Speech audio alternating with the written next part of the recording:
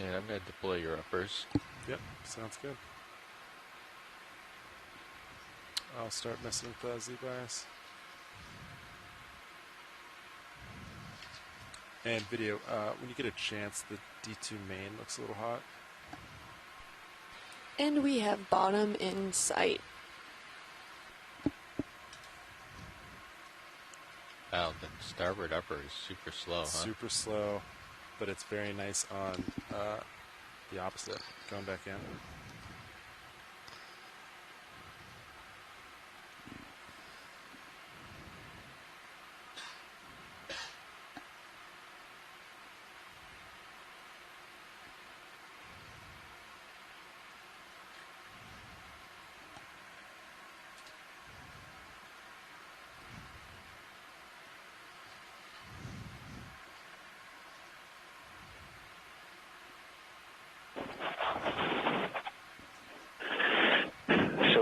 Have reached the bottom, and it looks like a quite extensive sedimented area.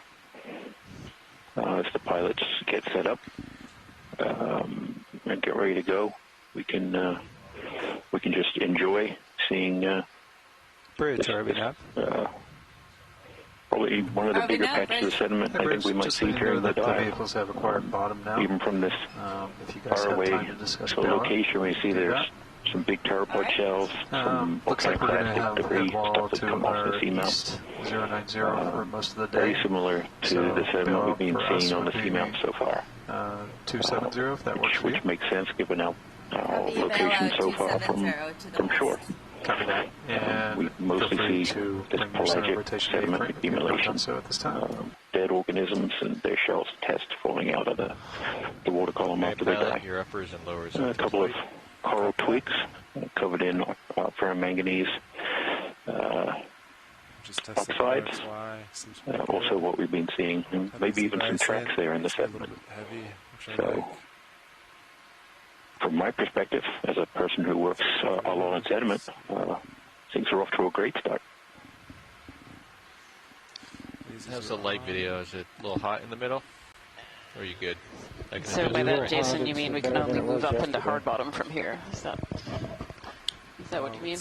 Would like a little bit more forward. Sure. Yeah, I mean, we've got the sediment part. So pilot, we're just now we can do getting it. ready. So we'll be ready to start the dive in just a moment.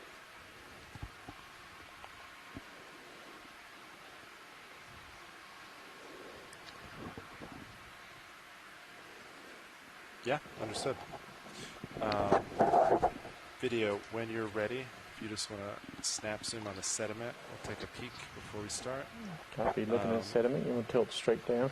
Yeah.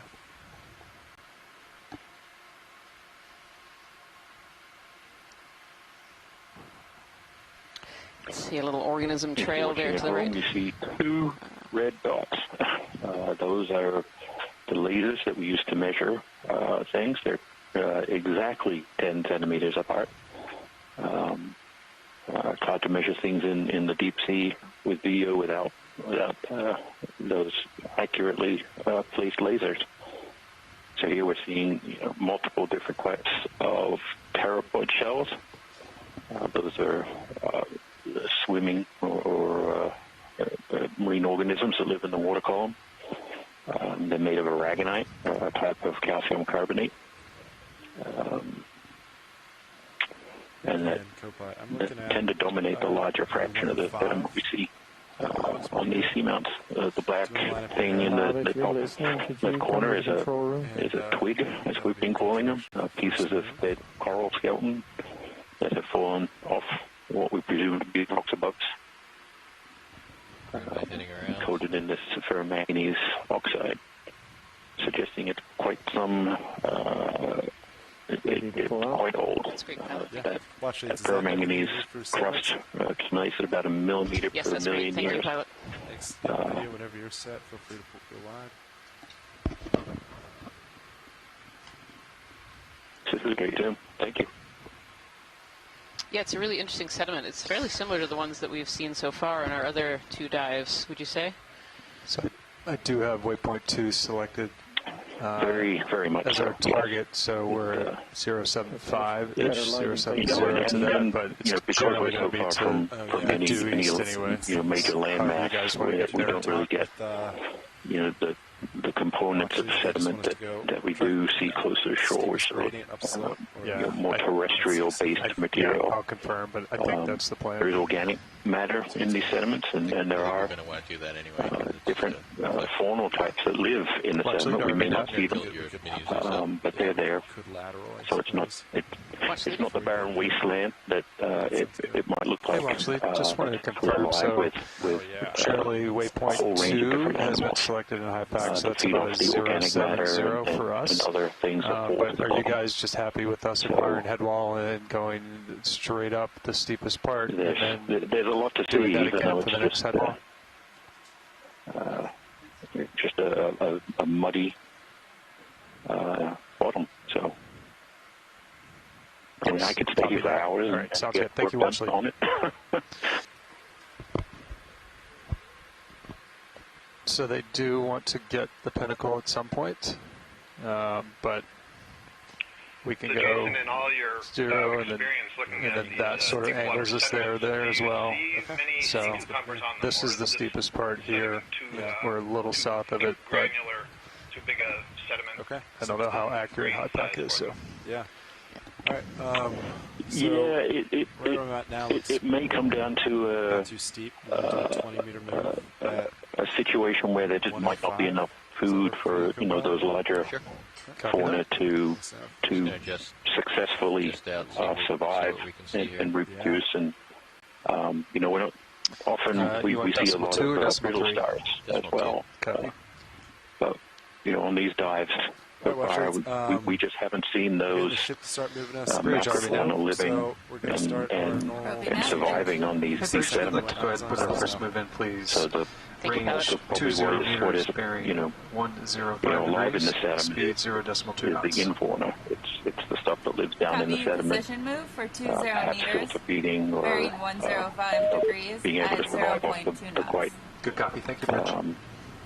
limited organic matter that's reaching the bottom. Okay, we're on our way, gentlemen. Certainly not seeing any significant tracks in the sediment that shows that things like sea cucumbers are moving around. It looks like these features we're seeing on the bottom are perhaps current generated ripple marks rather than from an animal moving and feeding. Yeah. You went back down to 50? Or are you happy where it's at? What's that? I'm just going to keep adjusting it. Oh, copy. Yeah. I'm just saying we don't see any cliffs or anything. So we've 50 just meters out. begun So our transit here across the bottom, so the ROV has we started can- moving. we can If move anyone sees anything they'd like to zoom on, just let probably us know. 30 or 40 meters safely. I think this, we're actually going to see this for quite a while. Yeah. Like maybe 35 degree slope. 30. Yeah, it's very steep. Nice and sandy though. Not too many hard returns. Some stuff, but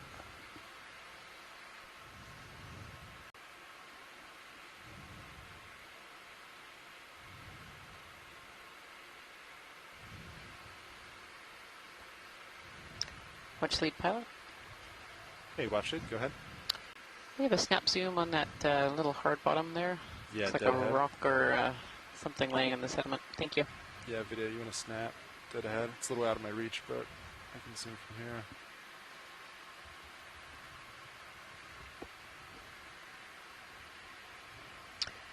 It's like a little tunnel or a little rock, a little overhang there. Yeah, it's a little outside my reach right now. Watch it. Okay, that's no problem. Thank you. Thank you, pilot. Copy that. Thanks, video. Continue on our way. Sounds good. Some tracks.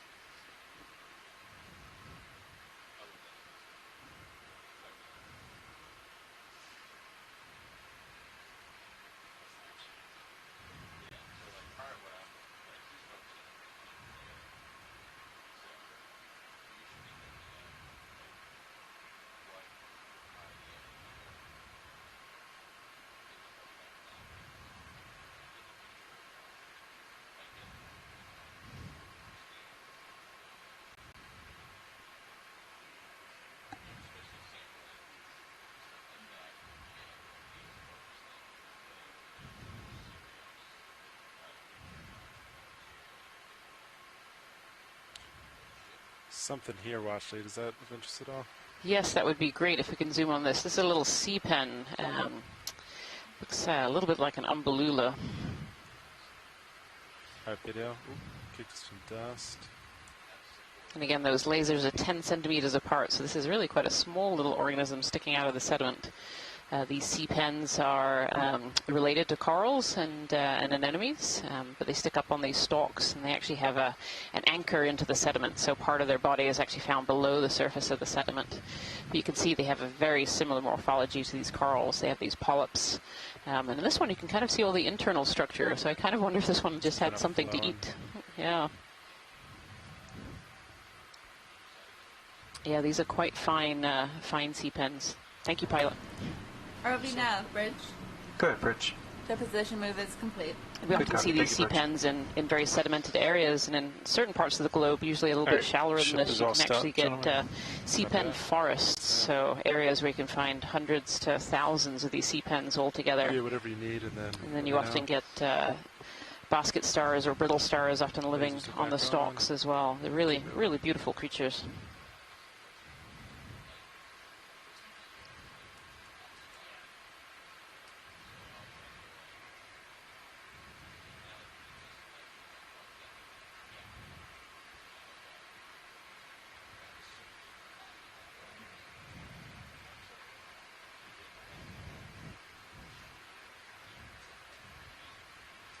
I would say there definitely seems to be some tracks in the sediment here. Yeah, seems to be a lot. Yeah.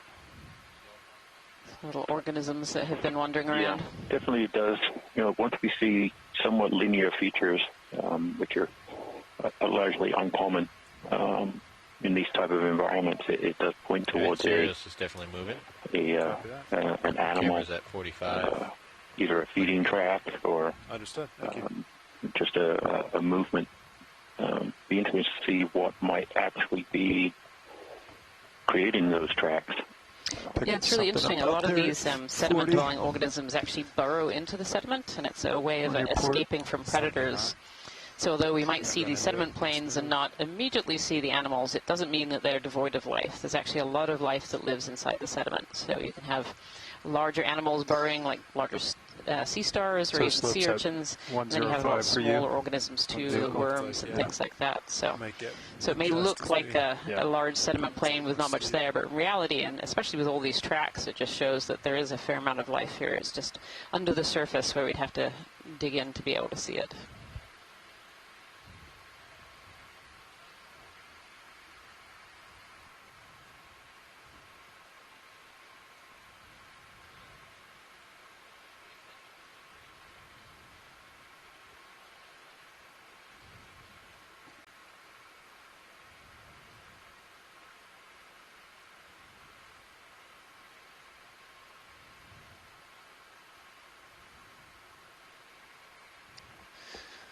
Another 20. Let's see. We're starting to see a little bit larger. What you can see is these little black-looking rocks. These are ferromanganese-coated rocks. Maybe a sponge at the bottom there. Right there. Which seems to suggest that we're getting a little closer to the steeper part, and we're starting to see material being shed from those steeper exposed rocks. Put in another 20. I don't see anything on the sonar. And pointing towards what we could be seeing coming up. ROV now, bridge.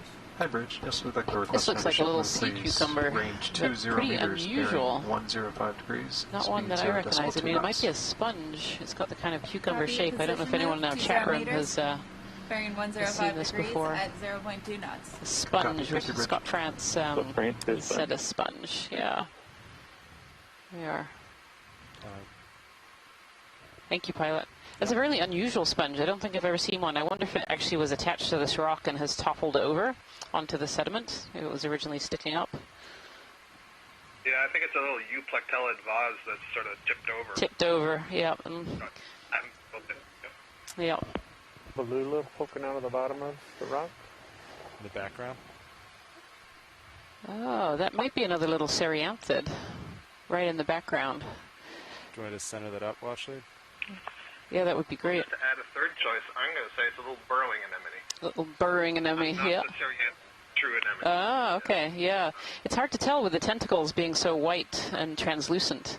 Oh, there's a little black coral in the background too. Do you see the black coral on the top of the rock there? Top side. Provide a substrate that's semi-stable and these things will settle. Yeah, this rock is really small. Like, we can't even see the lasers in this picture, and so we don't have a good sense of scale, but it's pretty small. Here we have a sponge, and we have some kind of anemone, and then a black coral. Any hard bottom in the sediments like this will just attract life.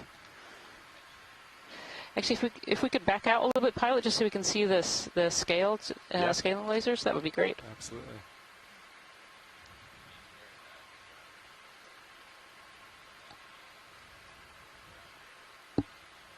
There's lasers there. There we are. So the sponge itself is just over 10 centimeters.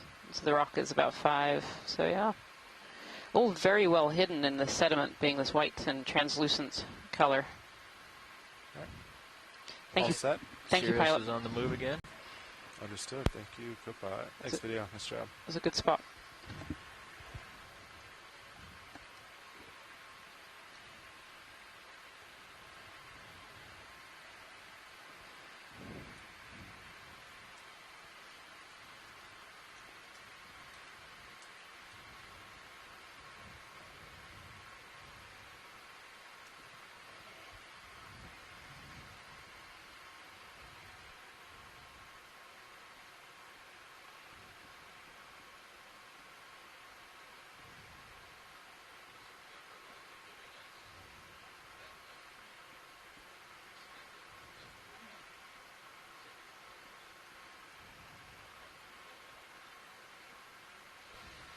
There's some interesting configurations in the sediments here versus the light and the dark. It doesn't look exactly like it's current driven, but Jason, correct me if I'm wrong, maybe some biological effect there, something crawled over it or whatnot.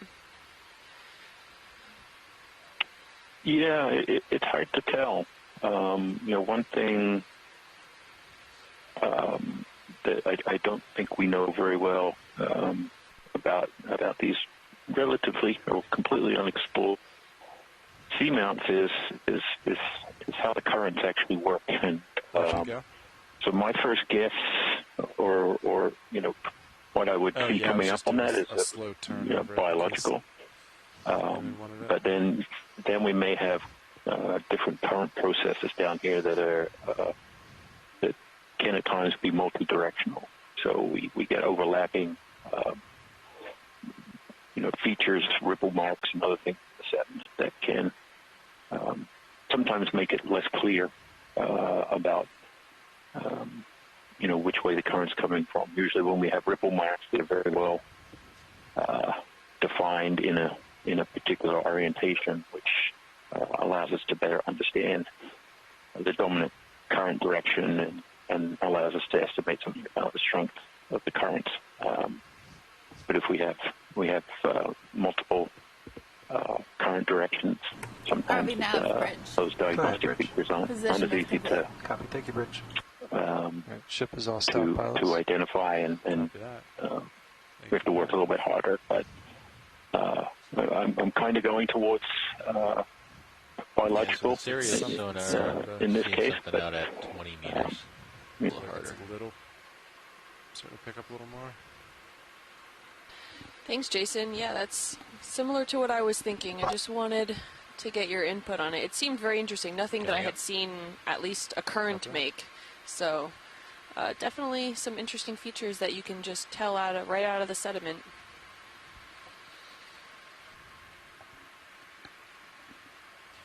So which way is this sediment blowing? It's blowing.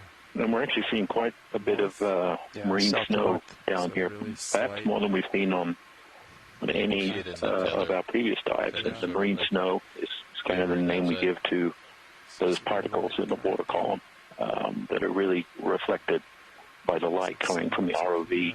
And it's a mix of alive organisms that live in the water, but also those particles that are falling to the bottom and generate this thick sediment cover that we're seeing. We're now starting to come up onto, as expected, some of these bigger ferromanganese-coated rocks that are being dislodged from what I'm sure we'll soon see is some pretty extensive rock outcrop. Maybe 50 centimeters wide. And they tumble downslope at different rates. The bigger they are, usually the harder it is for them to move, unless the slope is really steep, and they can move pretty fast. So, we're seeing this. Hard to tell what the actual rock is. This ferromanganese crust really does alter the surface texture of the rocks. This one is maybe covered. Yeah, it looks. Sponges. Yeah, sponges or tunicates, but in the center there, I think there's actually a little cup coral. Yep, that looks like a little scleractinian cup coral. So this is a hard coral with a hard outer skeleton, as opposed to the sea fans that we've seen before. Is that all you needed, Washley? Yes, thank you. It's beautiful. Understood. If we could have a kind of pan around this rock as we go by, that would be great. Yeah. Thank you. And Rian, you worked or you did your PhD work on these hard corals? I did, yes. So my PhD was looking at scleractinians and reproduction and development, including several species of cup coral. Now, unfortunately, it's very hard to tell what species cup corals are unless they actually retract their tentacles, and you can actually see the skeleton on the outside. This little one seems very happy on the rock. He's got his tentacles flowing and is pretty happy. All right, video when you come wide. Yeah. Thank you, pilots. No problem. So that's the first scleractinian that we've seen so far on this cruise. So scleractinians, particularly these cup corals, tend to be quite abundant on seamounts.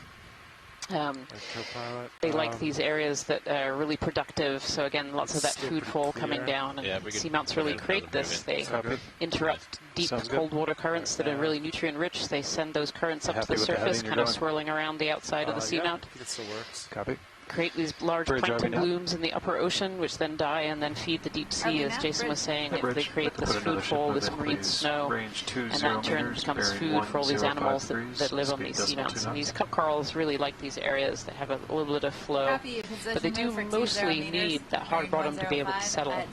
So the larvae are really looking for outcrops of rock. Sometimes even a pebble in the sediment will do for some of these cup corals, and then eventually they'll grow large enough to kind of get their tentacles up into the flow. Copy. Stand by. So it looks as we continue our transect here, we're starting to see a lot more of hard bottom returns. How's that? Particularly in the sonar. So I think we're starting to come into areas where we're starting to see more of the rocky outcrops and rocks in the sediment here. Might start seeing a little bit different both geological morphology and biology as well.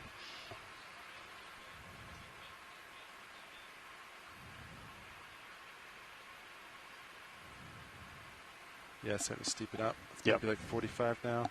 Yeah. If I start at 30, 35. Getting some harder returns on the blue view. Yeah. More outcropping starting to pop up.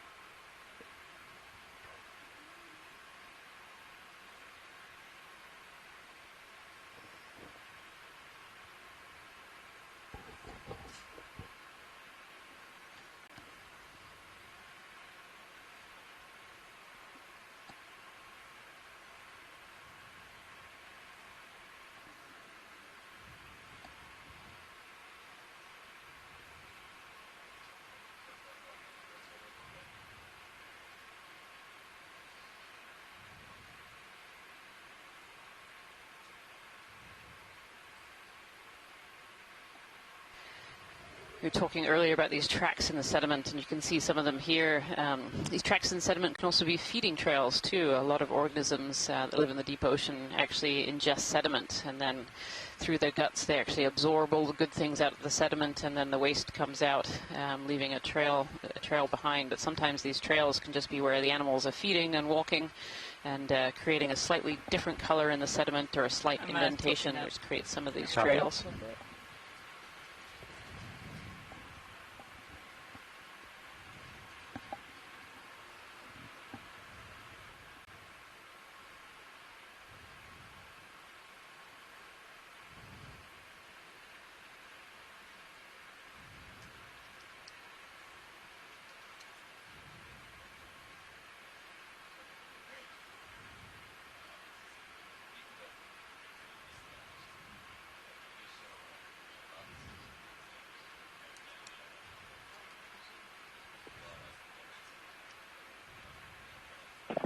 Starting to see some more substantial outcropping of substrate here, so below the sediment, which again we're slowly moving up this slope. But you can, as you can see from the camera here, it's still quite steep. It's in no means a flat area where the sediment is accumulating. It's accumulating on a rather steep slope.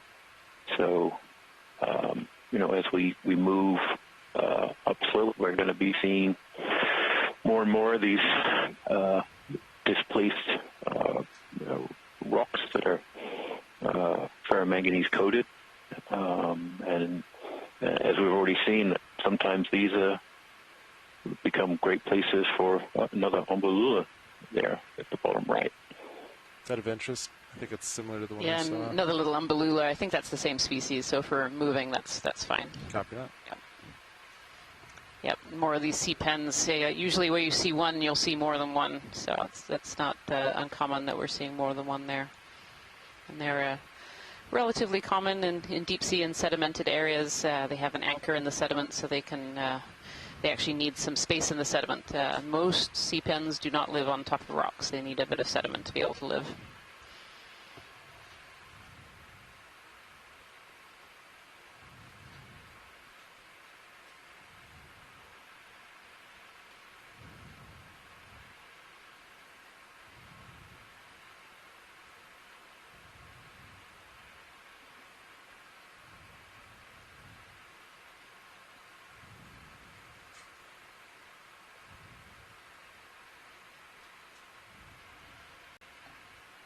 Oh, Nav, I think my drawer is out a few inches. Or I'm sorry, not Nav, Copilot. Do you want to work with Josh and shows in? Yeah. ROV now, bridge. Go ahead, Bridge. Position move complete. Copy that. Thank you, Bridge. All right, ship's all stop, pilots. Copy that. Thank you, Nav. Put drawer in. I can empathize with you, pilot, but that's about it. Sometimes that's all I need.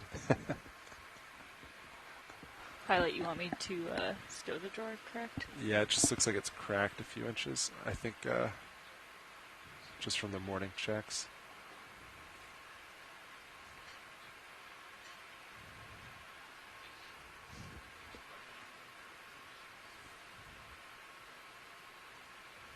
That's more than a few.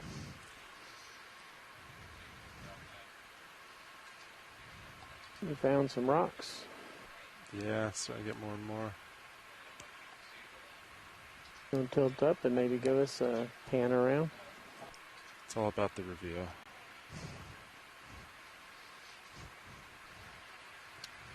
Pilot watch lead. Hey, watch it go. Can we snap zoom on that sponge pretty central in the camera right now? Yeah, of course. Thank you. All right, video. Let's get a little closer. You can go for snap. So this looks like Nice snap. a hexactinellid sponge, so a glass sponge. With another small sponge in the background there as well. So these sponges are it's very common to find sponges on seamounts. Again, these are filter feeders, so they actually bring in water extract the particles and the nutrients that they need, and then and the water flows through and actually comes out the large holes often found in the top. The camera's sitting So a little shrimp go by in the top corner there. Copy that. Slow tilt up. Slow tilt up. Thank you, pilot.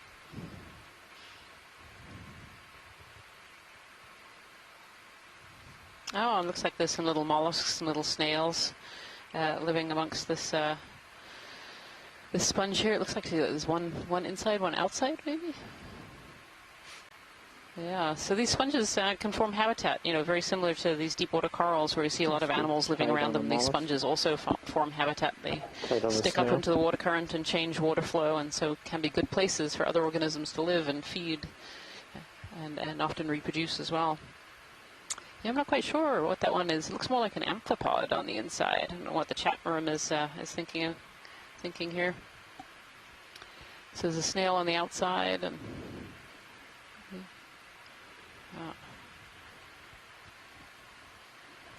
some of these forams again, living on the outside. These are single-celled organisms. They kind of look like tiny little branches there.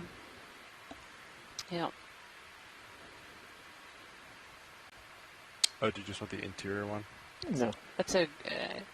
yeah, I don't think we can identify what it is, sadly. It looks... It definitely looks very amphipod-shaped from here. But thank you, pilot. Yep, understood.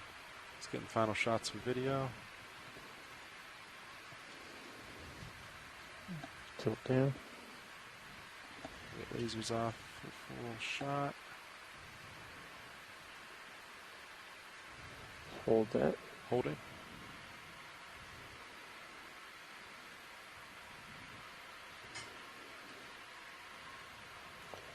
And video's clear. Copy that. All right, lasers back on. Let's take a look at this outcropping ahead of us.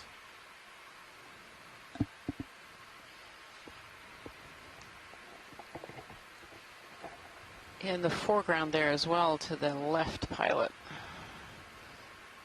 To the left. Kind of bottom center screen right now.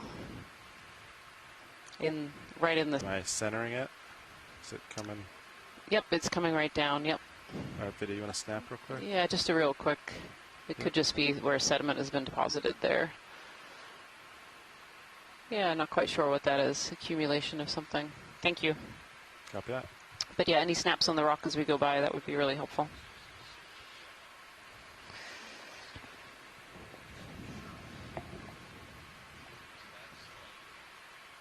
We're starting to see these rounded rock textures, almost like pillows, lava pillows, maybe even some sheet-type flows over the top of those. You know, one of the difficulties in identifying these rocks visually is this ferromanganese coating crust that I've been mentioning as we've been traversing up the slope. You can see that there are these very grape-like or bumpy sort of textures on the rock, and that is the ferromanganese crust. So it really alters the original appearance of the rocks that are underneath. So we do our best to try and look at the morphology in general of outcrops like this, where we see that kind of linear area at the top. You know, that could be a sheet flow morphology, or it could just be a thicker crust that's sticking out. So, you know, we're on the hunt for rocks that are hopefully going to tell us when they get back to shore and into the laboratories that what kind of rock is this seamount is composed of. You know, we believe it's probably basalt.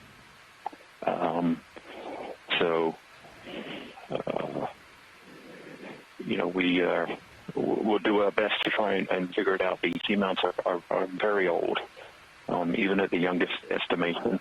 Some could be young, and in this case, it could be 30 million years old, or much older. Towards 70 or 80 million years old. So There's been a substantial amount of time for this crust to form and grow thicker, hiding the original texture. If you see any, or anyone in the chat sees one, I think this is a pretty good spot to stop. So just, yeah, let me know. If I see anything that looks loose too, I'll let you know.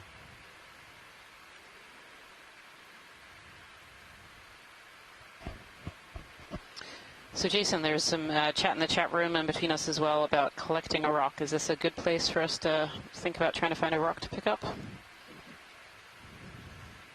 Yeah, I think if we can find something that is certainly more angular, we'll.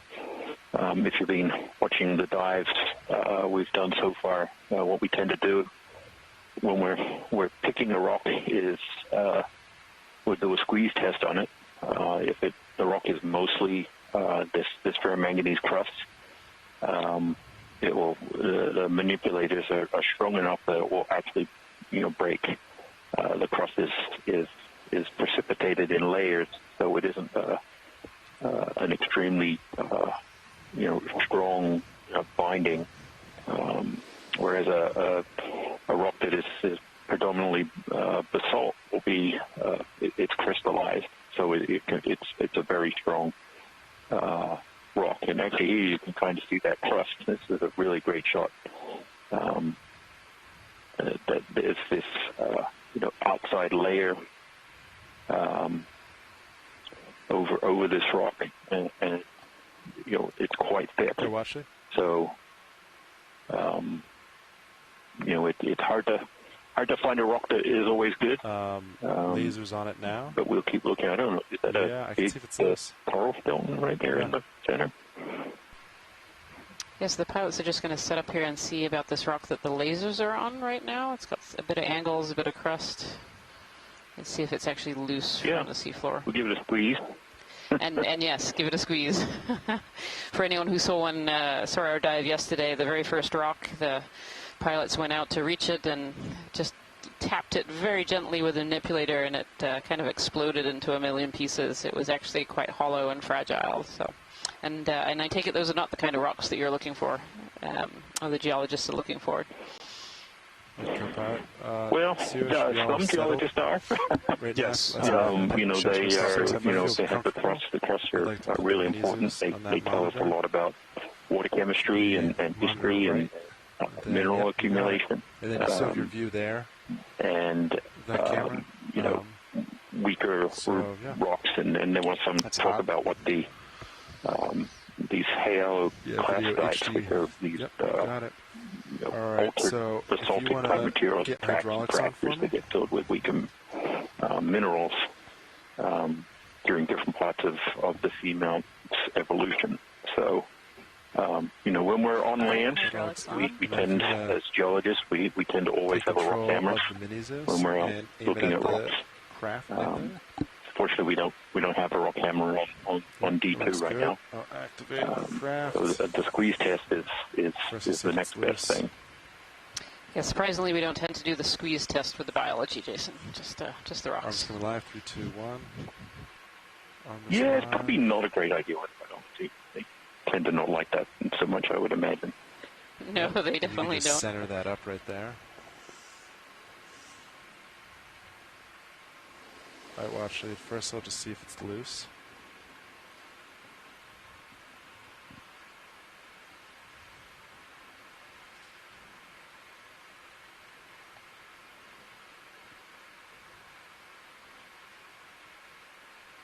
It is loose.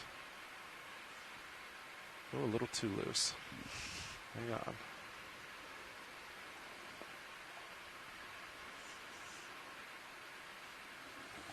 Just going to back up for a little bit.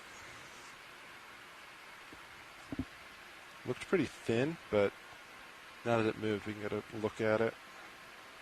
All right, Copilot, I'm just going to back up a little bit so I can reach it. Good copy.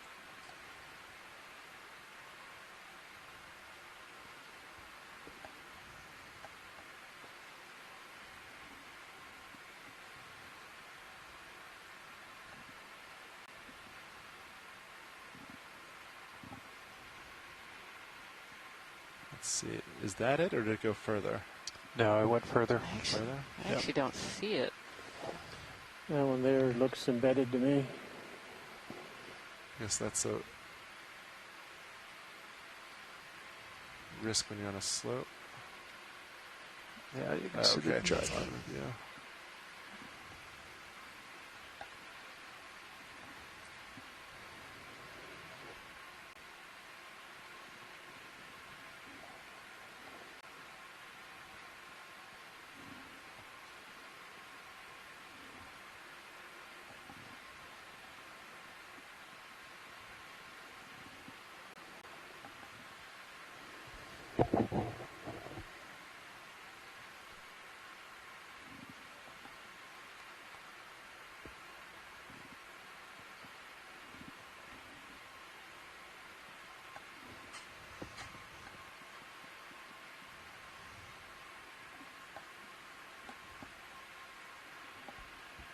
All right, so watch it. You want me to squeeze it? Yes, please, pilot. If we can give it a bit of a squeeze to make sure it's relatively sturdy, that would be great. All right, co-pilot. If you want to wing inboard on the port side, I'll get the lid open. That way, in case we like the rock, we're all set to put it in the bio box. Oh.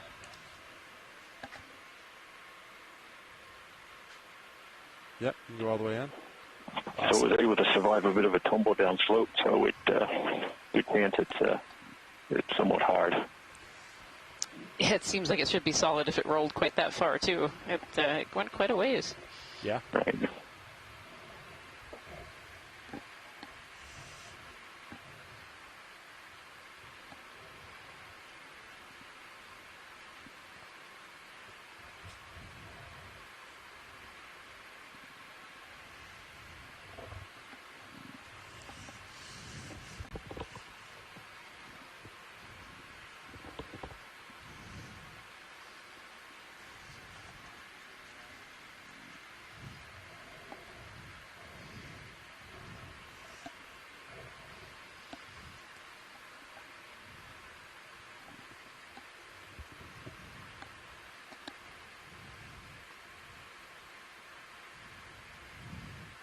Oh. Didn't pass, huh? Oh. So, Jason, what happens when the rocks actually break? Is that a no pass, or do you still want the pieces? Or we try again for a different one? No, I think we should grab a piece of it. Certainly the crusts are of importance. And these ones are, very, very, the morphology is very clear. So if they're in the rock box, we'll know it's one of these crust samples. There's certainly a lot of interest in getting, a sample of these crusts. So I think we should grab it, the piece that we currently see. And we'll attempt to get another rock as we move up the slope. Little piece. Have a smaller touch now. It's like there's a piece of it caught in the claw there, too.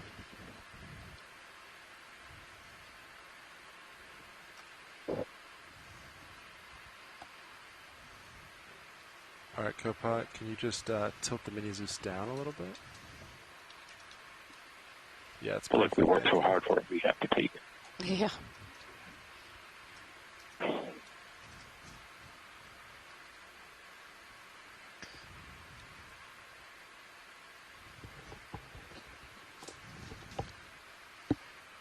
Oh, I think there's a piece of that rock caught in between the teeth of the claw. Yeah, it's in there. And quite wedged in there. Need a piece of floss.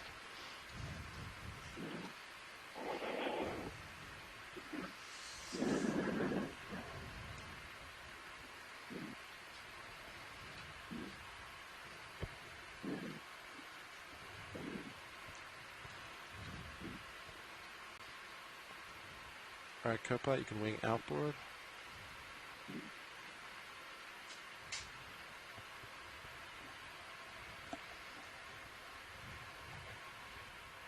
Looks good, and then, yep, back out, and then you can just follow me with the Titan as I stow the arm. Or mini Zeus, sorry. Zeus, yeah. Yep. Yeah.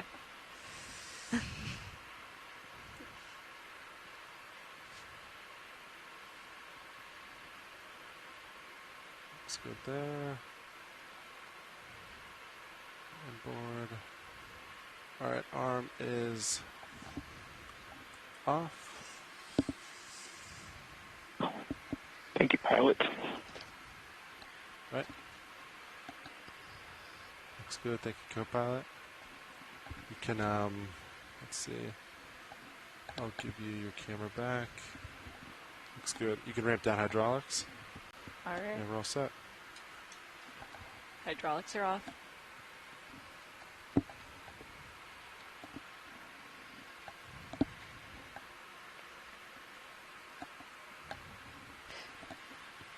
Great job, pilots. Thank you. Yeah, no problem.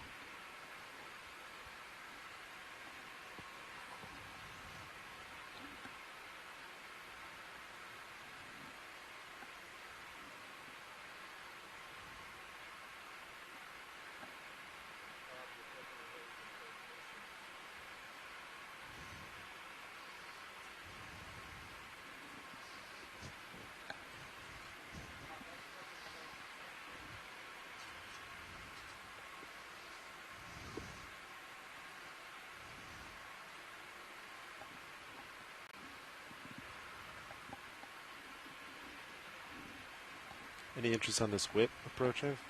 Yes, please. A snap zoom on that would be great. Yep, sounds good. All right, video, if you want to do a snap for me. Looks kind of bare. Something at the top, though, huh? Oh, it's definitely very sparse, but there are polyps on there. Oh, look at that. A hydroid. I don't think I've ever seen one of these growing off a dead coral skeleton. I don't know whether anyone in the chat room has seen that before. I've often seen these growing on rocks and on underhangs, but these are really beautiful organisms. So they're hydroid, they're in the Cnidaria. So again, they have that kind of polyp shape.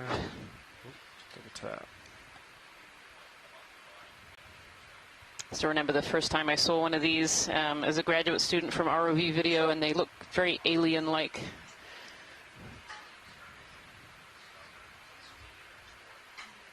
Slight tilt up. Beautiful. There you go. Face the camera.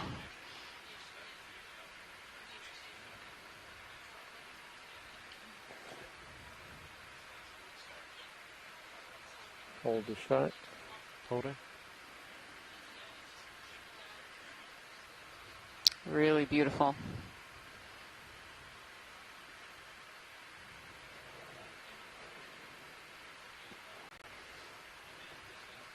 Science, am I seeing a slight mucous membrane as the shaft goes down?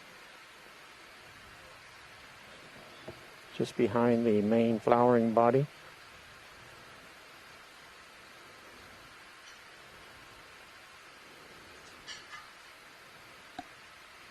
I'm not exactly sure I heard Roland there, but it does have what's called a perisarc. It's kind of like a tube, a proteinaceous tube that it lives in, so the soft tissue is coming out of a tube.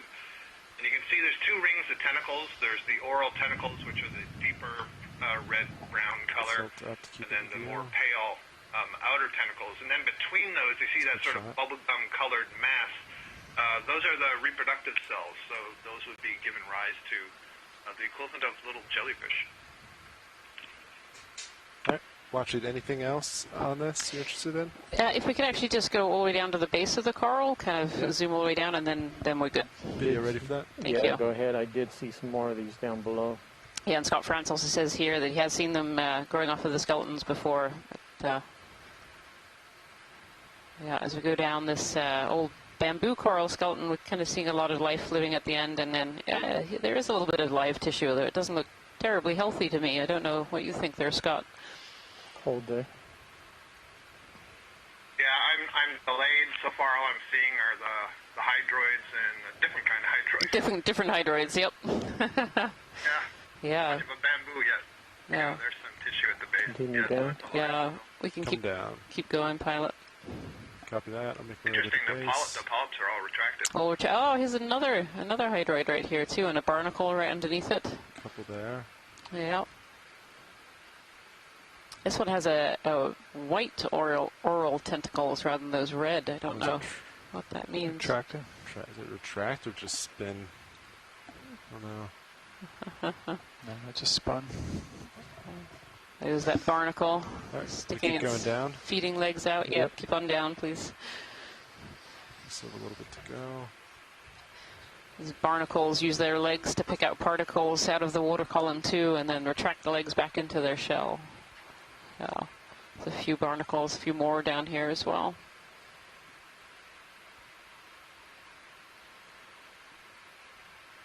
Oh no, those are interesting. Right there? Yeah, can we zoom in there? Yeah, of course. These little crinoids? They are. They seem to be little, very small stalked hydroid here. Sorry, crinoid.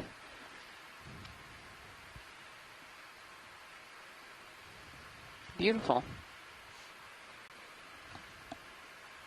Yep, and then more of the bamboo polyps there as well. You can see all these different organisms using this one bamboo skeleton as home. Not just the coral itself, but for all these other organisms as well. Yeah, here are some mollusks and some more barnacles as well. There's the attachment point. And there's the attachment right on the base of the rock. Thank you, pilot. That's great. All right, great. So, Rianne, are they taking advantage of the areas where there isn't tissue, or are they creating the areas where, you know, some of these are clearly filter feeders? Yeah, it's a really good question, but generally the thought is that most of these organisms at least are just landing on areas where there are not tissues, so they're waiting for parts of the coral.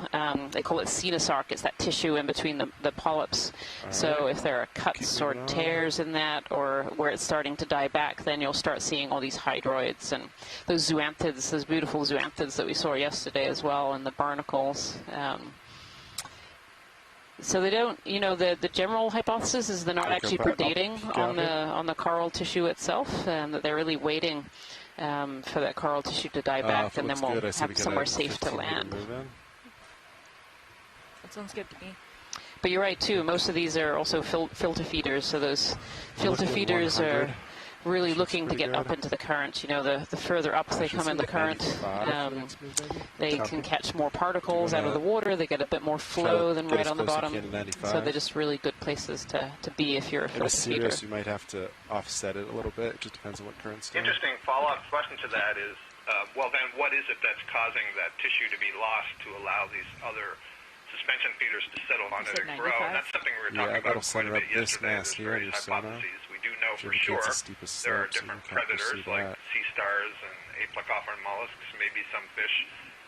But then, you know, Les Watling rose the issue. I don't know how old that has to be. We know some coral colonies live for decades, if not hundreds of years. Ship move, please. Range 15 meters, bearing 095 degrees, speed decimal 2 knots. Of predators. We did see a Copy, picnic position spider move yesterday, at which definitely 15 meters. feed on polyps. Bearing 095 at 0.2 knots. Worm-like aplecophoran mollusks, and we did see one sea star feeding on a sponge. We didn't see one feeding on a coral. Is this of interest, actually? Sure, let's take a snap zoom as we go by. It's a sponge. Yeah. Dido, you want to snap this? I'll center it up so we get closer. This looks like a sponge that's been growing off an old stalk of a coral, so there's probably a rock under there somewhere. The sponge is covering it over. Oh, and a little hermit crab right in front of it. We got a little surprise from from D2. All right, Video, you want to just make your way in there?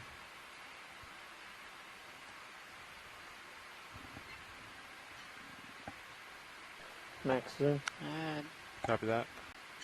I'm a little far from it. Thank you, pilot. Is that all you need, Washley? Yep, that's great. Thank you. All right, Video, when you're happy, keep moving. Laser's back on right there.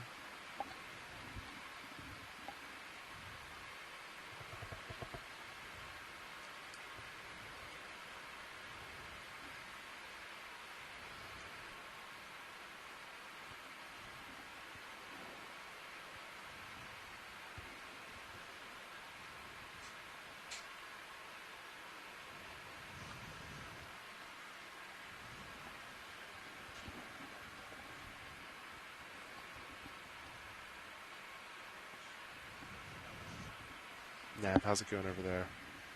Good. Good. I don't think we're going to reach the top at this pace today. Quite a substantial little outcropping here. Yeah, we some of this substrate that we have started to see bits and pieces of. We got a nice little outcropping coming up. Again, hard to tell if it's in place. It sure looks like it's rather large. Just ahead of the sediment cover. We certainly weren't expecting a thickness of sediment cover like we're seeing. We see might be the other side of that pavement-y material we were just looking at. You see sediment ripples in between. So it might be that there is this sheet-like sort of morphology to the rocks. Maybe just a little along this part of the slope. And bits and pieces of it break off over time. Thank you. Giving room for more sediment to accumulate in the holes. Sometimes it's hard for me to gauge how far out I am. So as we move up, we'll try to learn more about some of the volcanic textures. So how the material was erupted and then placed to form the seamount. They tend to take a lot of time and a lot of different periods of eruption of material to get to their final height. But as soon as they get to their final height, they start to break apart and erode. So it's kind of a continuous cycle of building and destruction that occurs. So we tend to see them in different stages of those processes.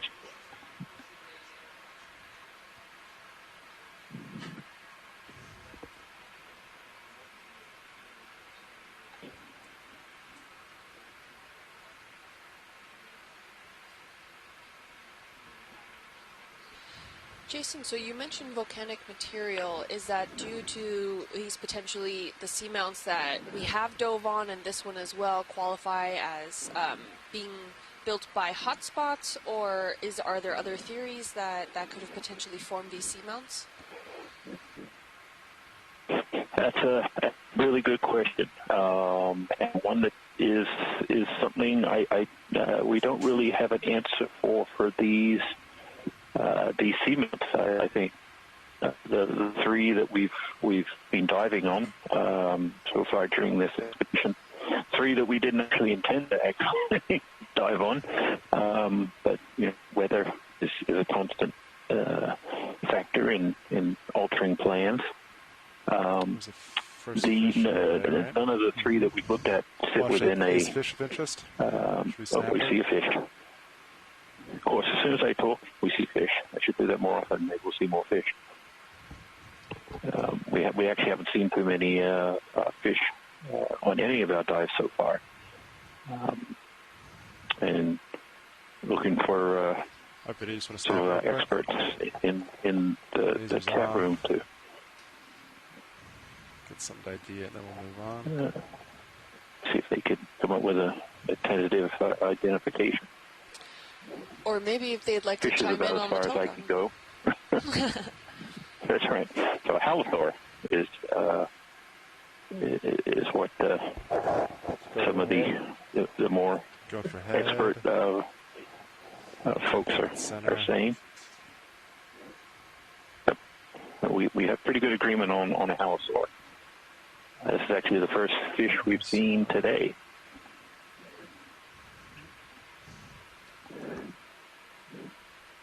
This could be the highlight.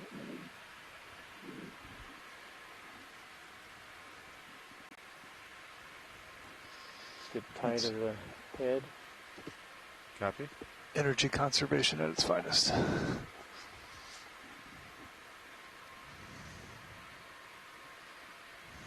Co-pilot, you can come up a little bit if you want. That won't make the highlight. It's alright. We have editing tools. Alright, video. Should I just let it swim out of frame?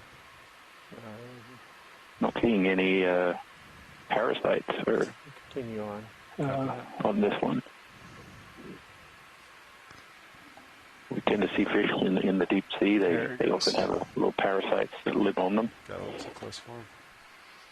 Oh, and it's what? ROV nav, bridge. Go ahead, Bridge. Position move is complete. Copy that. Thank you, Bridge. Yeah, you got so back to the hotspot question, which I'm more qualified to answer. Outcropping. The seamounts we've been looking at so far don't sit within any of the major seamount chains, so or at least they haven't been placed into those seamount chains. So we don't know if they are of a hotspot origin. The hotspot seamounts tend to follow along some trend. If you look at the Hawaiian Islands and the Emperor seamounts, the New England seamounts, they form in a somewhat continuous line of different seamount bodies. But this one, Congress seamount that we're on yesterday, and then the unnamed one we were looking at first. Here we're seeing a really major change in rock texture. So we don't know. Hopefully the samples we'll collect will help us understand a little bit about the nature of these materials and,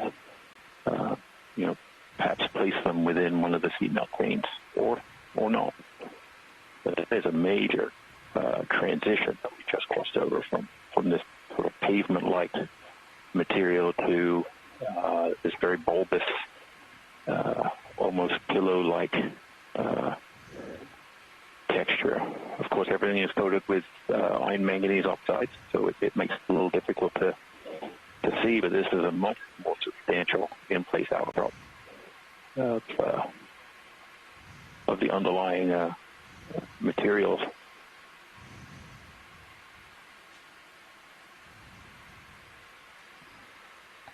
We certainly changed out of the sediment cover that we've been seeing. For 4 minutes ago. All of the dives so far. And we're currently at a depth of almost 2,600 meters. We started at around 2,641 meters when we landed. So we've been steadily moving upslope and has been predominantly on sediment terrain. But here we're now seeing these fantastic, rock outcroppings. Interestingly, not a lot of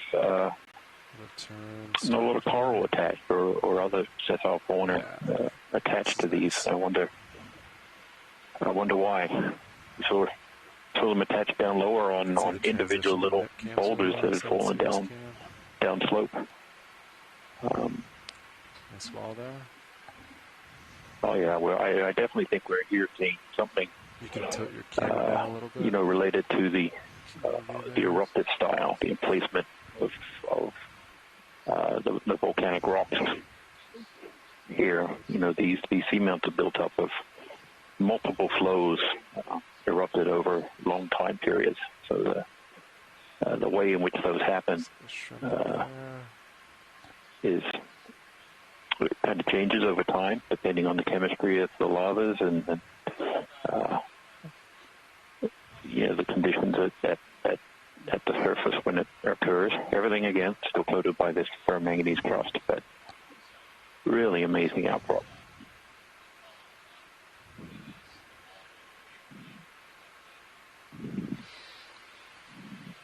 I agree, Jason, and let me see if we can get some measurements on this. ROV nav, this is watch lead 2. Go ahead, watch lead. Can we potentially get the slope angle and any sort of measurements or predictions you have on this feature? Sure, stand by. Pilot, could you zoom in right in the middle of that screen? There seems to be something quite interesting there. Dead center? Yes. Yep. Yes. Video, you want to snap that real quick? A little bit away, but...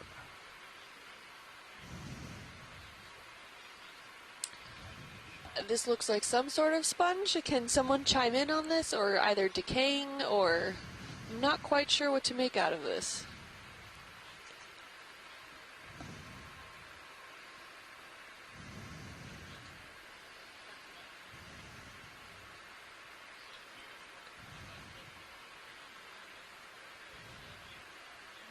It's interesting. Almost looks like it's a piece of coral.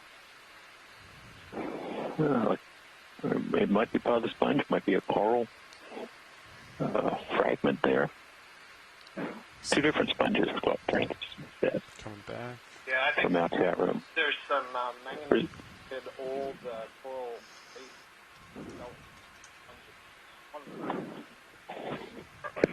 then there's a much smaller one.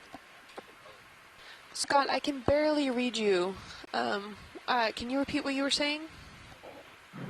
I said that there are evidence of some coral, the bases of some coral skeletons that have been manganese encrusted there, and the sponge has settled on those. The larger sponge for sure, you can see the larger white one, and then there's that different species, the bluish tinted one in the background.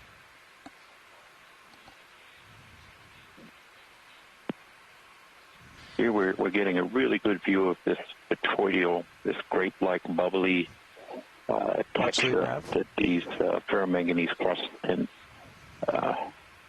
generate as they precipitate out of the water. These minerals are in the water, and they over long periods of time, at about a rate of 1 millimeter per million years, they precipitate out on the rocks, usually around some sort of nucleus, which in this case may be a grain of sand, about 25 meters out. Coral skeleton or something. Doesn't have to be too much. Do a 10-meter move to get a little bit closer. And they form this really complex, sound good? but very sort of ornamental. Yeah, I was just going to follow up on your slope. It's the the morphology, the underlying 25 to 30 degree slope here. Somewhat like these pillow basalts that we see when lava is erupted out onto the seafloor. So the crust, the cooler water forms the crust. Something hanging off, yeah. While the center remains hot and can grow, and they kind of inflate. You don't have to lay that move. Forming what is known as a pillow. What is that? Hopefully we will. No, we may see some of the internal structure of one of these pillows as we go up. If we can find an area that's exposed. I'm going to turn towards you a little bit. Okay. It's up just a little above your nips.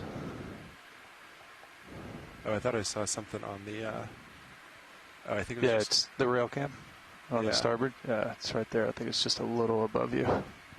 Oh, I thought I saw something on the vehicle. I think it was a shadow. Oh, gotcha. The lighting, though. Yeah. All right, co-pilot, let's rise a hair. This looks like a good spot. Keep it out for overhangs as they come up. Best way to look for them is the lack of light pool. The nice shadow should bring that to your attention. Looks like we have some few stray corals. Another 10 meters, or you want to hold for a second? Branched. Oh, there's a sponge. One sec. Copy. Is any of this of interest, Washley? Just a snap zoom on the sponge. Yeah. As we continue moving on. Our video as it comes center. Go ahead and snap.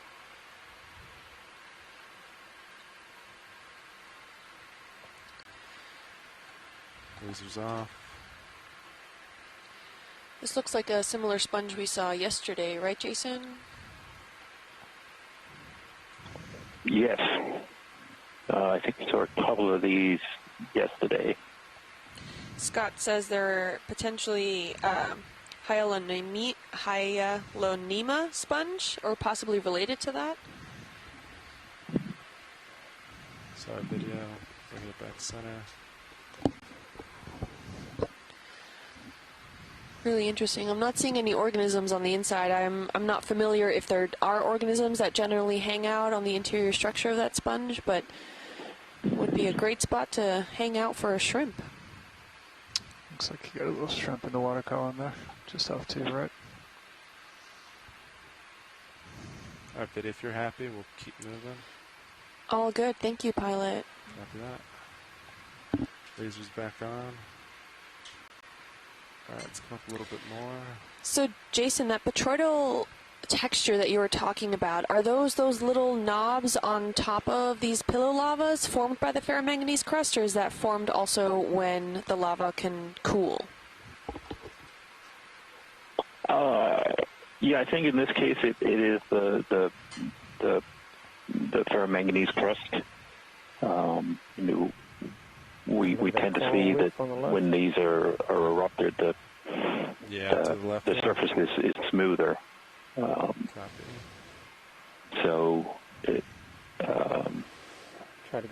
really is a secondary kind of texture to the rock,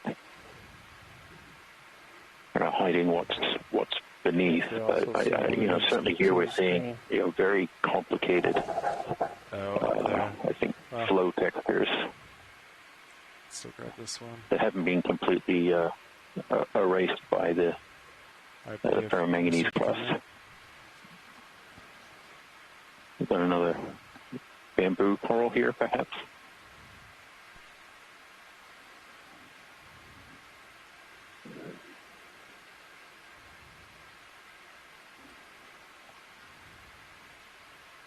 By the way, I'm not really picking much up on my sonar anymore. Copy that. 2 for 1, lasers off. The polyps look to be facing almost in all one direction here, and I'm not sure if that's significant of the species or if that's because of the currents. Yeah, Kim, that can be species informative in some cases, but here I do think it might be the current. They seem to be curled around. I was just noting in the chat that there's a couple of other corals behind and to the left of this that are branched. We don't need to go for a zoom. They're really tough down in there, but I don't think we've seen any branched ones yet, so let's just note it in the chat. Left to the left, but I'm not even sure they're alive. But this is definitely a bamboo coral. A little quick, but we're getting there. Could be similar to the one that we saw earlier that had all the hydroids growing on it. But that one was not in as good shape as this one. I think Les Watling got a better view of that. He didn't think there were many sclerites on that previous one, and there are definitely sclerites in this one. Sink in, coming back.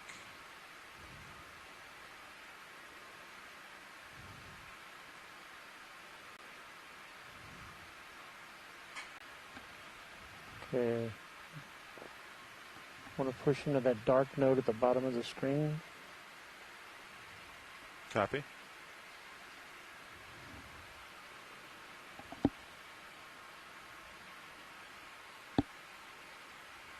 And we'll call that good. Okay. Our co-pilot will keep making our way up. Copy that. Yeah, how about we do a 10-meter move at 9.5 nav? Copy. Actually, maybe like 9.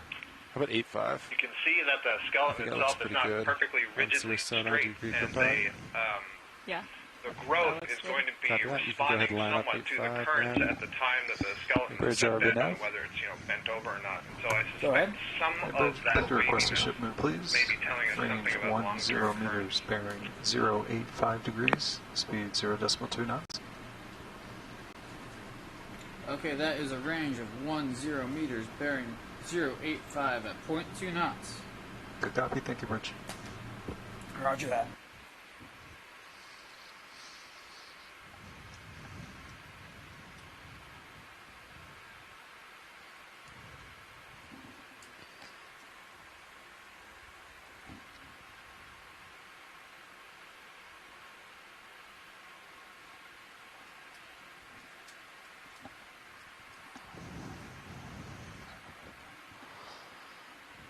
Yeah, there's a good reference too for slip right here. Side view. Sediment plain, and now we're on a rocky face. So the bottom morphology has definitely changed a lot just in that short period of time. We seem to be going up this kind of blocky wall. Lots of these little lava pillows and that bamboo coral we were just looking at. A very different habitat for different species.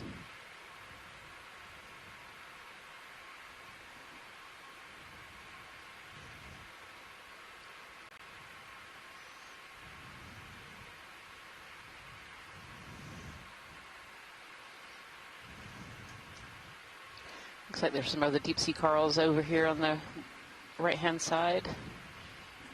Maybe another one of these bamboo whip corals.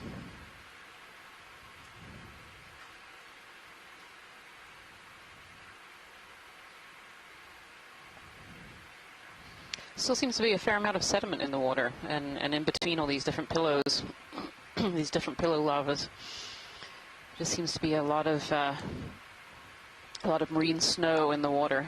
You can kind of see all these particles coming down as they catch the lights from D2. Yeah, it definitely looks like another bamboo whip coral of some kind, and some sponges on the rock there.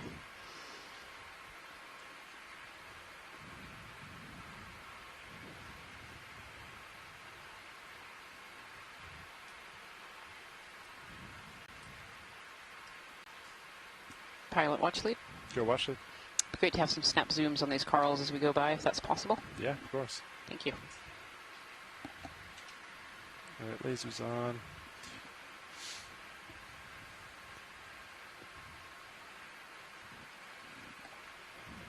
All right, video 1 second.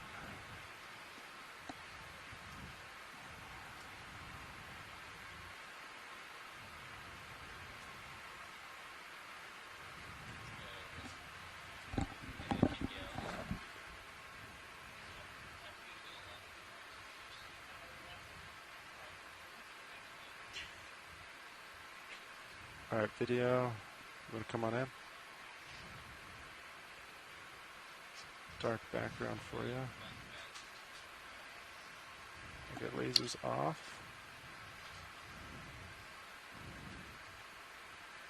Yeah, so this is another center at the bamboo top. whip coral of some kind.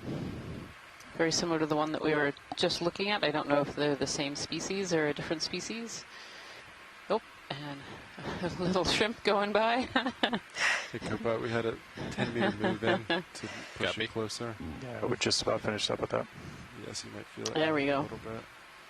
Yeah, and you can see those sclerites that Scott France has been talking out. They actually pick up very white in these pictures. You can see these very dark white lines. Calcium carbonate sclerites that these corals form. It helps give them some structure and some protection, and then they're used extensively for taxonomy, for figuring out what these are when we have them back in the lab as samples. Yeah, it looks like this is pretty close to the top, huh? At least the part of it, right? It should be a step. Beautiful. 5 packs, right? Yes, it should be the and first here we head can wall. see very clearly the bamboo nodes. You see these black areas in the skeleton. So this is really where the bamboo coral got its name from. Video, you want me to go down? These black proteinaceous nodes inside a calcium carbonate skeleton on the inside makes it look like a piece of bamboo. Yeah, you ready to bounce over? Very nice, pilot. Thank you. We'll hit the one to the left now. That would be great. Copy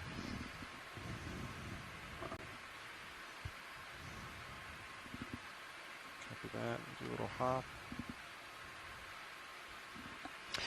And this again looks like a different species of bamboo coral as well. Kind of have a very distinctive morphology even before you zoom in on them very often to see those black nodes.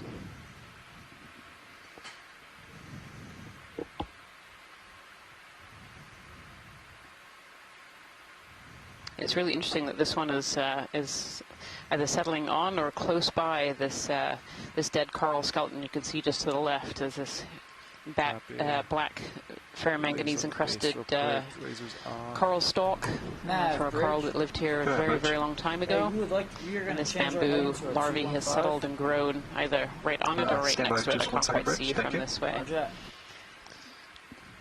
Pilots, you guys comfortable with the heading like change there's to 215? some associates on this bamboo coral, particularly on the right-hand side there. That's fine. All right, video. This is about as close as I can Bridge get. RB now. Great, thank you, pilot. Bridge pilots are comfortable with the heading change at 215 degrees. Roger that. Copy, thank you, Bridge. Hey, watch it. Did you hail me? Yeah, so it looks like this is actually growing out of that old stalk.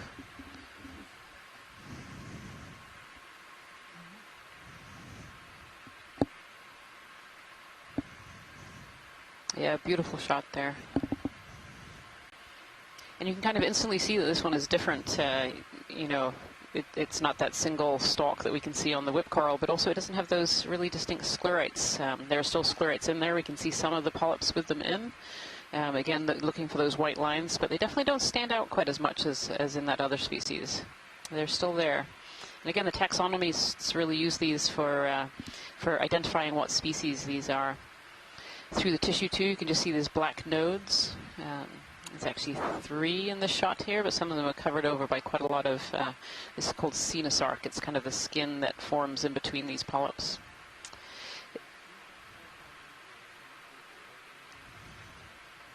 Absolutely. So, so corals really come in 2 different forms. You can have solitary corals. So if you remember that cup coral we saw earlier was just a single polyp sitting on the rock. And so that is a single genetically identical individual. And then we have corals that form colonies. And so this that we're looking at here, this bamboo, this is a colony of different polyps. And each of these polyps is genetically identical to one another. So they form this large colony on the skeleton. They're all working together. But each polyp is responsible for reproduction and feeding and getting the energy it needs to grow and then growing that skeleton. Oh, I think we can see in the top there, there's a little orange worm. It looks like a polynoe maybe, or is it... oh, Scott France is on the line.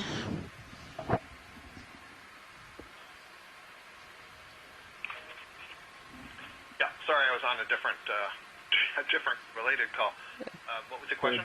So I don't know if your video is caught up, but we have a little associate on a bamboo, and I'm trying to see whether it's a polychaete worm or whether it's your aplicophoran. But I think we're at the end of our zoom, sadly. You think that's a polychaete? Okay. Quite the shape for the aplicophoran. Yeah, it looks a little flatter. It's very gelatinous. Yeah. Okay. In fact, that's so small, it might not even be a polychaete. It could be some other kind of flatworm. Ah, okay. Can I zoom out a little more video? Yeah. I was looking at the orange thing. Oh, there's another one. There's another one on there too, but if we look over here, there's this very gelatinous mass with a tail. I'll shift a little bit. Yeah. Tilt up and to the right. I did see something swimming by there. It was a little scale worm, so maybe those little orange things are indeed polynoid polychaete scale worms, which is what I would expect to see on these colonies. Yeah. Now this gelatinous mass is very interesting.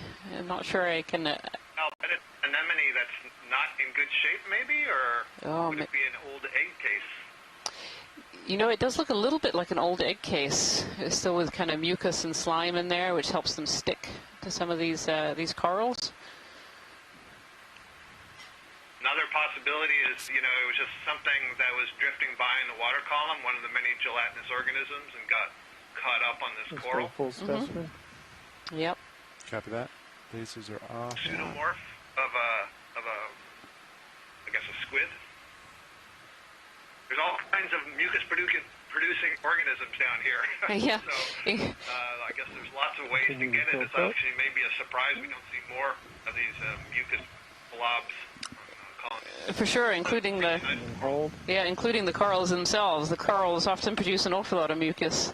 When we collect these small pieces and bring them up to the surface to preserve for future use by scientists, they're often very gooey. Go for the 2-shot. Yeah. Thank you, pilots. That was great. Matsumoto suggested it might be an abandoned larvation house. Yep. Basically, a gelatinous filter feeding structure that's built by this zooplankton called the larvation, and it uses to filter organics out of the water column and then routinely jettisons them and builds new ones. So there's certainly plenty of that floating around. Yeah, for sure, for sure. And they actually, these larvation houses too bring a lot of nutrients down to the deep sea because they're used by the larvations to filter out food in the upper water column. When they shed them and bring them down to the deep ocean, that's actually moving a lot of carbon downwards. Got ahead. So I see that Jocelyn Cooper has asked kind of the million-dollar question in the chat room. That is there a reason for why we're seeing corals growing so spread apart from each other? Is it random chance of where they're settling based on currents or another factor? That's such a good question. We don't have enough data, but I mean, clearly you can see from the view we're seeing now that space is not limited. So it's not like a shallow water, rocky bottom situation where the organisms are really jousting for a position on the rock. So it's probably a combination of delivery of the larva, so how the currents transport the larva, and then some small-scale exploration by the larva to see is this an appropriate substrate for me to transform into the sessile stage. And then the luck of, once it's done is there sufficient food and stability that it can grow. You know, it's relatively food limited down here, so it's probably why we're not seeing a whole lot of them. How do you feel about a 10-meter move? Current situation, we'll see the density increase, and when the density increases, maybe then there's a little bit more explanation to their spatial arrangement relative to each other. But it's a really difficult question to answer, and a lot of hand-waving going on. Definitely, Scott, and that is a great question, Jocelyn, for sure. You know, larval supply, we know very little about the larvae or how many of these deep-sea corals really reproduce, let alone recruit into these areas. Should move, please. Range 10 meters, So bearing 0.85 Scott said it really is the million-dollar question. Speed 0.2 knots. So that is a Here we see some more bamboo corals, saltwater corals, and some sponges. That's a good copy. Thank you, Rich. Pretty similar to the ones that we saw down below a little bit. And maybe some more of the larger bamboo colonies as well.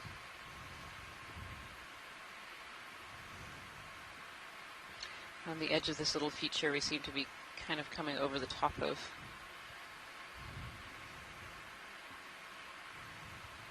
I mean, this is a great area to think about larval recruitment as well. So we're seeing these long whip bamboo corals, and now we've seen it's 3 in this image, and there were a few more behind us.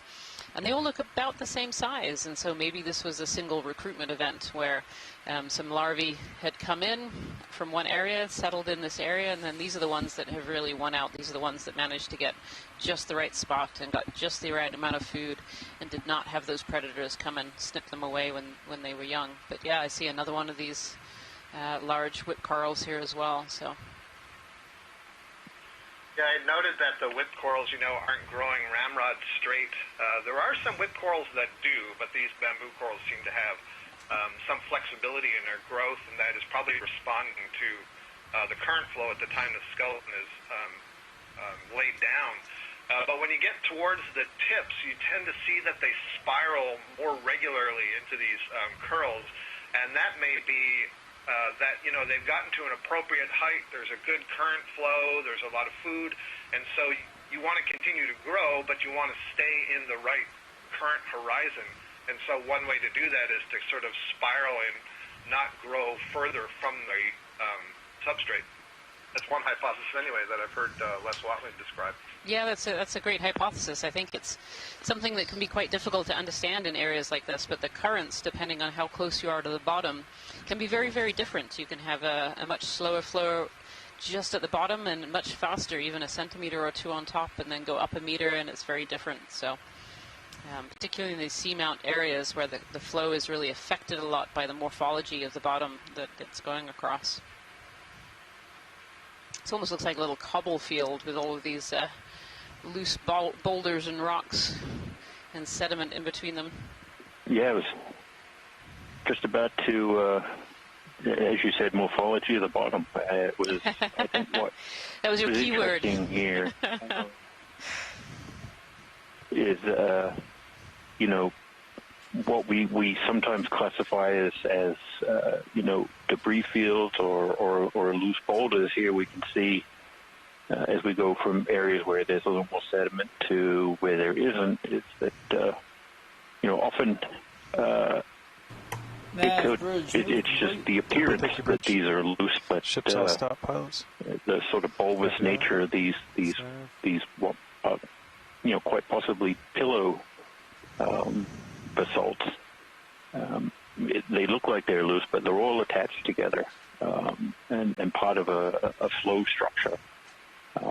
And the sediment fills in the gaps between them and once that's high enough, it makes them look like they're all individual little boulders scattered on the slope. That's really interesting. The pilots, this sort of side to side gives us a really good perspective on areas where there's a little more sediment, and then there isn't. You can see these transitions. Let's see, Copilot.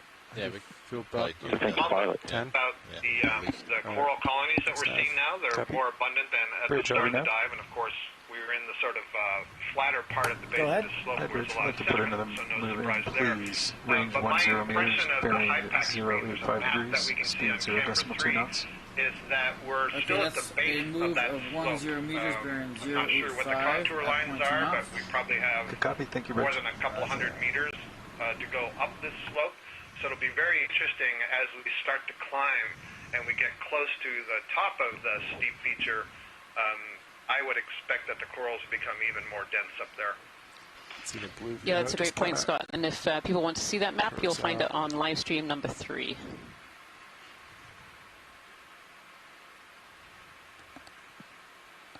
So, Rian, are you or can someone on the team remind me what is the height of this steep feature that we're going up before we get to the sort of broader part just before the little bump at the top?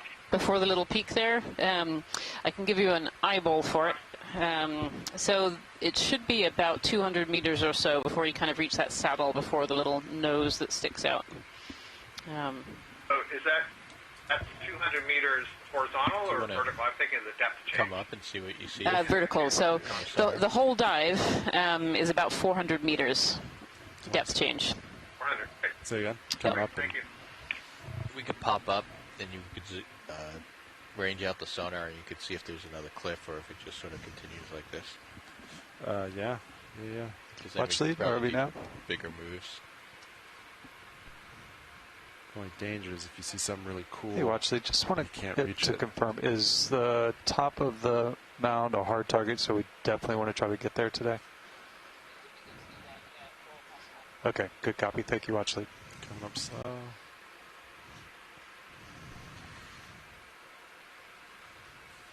So we're just going to pull up here and see what we see in the sonar and see if this is more cliff-like or...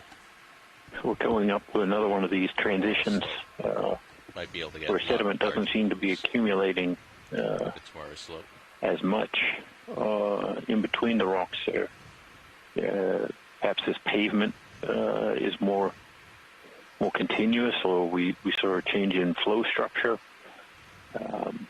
All these kind of subtle changes as we're going up, up the seamount, really giving us a lot of different morphologies to the substrate. This part looks more massive, and we use the word massive to describe a feature that is it seems more continuous, more one solid piece rather than scattered RV Bridge, move outcrops or different layers. Bridge. Ships all stop, pilots. That's a really good shot there. Just how rugged and complex, but really not a lot of sediment cover. 9585, yeah. Copy. That's part of the seamount, and then as we approach this steeper section, range 15 meters, we'll see even less sediment being able to accumulate. Speed 0.2 knots. As Roger, we I move have up, a 15 meter move at if I cross over 0.85 a degrees slightly at flatter piece, 0.2 knots. maybe there'll be a sediment, Thank you, Bridge. a band of sediment that accumulated there. But You got a little bit if you want to push out. Yeah, just don't really impressive. These are probably the most my side-to-side ability. Continuous outcroppings we've seen on the dives so far. Not much to look Haven't at. seen much in the way of the somewhat dense coral skeleton debris that we've seen on the previous two seamounts. Yeah, very true. And maybe again, Jason. we tended to. Yeah, we saw some of that mostly at the end of the dive on the last two seamounts. Old coral skeleton, but it's been very occasional. But look how steep that is. Yeah.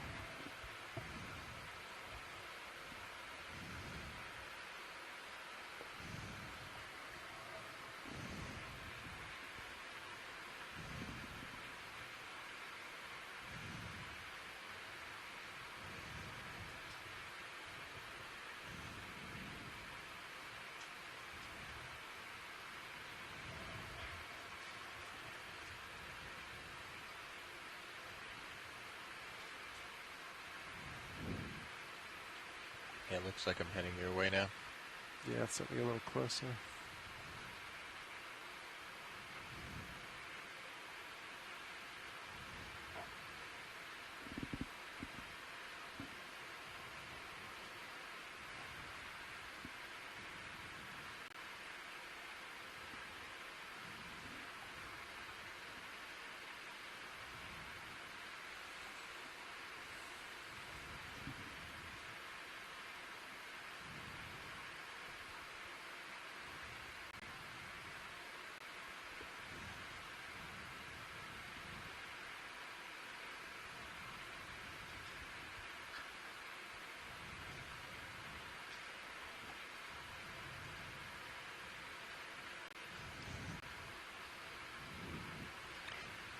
This is a really impressive feature here, Jason. Kind of turning from the more blocky with bits of sediment to just sheer, almost cliff face. Oh, and what is that we have in the bottom, bottom middle there? I don't know if we can snap zoom on that. More sheet flow-like, rather than the pillows. It's almost, you know, it came out in thinner. In a sort of thinner eruption style, and just overlapped continuously and made these areas. You know, again, another stalk sponge. Yes, we have a couple of stalk sponges. We also have a little cup coral on the wall behind it. I can't see if it's alive. It looks like a dead one, but a little cup coral skeleton there, and this stalk sponge. This is one of those glass sponges that are primarily made of silica. And so the stalks are all made of large silica fibers, and these sponges are filter feeders, so they're taking in water through those pores on the side and then spitting it out through the top, taking out all the good nutrients and food that they need on the way. Yeah, I'd love a zoom on the cup coral behind it too once we're done with the sponge here. Quite a lumpy texture of that particular sponge. The ones we saw yesterday were more smooth. Yep, you got it. Oh, yeah, yep. Coming back.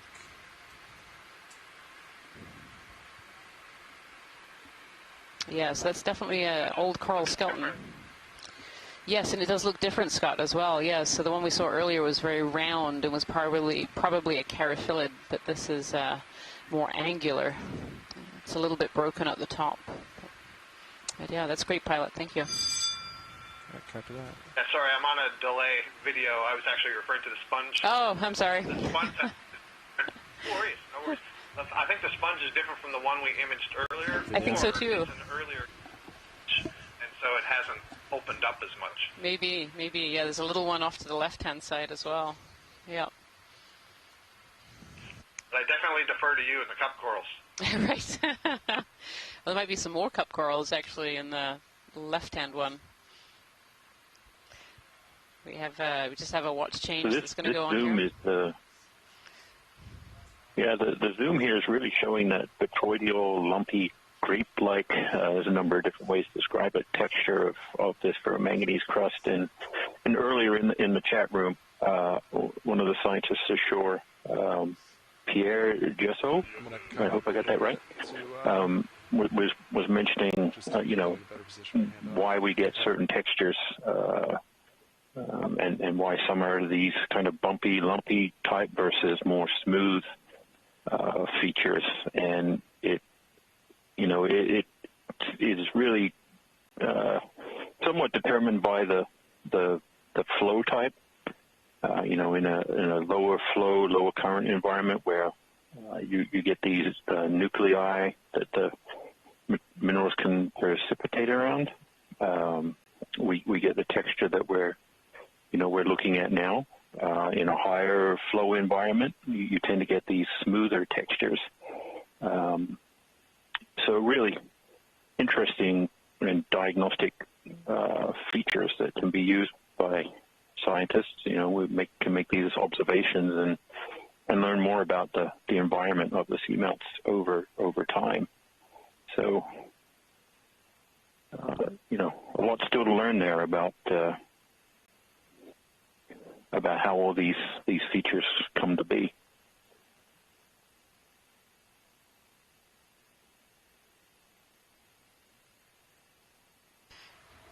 see that this feature too is definitely a bit of a haven for sponges. We have lots of those sponges that are stalked, and some different morphologies of glass sponges I've seen in here as well.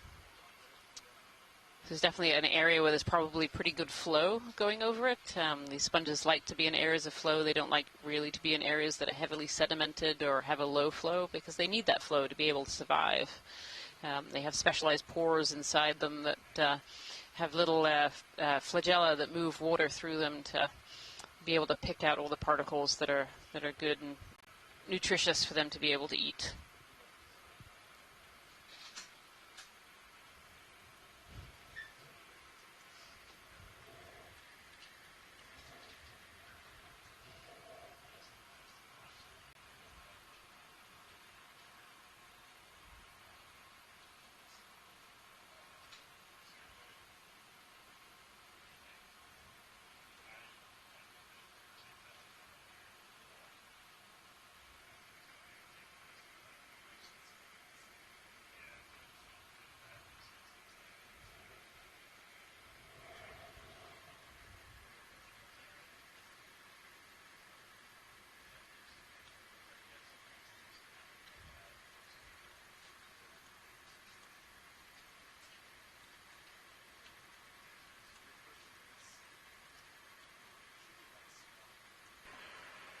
Video, are we full wide? Copy that, thanks. Shit.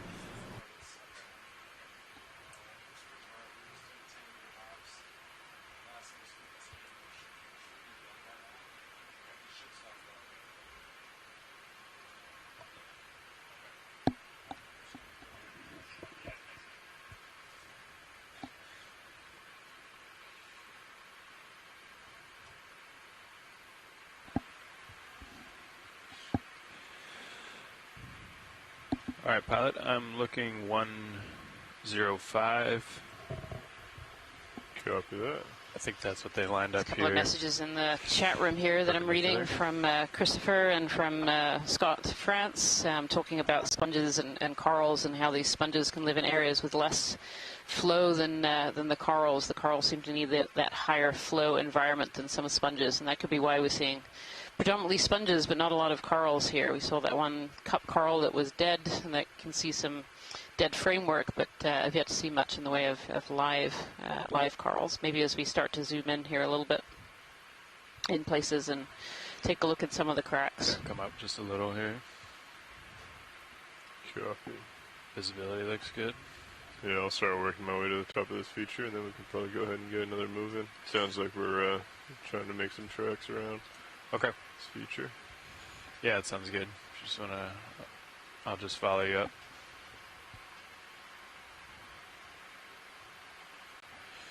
This might be the very tip top of it there. Yeah, I believe there should be 2 steps that we're gonna come across. I think this is the end of the first one. Okay.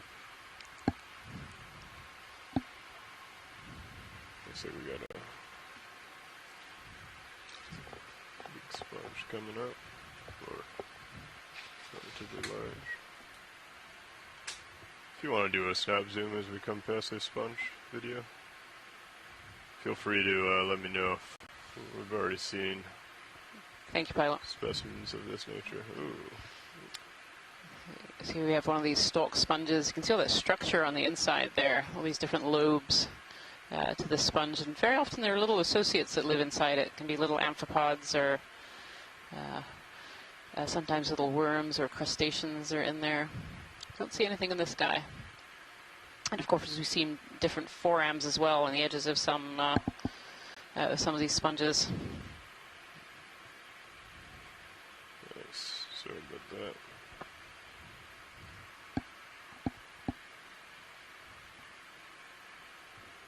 There should be another one right up here, up to the. Yeah, there's a different morphology there. This whole cliff face seems to be really covered in sponges. This is obviously a great come to a partial video. Great place for those sponge larvae to settle and grow. Oh yeah, look at that. There's a really big one there.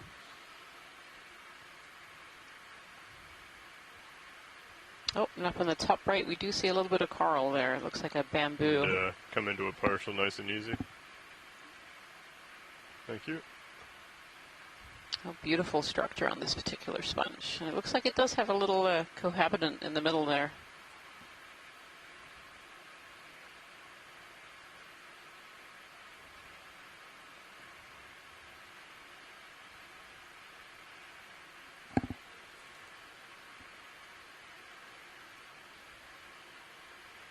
Thank you, pilot. Yep. Pilot's clear on video's clear. See some smaller sponges there too. If we could snap zoom on the coral on the right just to confirm ID, that would be helpful. Sure. Just as we make our way up.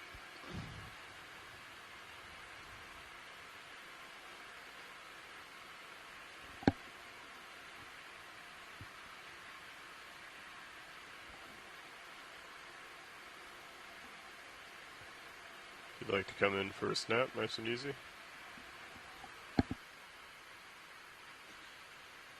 I wonder if these are our zoanthids that we saw yesterday. It's looking a bit suspicious. Yep, I think it is. So this is a bamboo coral, and on the right-hand side we can see that there are polyps of the coral that are still alive, but on this left-hand side, the old coral skeleton seems to have been taken over by these, they're called zoanthids. They're relatives of the anemones and corals, and they form in these colonies and tend to take over some of these old dead skeletons. And we saw a lot of them in Dive 2. Dive 2, there were many. There are some on the front as well. But there are still a few live places of this particularly fine bamboo coral that we see here. Very, very delicate looking skeleton in the middle. But actually on some of those polyps you can really... we can identify these, we can identify these zoanthids from a distance is that the polyps tend to be larger than the coral polyps, and they just appear to be more rugged when you look at them closely. The tissue looks somehow thicker and rougher. And one of the things that many zoanthids are able to do is incorporate foreign materials from their environment into their body wall, like sand grains.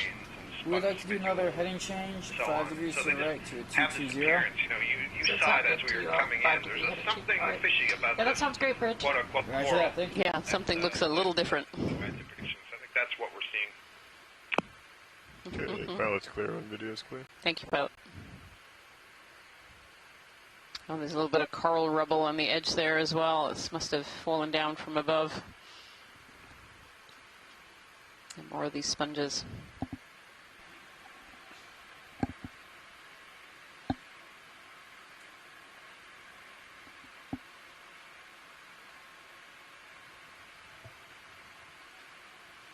There's a large sponge, it appears. Looks like we're getting near the top of this feature. Oh, yeah. Yeah, almost looks, not sure that one's alive. Be worth having a quick zoom as we go by. Copy that. Thank you. Another piece over to the right-hand side, too. Yeah, it's hard to tell if this levels off or if it yeah, keeps it doesn't going. quite seem to be leveling off too much. Yeah. Once that heading change goes through, do we want to get another 10-meter jump? Yeah, I think it might be worth checking out the...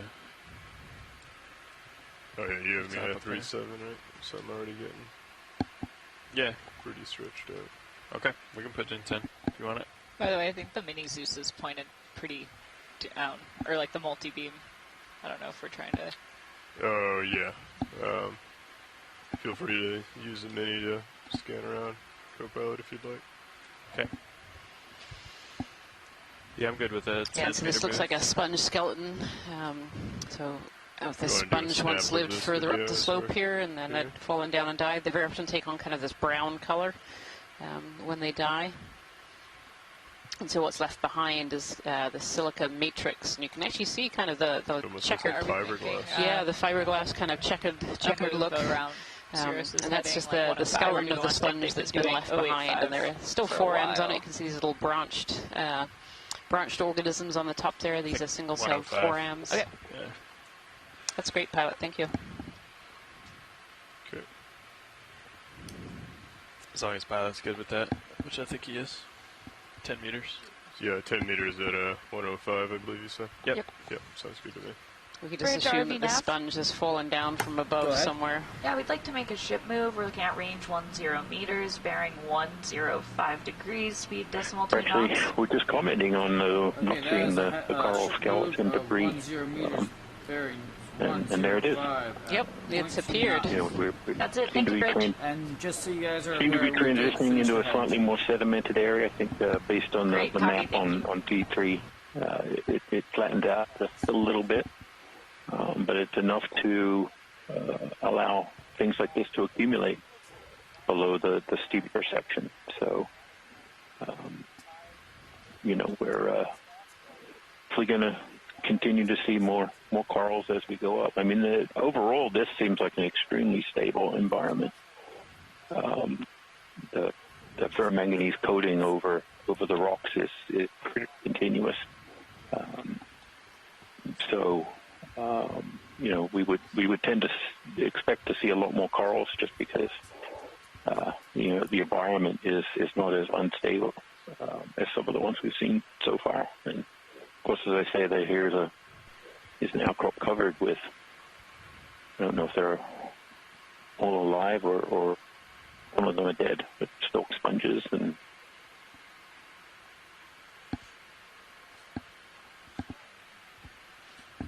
Copy that. If you want to come in nice and easy, please. There we go. Oh, a little jelly. There we go. Well spotted, Lars. I believe that was video. Oh, video. Well spotted. Can't see over my screen to see who that is. Very nice.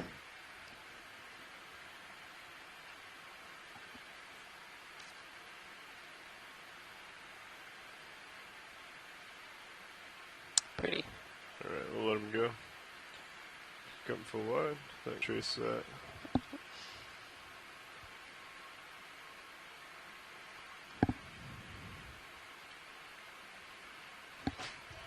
Oh.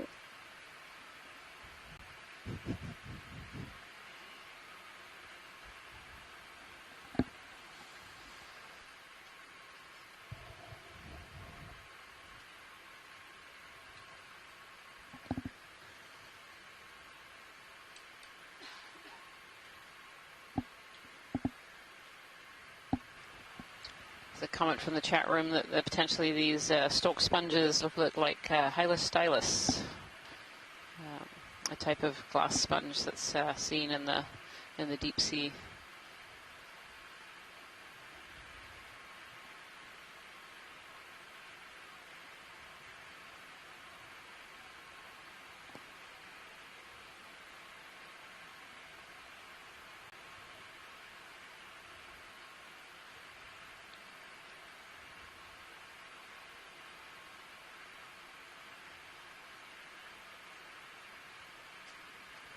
Yeah, it looks like we have quite a face here to climb.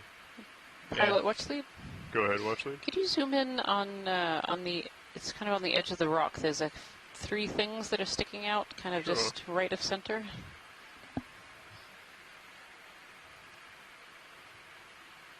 Let me push in a little bit closer video and then we can take it.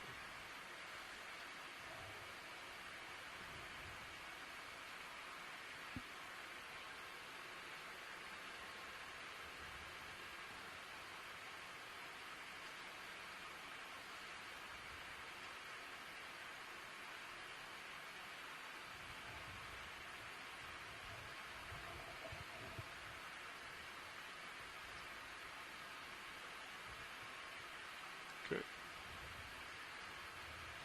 Go ahead and come in.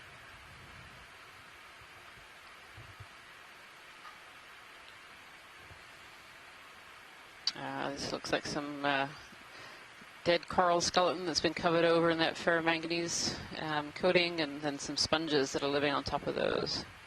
Thank you, pilot. Yep. Pilot's clear on video is clear. Again, slightly different from sponges, at least the top one there was, than other sponges that we've seen so far.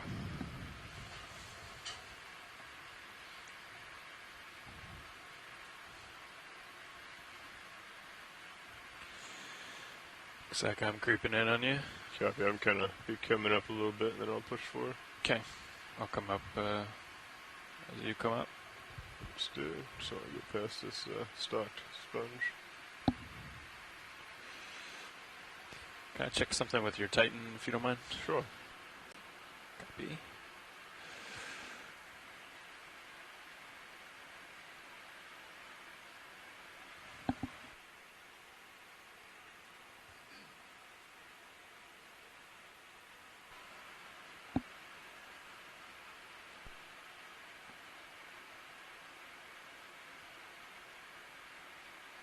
Go ahead. Yeah, sure. We could go ahead and do that. More of this coral debris and, small amounts of sediment is trapped in the spaces between these pillow. Looking at you 30 degrees here. Copy that. Looks good. As just pointed out in the chat by Bramley Merton from Southampton, is as we've been talking about before, is the stability of this area seems we want to do pretty a high. snap zoom on this over here. The crusts, these extensive crusts that we see. Nice and easy. I don't know if we've seen this on our... And have been quite pervasive. Pilot, I don't think we have seen that one yet. The well-sedimented slope.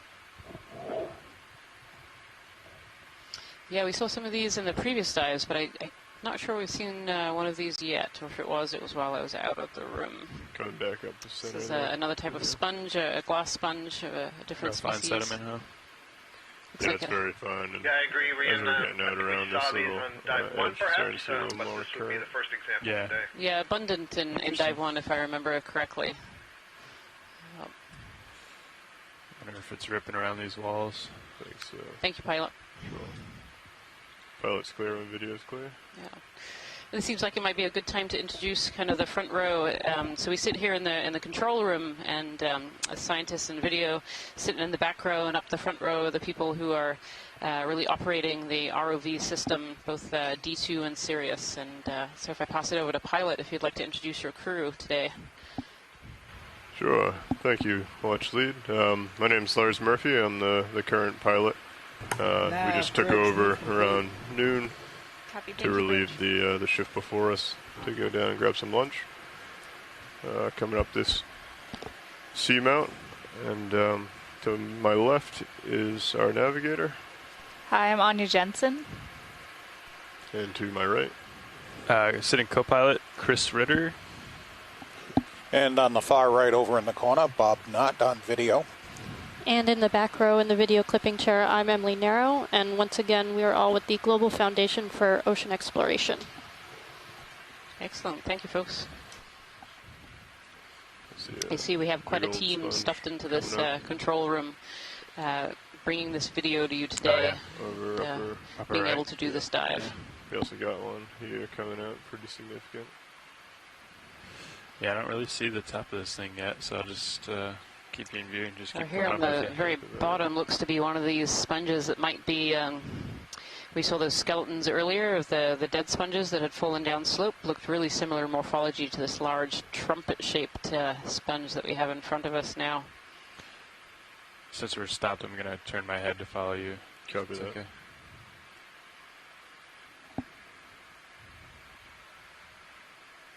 You want to do a nice and easy snap of this as we come by video?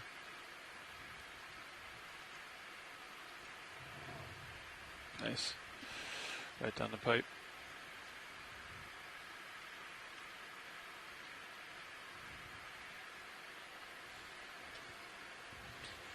Nav, what's the next waypoint? Next waypoint is you can really see inside the sponge. It looks like there's some sediment has accumulated inside the trumpet here. 6 degrees here. Up here. Okay, great. Thanks. Yep. Excellent. Pilot's clear and video is clear. That's a kind of neat view, Rian, and you had said earlier there has to be enough currents to keep sediments off of the sponges, or else they will also die eventually. the tissue would die underneath that sediment. So that's kind of an interesting thing to see there. Yeah, yeah, that's right. A little bit of sediment accumulated in the center there. Would that be what possibly made it fall? If enough sediment builds up? Would it get too heavy? If there was too much sediment, that it would essentially, either parts of it would break off or the whole thing would come loose? Yes, yeah, both of you just said the same thing there. I mean, potentially, if enough weight was on that tiny little stalk there, you could imagine that it would let loose and fall, for sure. Yeah. Yeah, so it's a good question, you know, how tight is the connection to the substrate? Some of these are glued down that are pretty good. I suspect it would be a race, I suppose, between the death of the cells and the weight of the... I mean, there is some way to get rid of some of those sediments. There is some current flow coming out of that sponge, and I suppose the sponge could continue to lay down more spicules and attachment to the substrate as it grows larger and gets heavier. Mm-hmm. Yet another reason why we need in-situ cameras all over in the deep sea that are recording long-term so you can see these changes.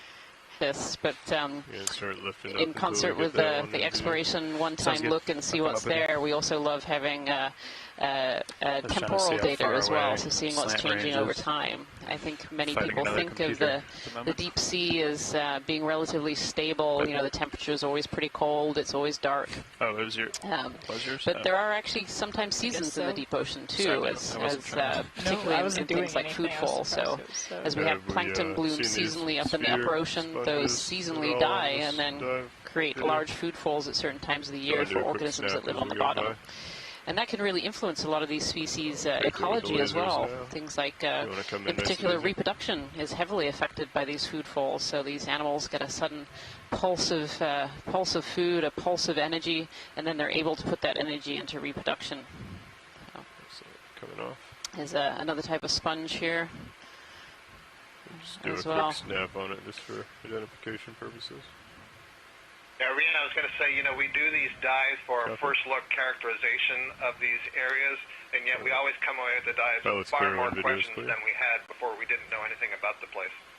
Absolutely, absolutely. Especially on a dive like this where we know nothing. Actually, Lars, if it's possible to get a snap zoom just above that sponge, I think there might have been a black coral. Sure. Right there. Yeah. If you want to come back in video, I'll bring it over to center. I know you're close to the end of the tether, but you can have a quick look. Yeah, there we go. It's a Bathypathes black coral there, and a corallium as well. It looks like in the corner. There are some corals on this wall. Maybe as we're getting a little shallower, a little further up the wall here. Beautiful. It's great for identification. Thank you, Lars. Dialed in for how I like it. Right. Pilot's clear. Thank you. Video. Might totally change when you come around and start ripping. If you're watching from home, we have 3 different feeds coming back to shore. Certainly the one that most people see is this current feed from D2, the ROV. In this environment, it's definitely worth checking out the feed 2, which is from the Sirius camera platform, which sits above D2. You really get a sense of both the extreme vertical nature of the area and the sponges. You can see a lot of sponges in this one coming into view. It's visible in both cameras now. That would be great. Just because I think it's a cool shot. Sorry, Jason, you're being trumpeted by a trumpet sponge again. We are stable. It's always biology. You can have this one. This one's pretty impressive. This is really impressive. As Jason was mentioning, if you switch over to feed 2, you'll be able to see it in relation to the size of D2. We'll get some lasers on real quick.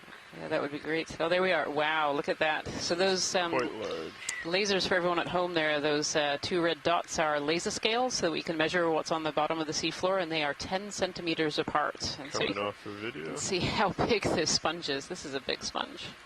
It almost looks like it's draping Is this normal for this kind of sponge? Does this look like a normal feature?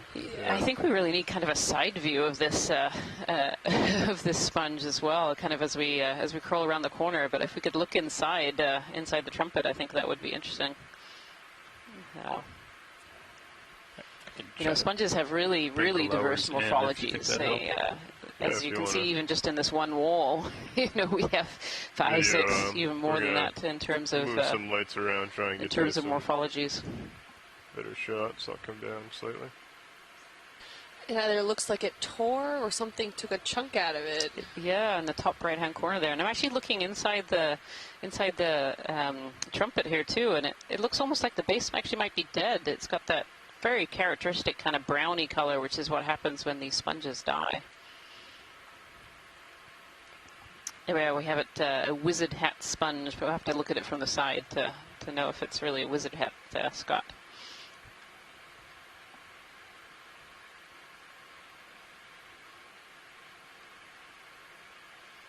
And again, just like that earlier one too, you can see a little bit of sediment on the inside there that's managed to get up in there.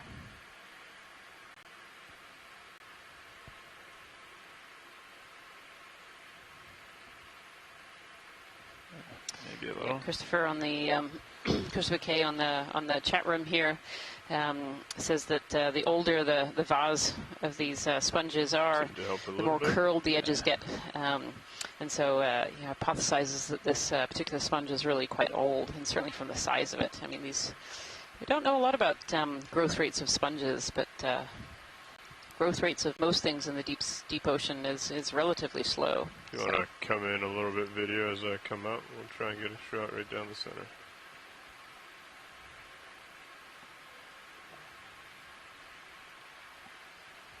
And we can swing around to one side and get a side.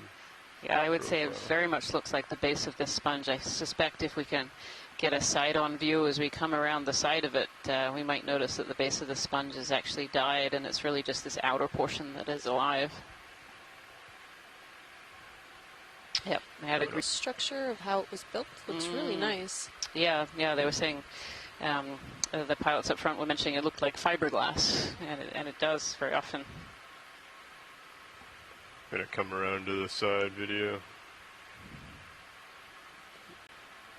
Copy that. Looks like I'm clear if I come back and then in a little bit. There is a little. Yeah, you look good and your lowers are stowed, so don't worry about this. There we go. There's the side view of this sponge too. It'd be great to have lasers on at some point, pilot too. Lasers are on now. Thank you. See how much this sponge is sticking out, but you can see that entire base is all died. And so as they die, they definitely get more fragile, and so I wonder if this particular sponge will make it to the bottom of this cliff in not too short order here. Looked almost a meter long. That's huge. It's a really big sponge. Very impressive. Thank you, pilots. That was great. Right. Well, it's clear on videos. Copy that. Come down. 50 degrees or so. I'll make my way for it. Come back to the local. Follow you over. Yep. Do you want your swing arms back out? Oh, yeah, sure, if you'd like to. 3/4 or something like that.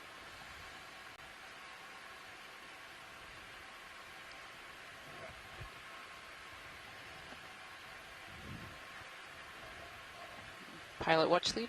Go ahead. So there's been a request to be on the lookout for any loose pieces of angular rock, kind of as we get to the terminus of this steep part at all. Copy that. Maybe we'll keep an eye out. Come up with you. Nav and co-pilot, if you could also help me out in that endeavor. Got it. Looking for sharp angular rocks that are loose. Everything looks pretty well secure. Yeah, it does look very secure. So we can continue on our line, but if we can just keep an eye out.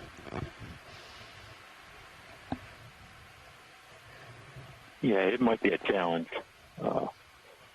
certainly. These rocks are very stable, it appears. We don't see a whole lot of evidence of pieces breaking off. A little bit here and there, like in the center of the screen, maybe some of the crust has come loose. But overall, this kind of pillow lava type morphology with this crust material is very pervasive. And do we We're want to seeing a continue lot of back sediment to accumulation. You would see in this area where the surface isn't as bulbous. I think so. What you do don't you see think, these pillows. It's more like a sheet. We definitely need to start heading a bumps little north if we do want to hit those waypoints. The So why don't you ferromanganese check crust with Watchley to see acting if kind of we like riffles absolutely to want to hit track the waypoint 2, sediment, or and you we get a just little want to bit of go uphill. accumulation, and it's captured some of those coral skeletons. But at some point, those will continue their journey downslope. As the ability to hold on to those, the accommodation. This is Watchley 2. Watchley 1 stepped out for a second. Until we hear otherwise? Yeah, I just want to check in and see how hard these waypoints are. As in, Certainly seeing a lot more, I think, sponges than we've seen on the first 2 dives. We're trying to get as far as we terms of can. the It's density. not paramount, but it would be optimal to try to reach that secondary ledge of waypoint 2 at least. Okay.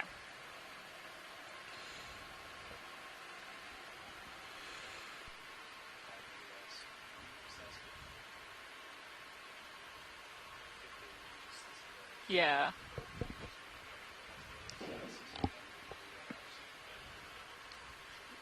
Ooh, there might be an overhang over there to my Oh, sorry about that.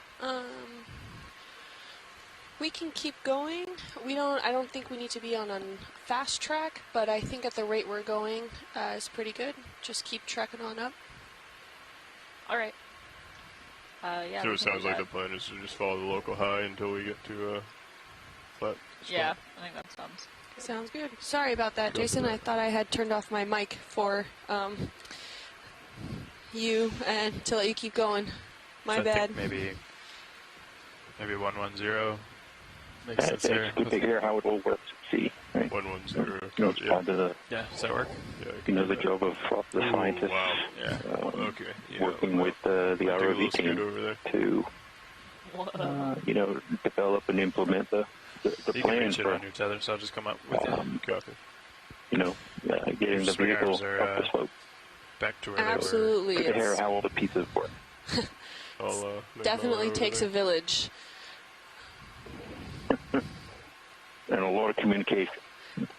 A lot of communication, and that communication we rely not only from our pilots and navigations team, but also from scientists ashore, just like you like yourself. You're one of our science leads, and you're coming to us from shore.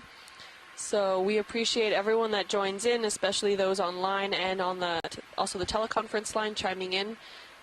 All these different expertises, we can't have you all on board, but the beauty of this telepresence is the fact that you don't always have to be out at sea in order to get this great coverage and great science that we're luckily enough, able enough to present to everyone. Ooh, it looks like we entered a sponge field.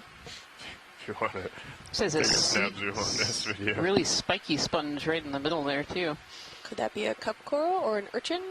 An urchin or sponge? Urchin, there you go. Those spiky ones usually tend to be the carnivorous sponges. Sorry, Scott, I got you excited. It's an urchin.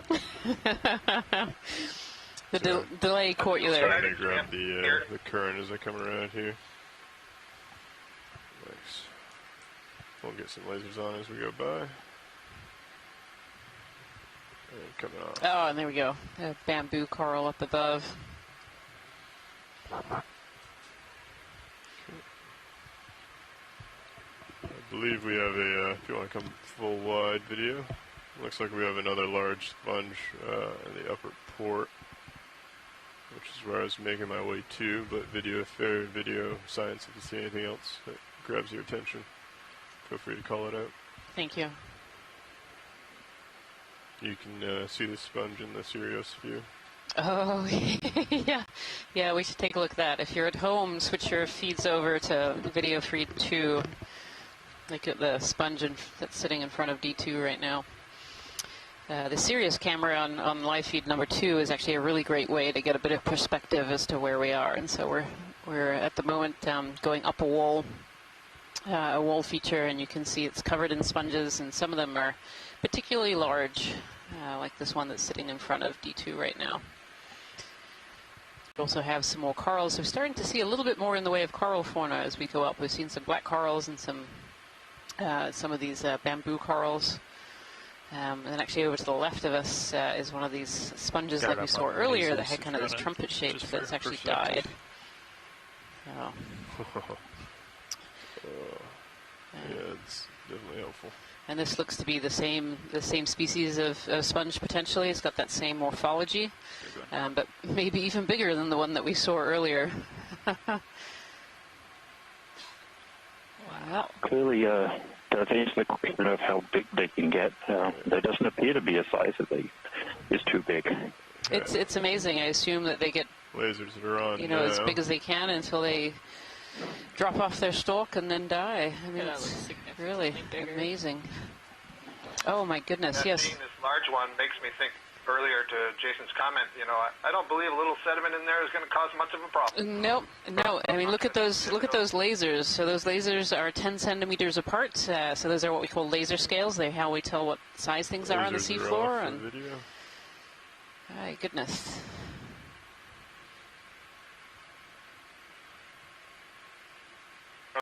From the camera 2 view, it also looked like, not surprisingly, the base where it's attached to the rock was wider, which is what I would expect as it grows bigger. Get a good hold. Yeah, to help hold on the extra weight. Yeah.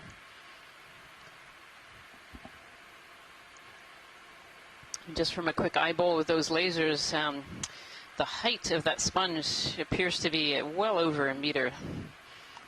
If not closer to 1.5 meters. It's really such beautiful structure too. Look at the intricate waves and structure this sponge has as well. And these are hard structures. They're not soft, so if you touch them, they wouldn't flex as much. You want to go ahead and come in a little bit, video? I'll try and hold you here. I wonder what makes them go from being the sort of the more tube-like sort of shape to then sort of billow out into this more trumpet feature, or does it do that over time as well and just keeps dropping those pieces off? We'll go for some different species, I think. Jason, I think these are different species have these different morphologies. Oh, look at that. So you can actually see in the live tissue this time that matrix, as one of the pilots commented earlier, looks a little bit like fiberglass sheets. And that shows you really clearly the pores. So in each of those pores there are specialized cells, they're called choanocytes, and they have these flagella that make water flow through them. Like 1,000 micron?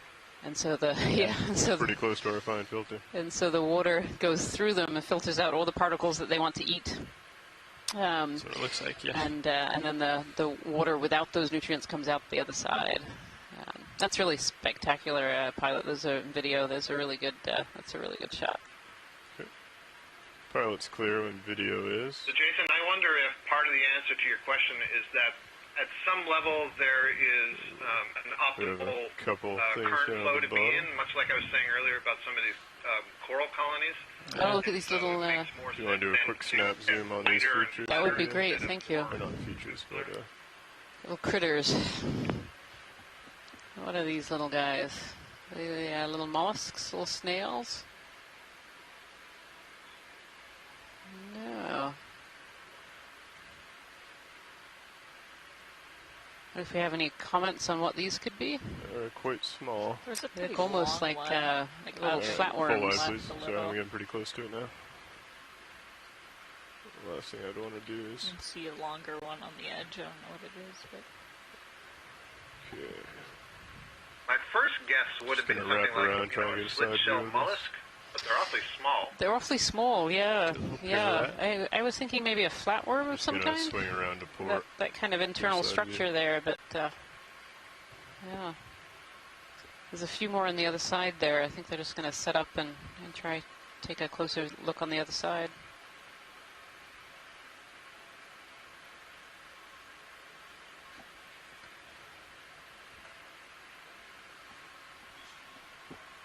Some great information from Christopher K in the chat room here as well. These frameworks, like we were looking at, we just had that wonderful zoom of that structure of this sponge. A very characteristic of these hard sponges. We talked about how this one wouldn't flex if we touched it. This one would actually shatter probably. And it's created by a fusion of adjacent spicules. So the soft sponges don't glue the spicules together, whereas these hard sponges do.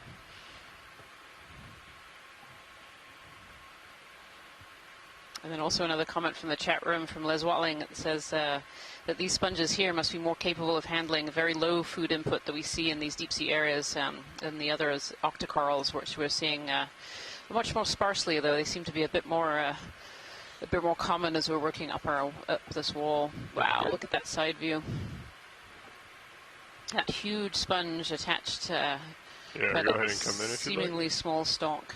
If we could get the lasers on there, that would be great. Lasers are on now. Oh, there they are. Thank you. Yep. And lasers off. If you want to come in a little bit tighter, video. And again, look at that structure of that base there.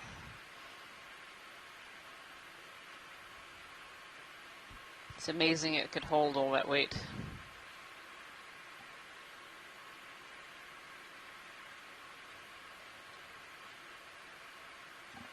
Well, it may not actually weigh that much in water, right?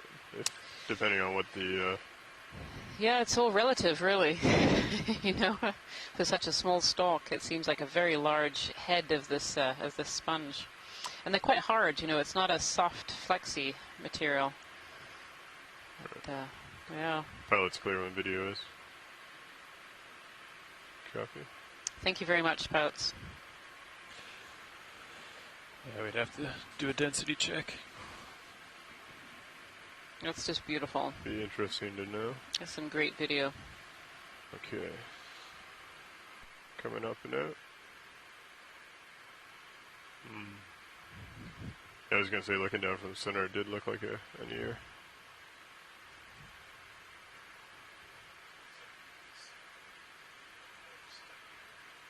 Copy that.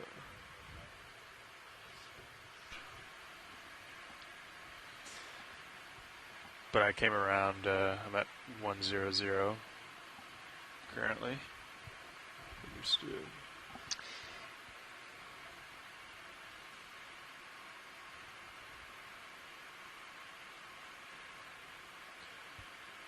We can come back to 110. Okay, that sounds good. And continue up.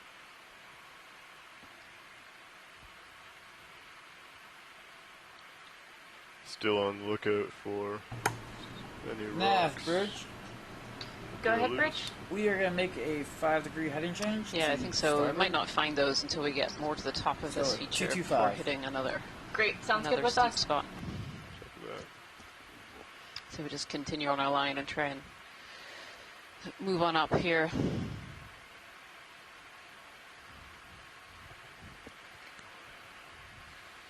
Yeah, I'm good. With a move, Nav, if pilot is. We're definitely starting to see more in the way of coral fauna that's here as well. I can see some bamboo corals and some of these bamboo whip corals as well as these sponges. 110 now, or you want to stick to the 105? I think the 110 was looking pretty good. Yeah, I agree. All right, 10 meters, 110. So I wonder if we're getting into an area here with a little bit more food, a little bit shallower. So these corals are able to survive, or even a little bit more flow. All right, we're looking at a range of 10 meters, bearing 110 degrees, speed decimal 2 knots. Okay, that is a move of 10 meters, bearing 110 at 0.2 knots. That's it. Thank you, Bridge. Yep.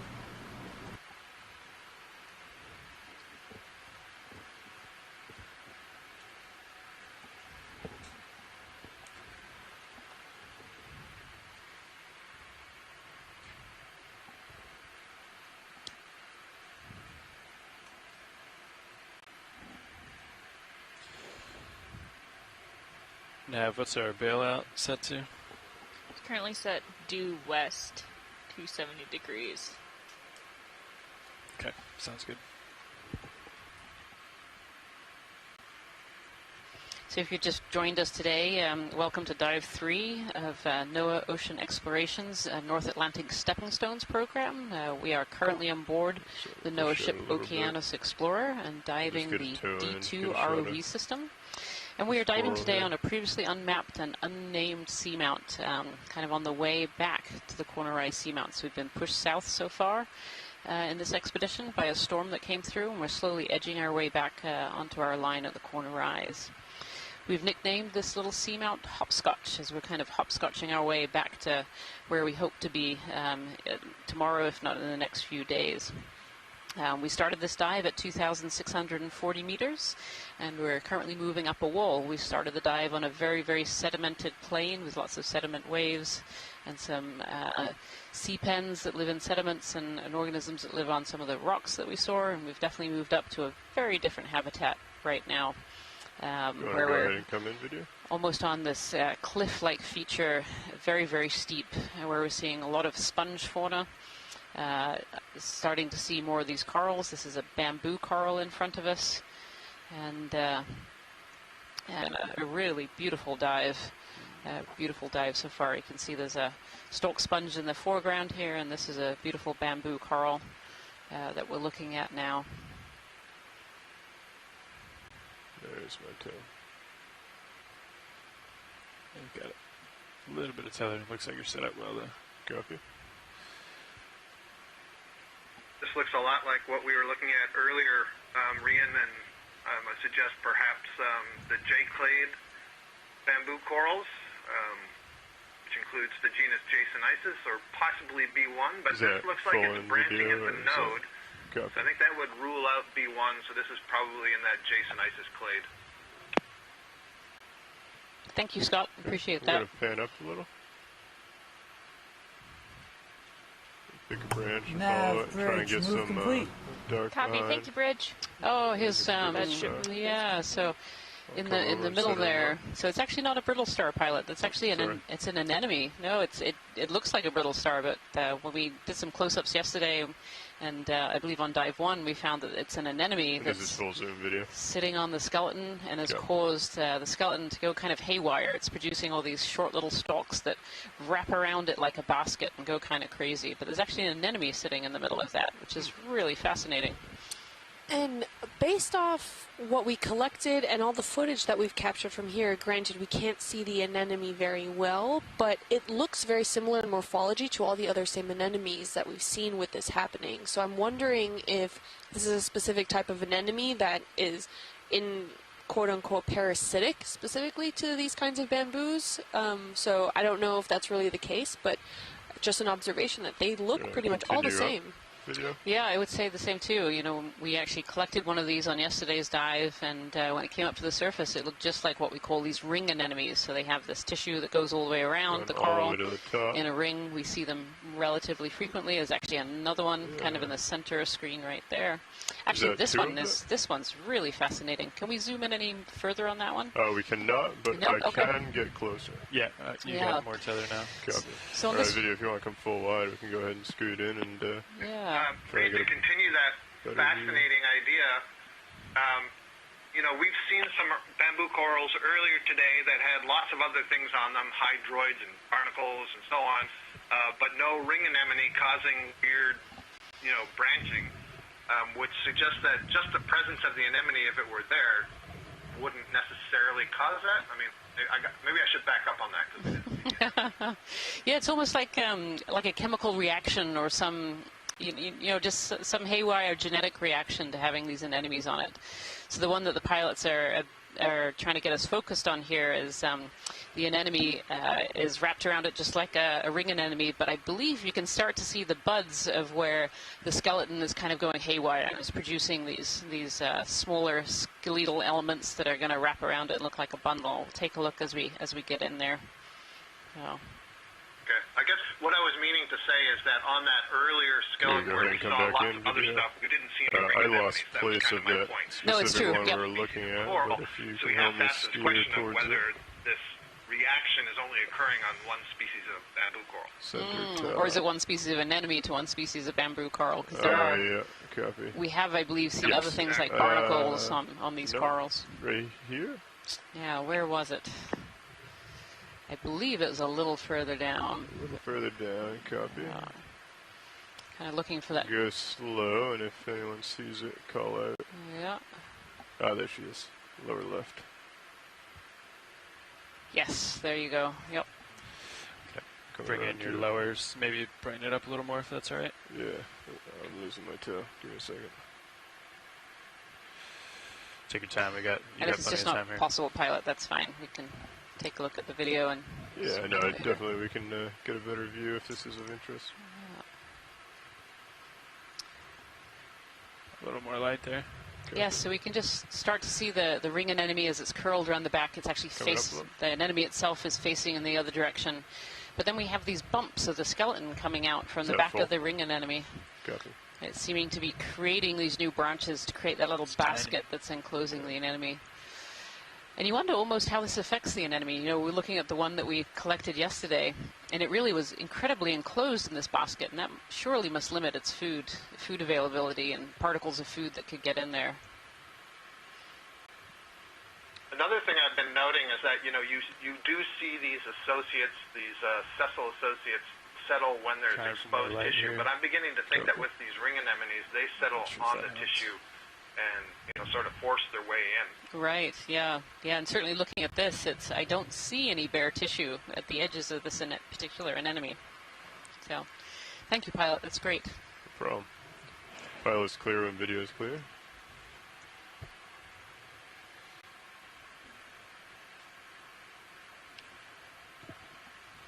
Pilot, be advised, you got a large whip to your left there. Yeah, so that'll come out and whip around towards it. Alright, thank you, video. Taking off. Moving over. Looks like we have a couple large whips in front of us, but one that co-pilot pointed out that looks even larger. George Matsumoto just asked a question about the growth rate here and the relative growth rate of the anemone versus the bamboo coral, and it got me thinking something interesting. You know, the anemone is presumably growing fast and, you know, can overgrow the coral, but then the coral has to respond and grow that little cage around it. And when we've been seeing for a very long period of time, unless part of this reaction is an accelerated growth of these really small, funky branches. Come along. There's so much to learn here. Nice and easy. Yes, Scott, I would agree. You know, the growth rates on some of these corals is barely millimeters per year, and so to be able to grow that basket, kind of get a sense of, yeah, it's really fascinating to think how long that anemone might have been sitting there.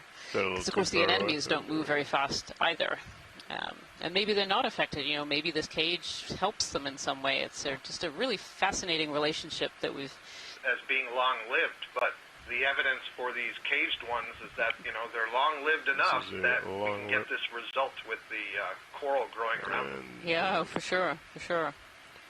Excellent. Thanks, video. Pilot's clear. That is a very long bamboo coral. We have lasers here.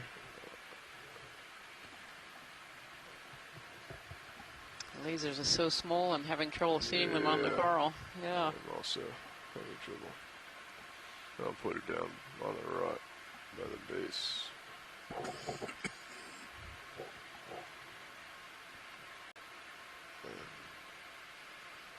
Okay, continue on. Looks like we have some nice corals up above us. Oh, beautiful. Beautiful. Yeah, let's keep climbing. Another sponge. Yeah, we could put another move in that way. But I think we'd want to, if we want to run up this ridge, maybe like 105 again. Go for that. All right. Does that work for you, pilot? Yeah. Yeah. 10 meters, 105. 10 meters, 105. Bridge RV now.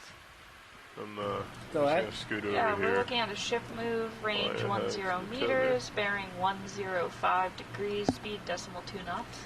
Copy. Okay, that is a move of 10 meters, bearing 105 at 0.2 knots. That's correct. Thank you, Bridge. Thank you.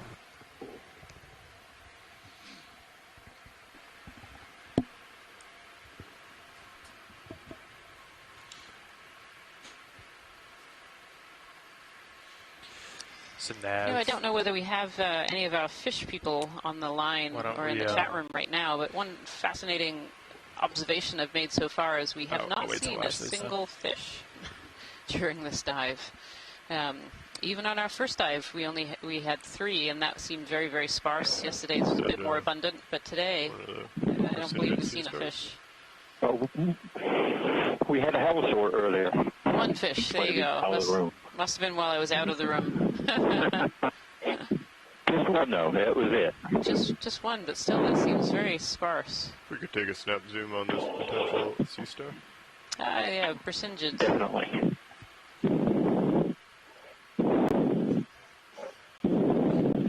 Yeah. We'll find one.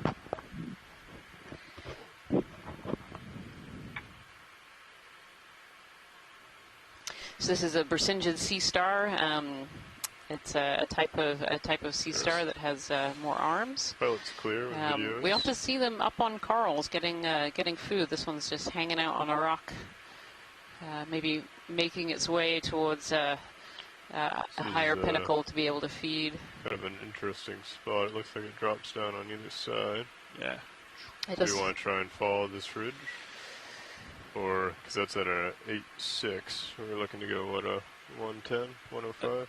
I think we'll... Yeah, I think if we can just continue our line up, that would be good. But yeah, maybe on the next move we can adjust, but just uphill. Yeah, now I was going to say, if you want to... waypoint 2 is active right now, right? Scientists on shore. It is. Okay.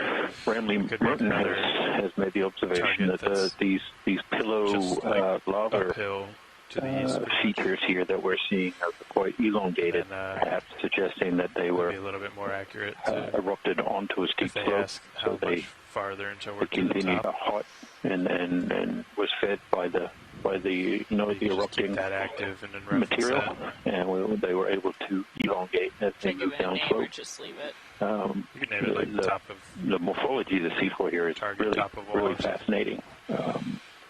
We're seeing almost continuous outcrop with no broken bridge. No broken off pieces of rock. Copy that. Thank you, Bridge. Because we're always on the hunt for finding a good sample. Copy that. We're not seeing anything really in the way of sediment cover. Kind of following what Lars is doing.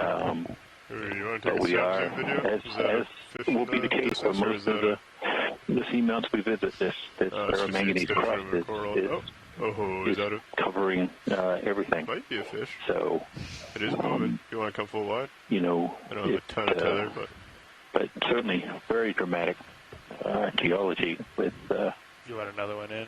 I would say equally dramatic and interesting biology on top of it. Just go east. Bridge RV nav.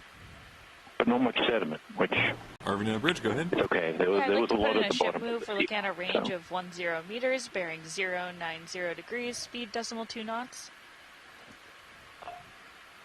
Roger, we have 10 meters at 090, speed of 0.2 knots. That's correct. Thank you, It Bridge. was one of the ones that we had seen the other day. Forget it, Bathopastes, I believe. It's coral. Is another coral back there? Are you sure? Yeah, it's like a black coral. I think. No, it's swimming right there. No, Coming tight? That's not what it's called, though. Oh, the fish? Yeah. Coming tight? Oh, Bathopastes. Synaphobranchus? Oh, that's there you go. BS. It's all the same thing. Well, let's see. Let's take a close look and see if it is. It actually does look different. Looks a little different. Yeah. Is that a halosaurus? Halosaurus, yeah. All right, H is a little bit closer to B than S. What is it there, Scott? What did you say? I think it's a synaphobranchid eel. Oh, you think it's a synaphobranchid? Okay.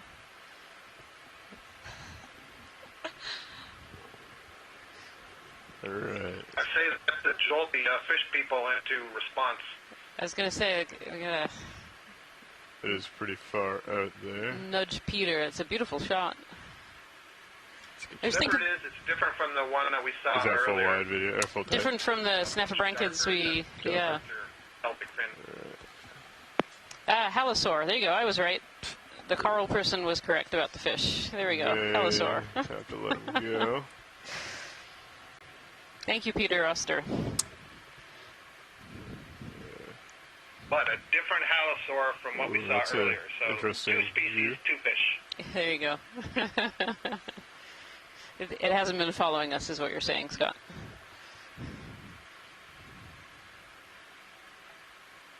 There is a nice.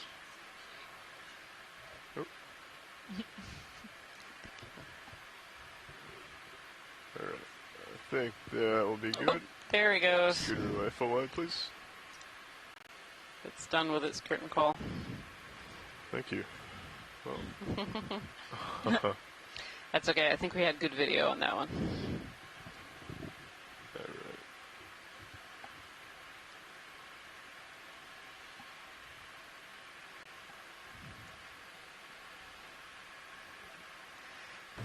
Jason, I'm still keeping my eye out for you for angular pieces of free rock for a collection, but I still don't see any. These pillow morphologies are really interesting, how it's all cemented together. Yeah, I think it's going to be a bit of a challenge. 090. But we got a while to go. 080. So, yep. Yeah. So, you know, I think this might. So I think that. You want to do a snap? You know, it's actually, very, very we have a complex lobster problem, or something. Yes, that would be great. And continuous, exposed substrate. Oh, you know, and then that question keeps coming up as to Rich, we be seeing more coral and other SSR corner attacks, given that there's so much really 10 meters, 090, 0.2 knots. That's it. Thank you, Bridge. Yeah, sure. But we just don't. Pumped by a sea star. Getting a little closer here, I think. Oh, jeez, that was my mistake. Sorry. We finally found one of these predatory sea stars on a bamboo coral, clearing the tissue. And you can really see the tissue that it's cleared. Exactly what's that? You can really see the tissue that is cleared, too. It's very bare in the center around that sea star. Yep. Yeah, and if it were facing the other way, if the were on the other side, we would probably see its pyloric stomach everted, wrapped around some tissue. They basically do the digestion outside the body and then slurp up the juicy contents. Yeah. And the sea urchin sitting there too. Sometimes these urchins can also be predators on these corals as well. The urchin here is sitting on the ground. Hi, Rianne. This is Chris Ma. Hey, Chris. How are you? Good. I've been loving your dive so far. Oh, great to hear. So what can you tell us about the sea star? Do you know the species of this one? It's a little bit different with these orange arms. It was still a bit far away, but as kind of an appetizer, the white sea urchins you've been seeing are echinus. Echinus, okay. Yeah. This looks like, as we get closer, this is the infamous Evoplosoma. Wow, that's a nice one. Wow.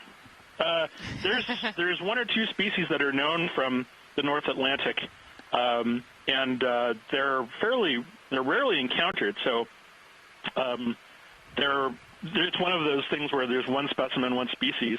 I'm not sure how the genetics matches up with some of them.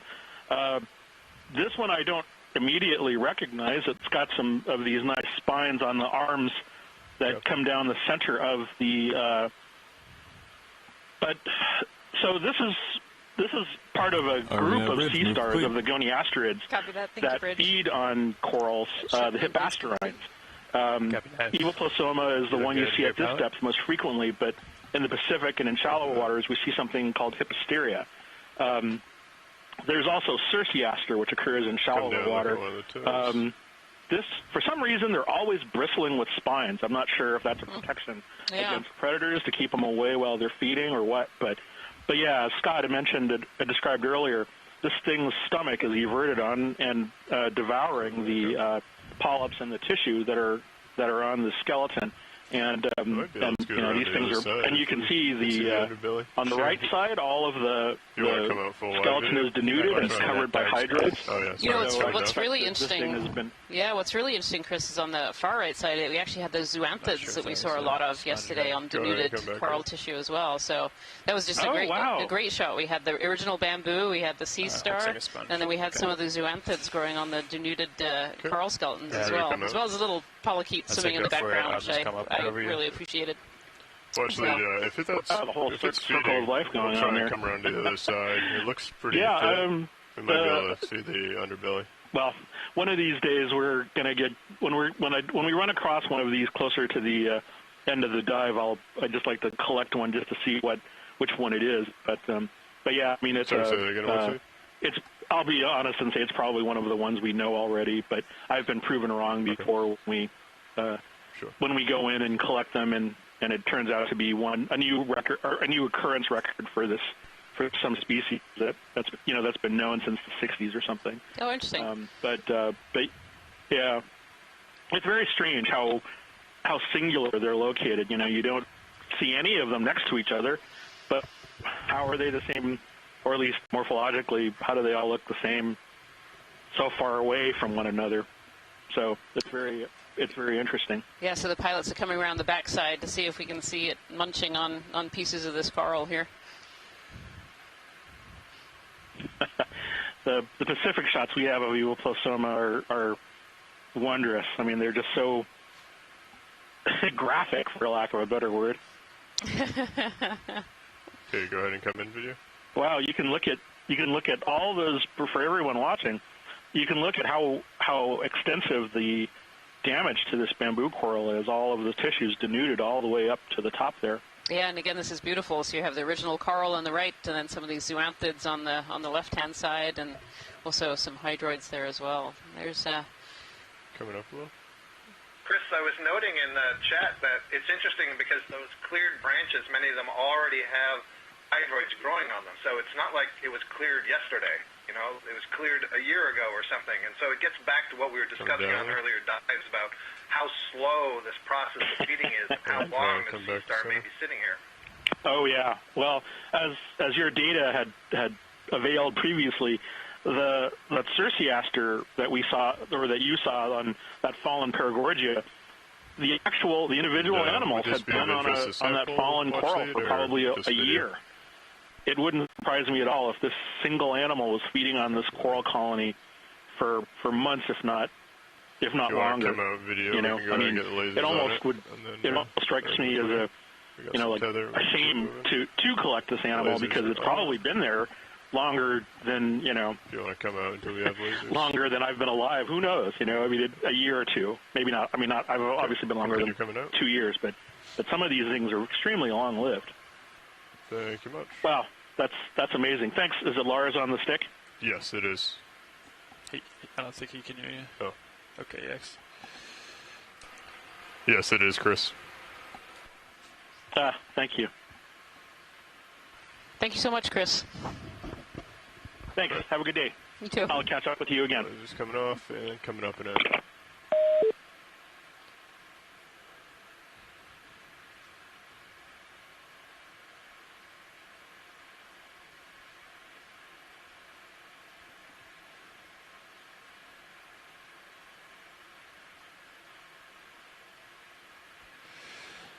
All right, what do you guys think about another move here? I think we can continue. Keep things going. It might actually be a little dip. Yep.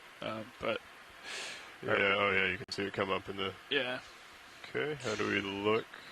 Pretty reasonable.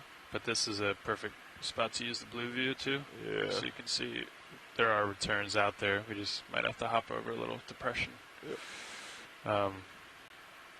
So why don't we lengthen the move? Do something more like 15 or 20. Yeah, it looks like it. Yeah. We're also looking down at our toes, right? Yeah, I can come up. Oh, sorry. Oh, sorry. Go ahead. Nope, sorry, you take it. Yeah, there you go. That's a good view of it there. That looks about 15. Yeah. Sounds good. Want to do 15? All right. That's a great view. Wow. What are we thinking? Stick to D2. It's like 070.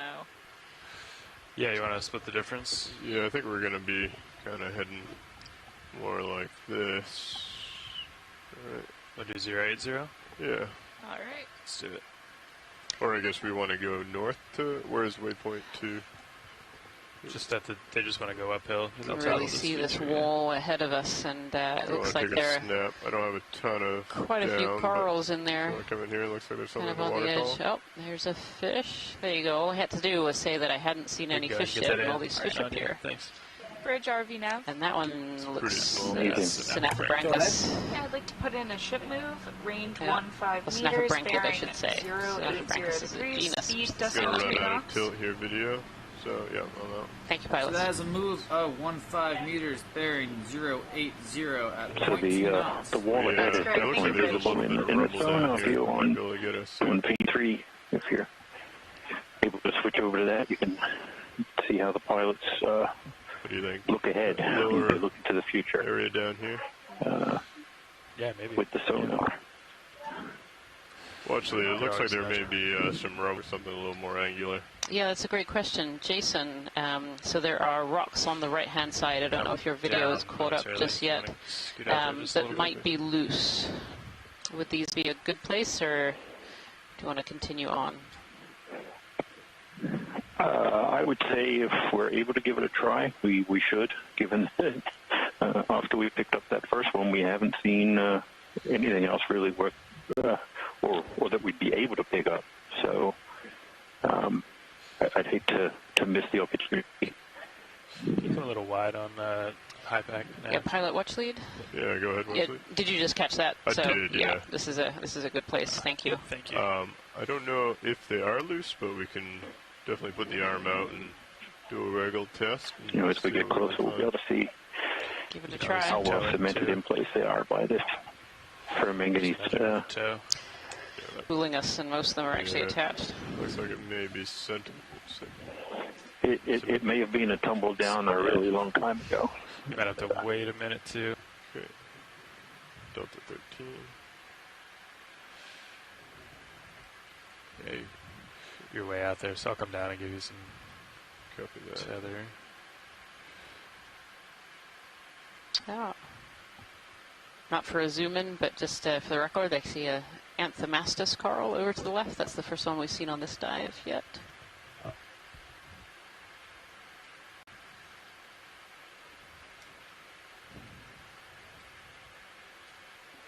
that we are a little closer, they do look more cemented than I thought. Yes, they do.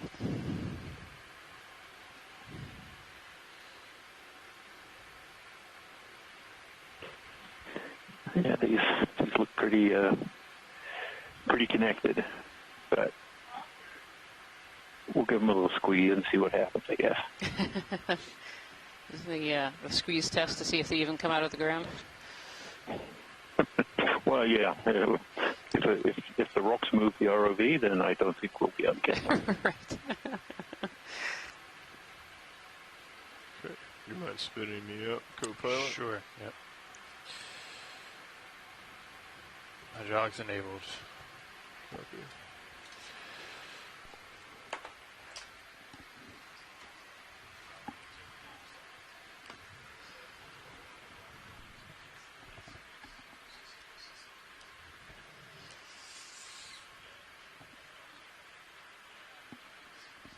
Would you feel comfortable putting Mini on your screen, co-pilot, if you don't mind?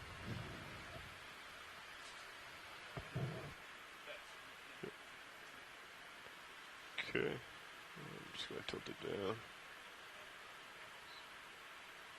That arm is coming live. Nav, bridge, move complete. Copy that. It's just a comment that there might be some loose pieces on the right-hand side there, if nothing in the center is loose. On the right-hand side, copy.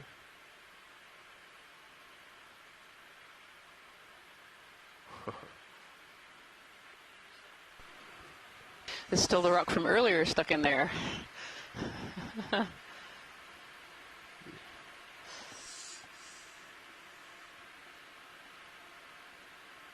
So this is the one.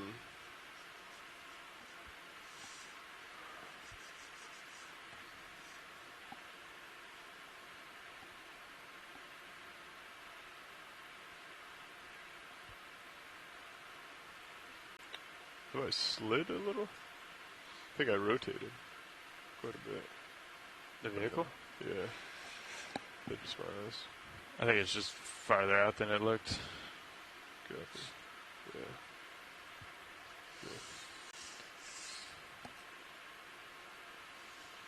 It's hard to, there's like no size reference out there. That, but it would help if you had your toes in view, you know. There we go. That's better. Yeah, there you go. I think I saw LED flicker. Everything looks good in Sirius Cam. They say that move was done now? Okay, great, thanks.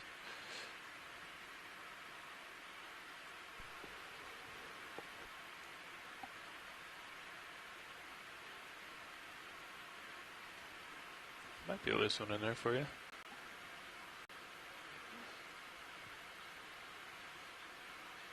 So that move is pilot. That move is done, pilot, and you look good in Sirius Cam, so you got time.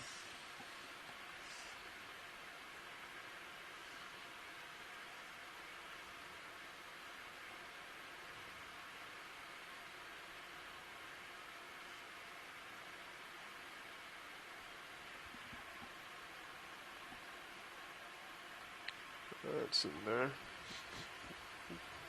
Going big there. That's also in there.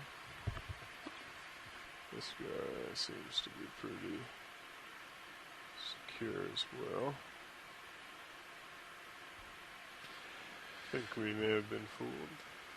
Where did they? I think Does look a little like that. I think Rian suggested something to the right earlier. Didn't even scratch them.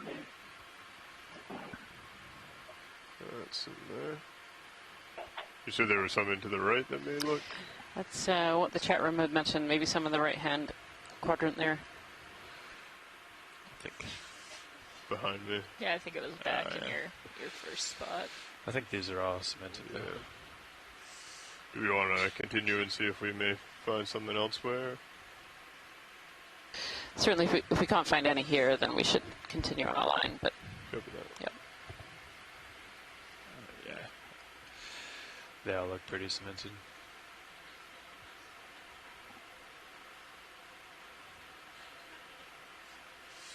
Okay, I'm stowed. Hydraulics are off. Copy. So we can go in and try again. Sounds good. Thank you for the attempt, pilot. No Got to change the speed? Yes. Yep. And then we did move the mini. Yeah.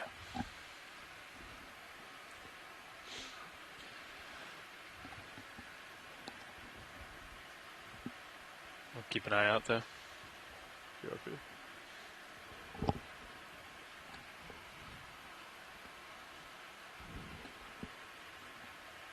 Oh, a couple of these bathypathies, black corals, along with some bamboos and sponges. This ridge is really looking some of the most diverse in terms of deep water corals that we've seen so far. Yeah, I'd say so. Okay. I think 080 worked well. F. Yeah. Do you think back to 10, or do we want to do? I think 15. Let me just peek out ahead here on Sirius. I think we'd be okay with 15 if pilot is. Yeah. All right. It's interesting that it's still a bamboo coral dominated seamount. You know, we haven't seen a lot of the other families yet. Yeah, I'd like to put a move in. We're looking at a range of 15 meters, bearing 080 degrees, speed decimal. It's very true, yeah. On the previous two guys, the previous two seamounts, it's also been very bamboo dominated. 0.2 knots. There's been a little bit of corallium, and then some of the bathypathes, black corals, and then of course the umbellula Pretty cool pens earlier in the dive. Sirius. Yeah. And a smattering of Anthomastus. But beyond that... That's right. That's right. The Anthomastus. Yep. So, that may be related to the depth. It's going to be really interesting when, later during the expedition we get to sample a little bit more shallow. But it's pretty fascinating. As someone who studies bamboo corals, I'm perfectly happy, like Jason is with the sediments. Could we snap zoom dead ahead? There's an orange colony. To the left or? To the right. Sorry. Bottom right-hand corner right now. Sure. Just has a slightly different morphology there. There's going to be a Chrysogorgia because we said we didn't see it? That's what I'm wondering. We we should say we don't see things more often, but... Yep, Jason noted that yesterday.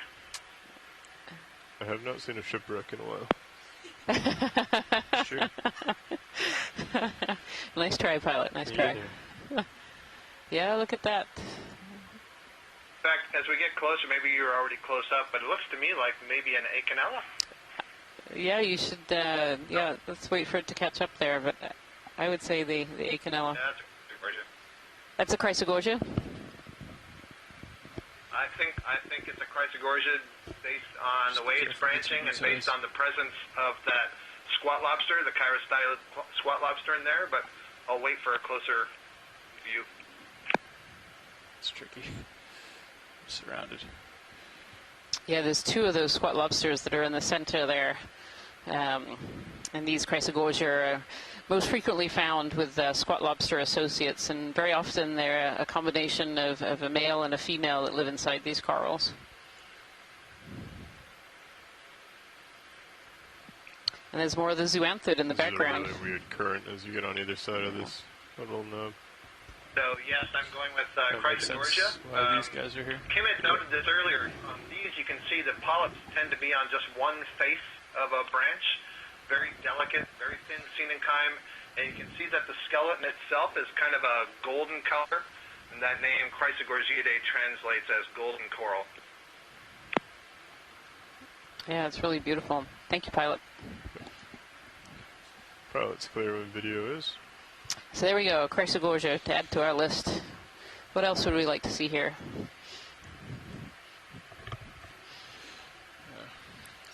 A loose rock sample? A loose rock sample, yep. From the video team, I hear shark is often most requested. Affirmative. Well, I'm going to throw out then, if we're taking requests, I'm going to ask for rock pens, please. Rock pens, okay. Alright, I have you, I am at 080, I have you at 33 degrees. Copy. And, this is a really interesting feature, Jason. Could this have been something where it means we're close to potentially where the initial eruption occurred? I'm looking at some of these morphologies, and it looks very strange, but still sheeted and pillow-like. Yeah, there was a discussion a little bit on that in the chat about, what is the source for, these sort of outcrops that we're seeing. What's the eruptive source? Are there vents? Are there rifts? Where did these come from? And it is really hard to tell. It seems to be a lot of overlapping flow here. And whether or not that actual, eruptive source may be buried below its own eruptive materials. So we don't get the classic crater, caldera format that you often see with volcanoes, where it appears it comes out of a central vent, and you can see the flows coming down the side of it. Here it just overprinted itself. So there may not be any obvious venting location. Copy that. We still have a little bit to go. So there's always the potential that we'll come across, that type of feature as we go up. So definitely worth keeping an eye out for any any really marked change in the morphology of these rocks, where for several hours now we've been just climbing up these pillow basalt textures that are encrusted quite thickly, as we just found out by trying to attempt a sample. They're very, very much in place and very resistant to even being mechanically loosened. So, hopefully we do get the chance to again try and pick up something that may contain one of these basaltic rock material.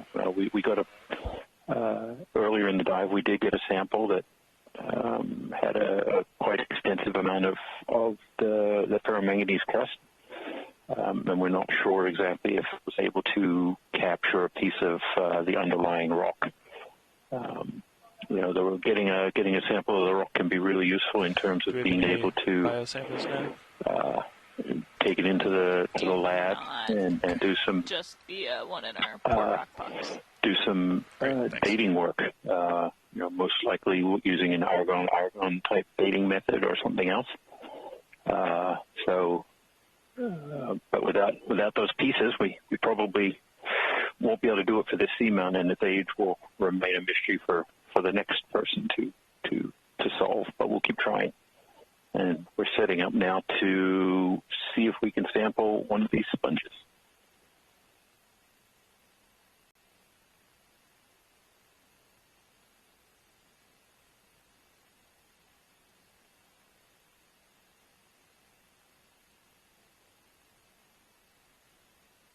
So, video, I'm going to change our big screen, but if you want to zoom on Sirius, that might be a cool view.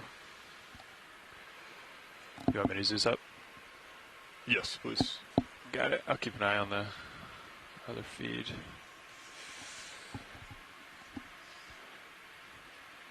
We're heaving around a lot, Bob, but I'll try to keep you centered. And, Watchley, do you want me to try and get as much of the stock as possible, or do you want me to just nip the bud? Nipping the bud is just fine, maybe with a little bit of the stalk, so... Copy that. Thank you. Yeah, if Chris Kelly is still listening, it would be good to get his input here. If this is the one that we were looking at earlier that we weren't sure about the genus.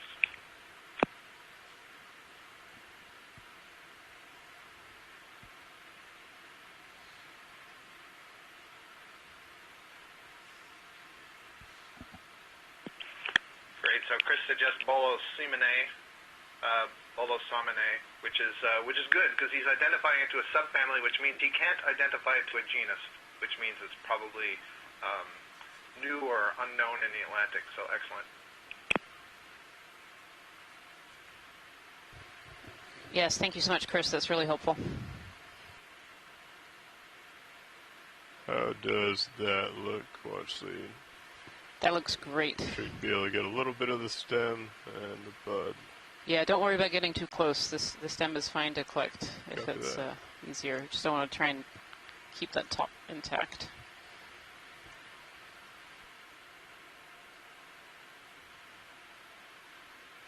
Okay. Beautiful. It's like holding a flower.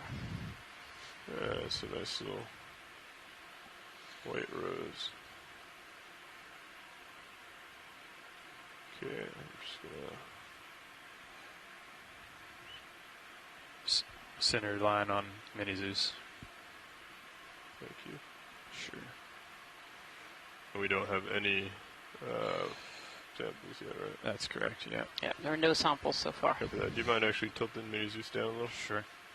I want to get her in tight just so I protect it as we take off. Okay. Okay. I'm just going to come up, get an auto XY depth. Sure. Okay, coming up, pulling back a little. It's clear.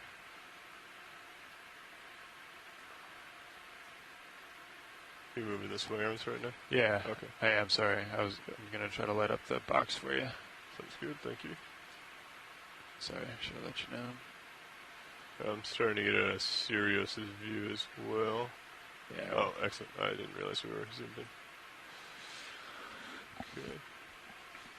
Coming up a tad more. Okay, that should be good. Out of depth, XY heading. Give it a second to settle.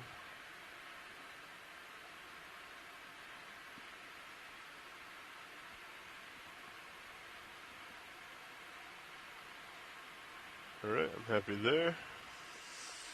I have the arm back. If you want to come out with a drawer, I'll go ahead and put it in the port side. Let's do it. Coming out. Snappy. Okay.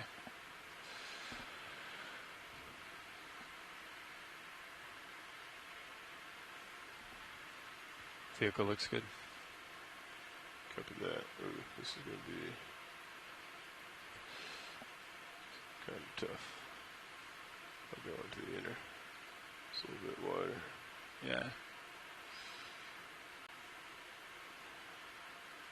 And it should sink, but I'd get it down as far as... Yeah, that's what I thought as well.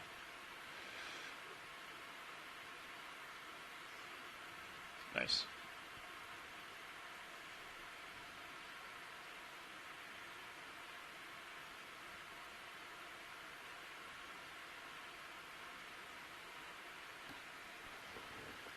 If you could also keep an eye on my XY, every now and again I'll come out. Understood. Yeah. Okay. Yeah, thanks, Nev. Good call on the unit.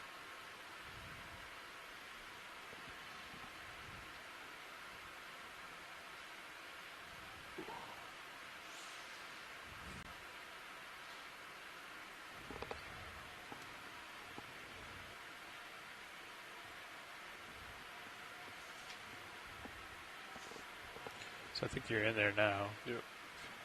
Coming open with draws. Copy.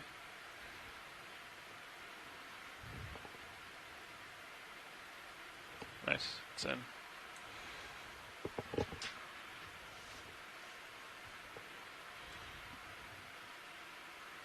Yeah, there you go. Coming in.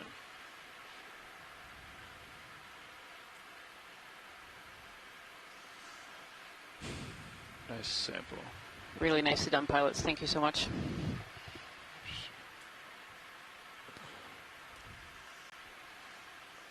Follow you over.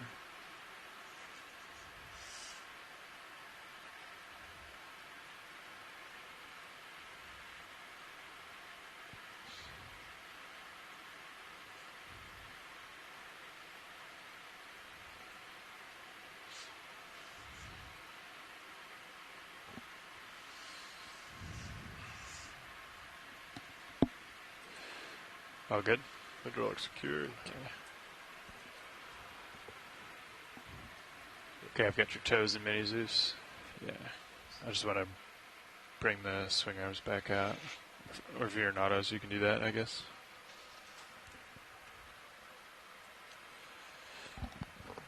Watchley, we're going to do a little bit of a pilot change up here, if that's okay. Absolutely. Thanks so much for letting us know.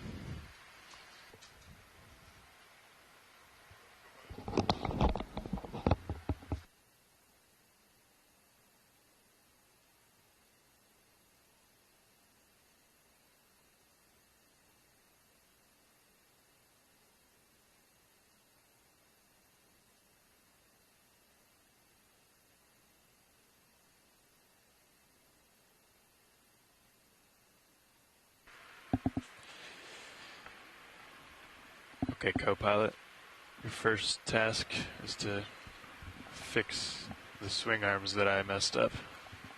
I see.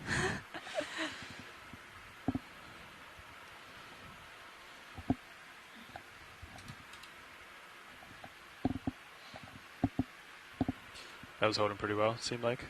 It's oscillating a little and then dialed right in. Yeah. The closer you get to the Z-bias, the better it, the faster it stabilizes. Understood. Okay, watch lead. We're back after that sample, and we're going to keep making our way pretty much east here. kind of up this slope.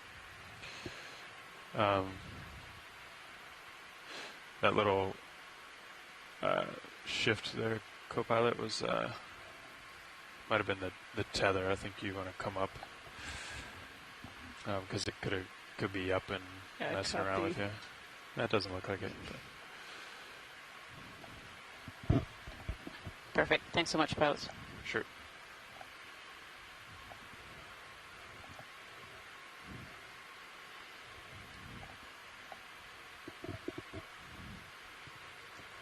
Yeah, let's get you up a little, co-pilot. Coming up. Looks good. Yeah, there's the tether.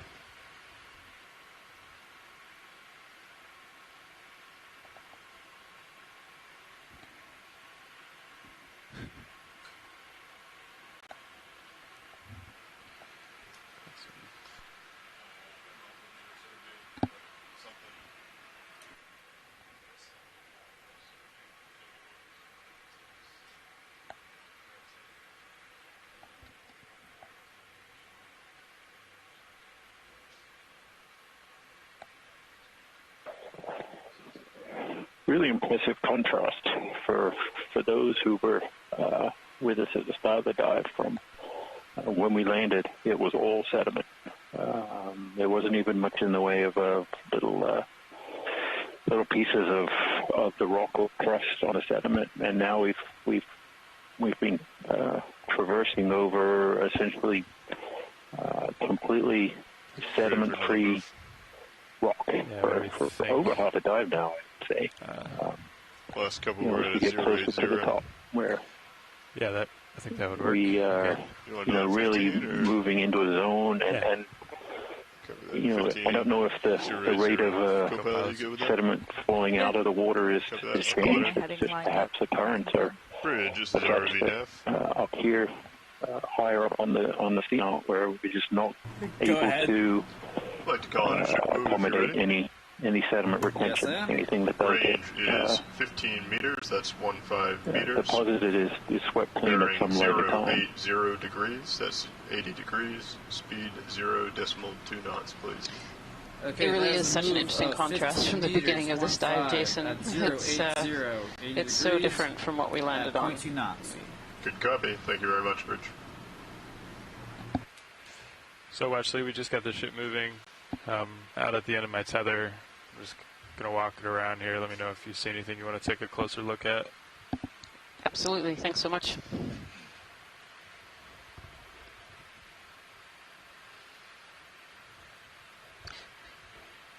I think we're always happy to have snap zooms on corals. Okay. Actually, this one in the bottom right-hand corner is interesting. It might have some associates on it. Doing the skids here or coming to center? In the skids, coming to center here. Okay. There you go.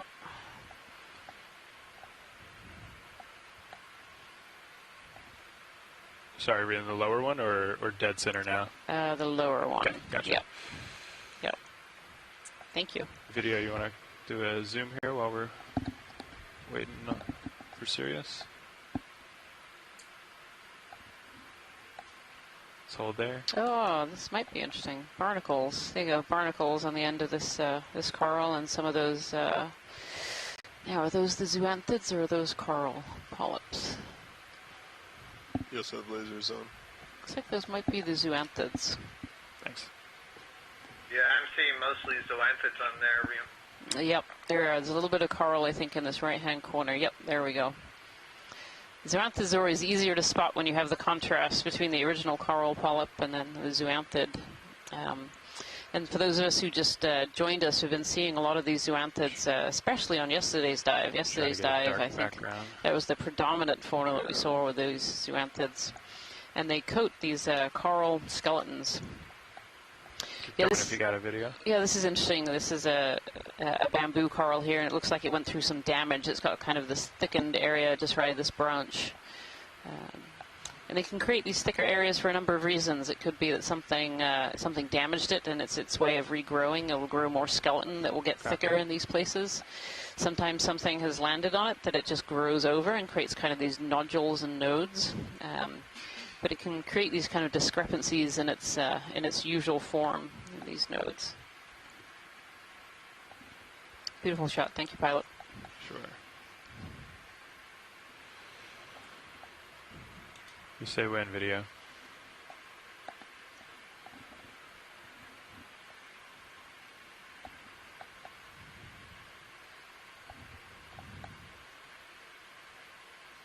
Anything else here, watch lead? You know, just kind of looking left to right as we kind of go up this feature is great. I think that would be really helpful. Do that.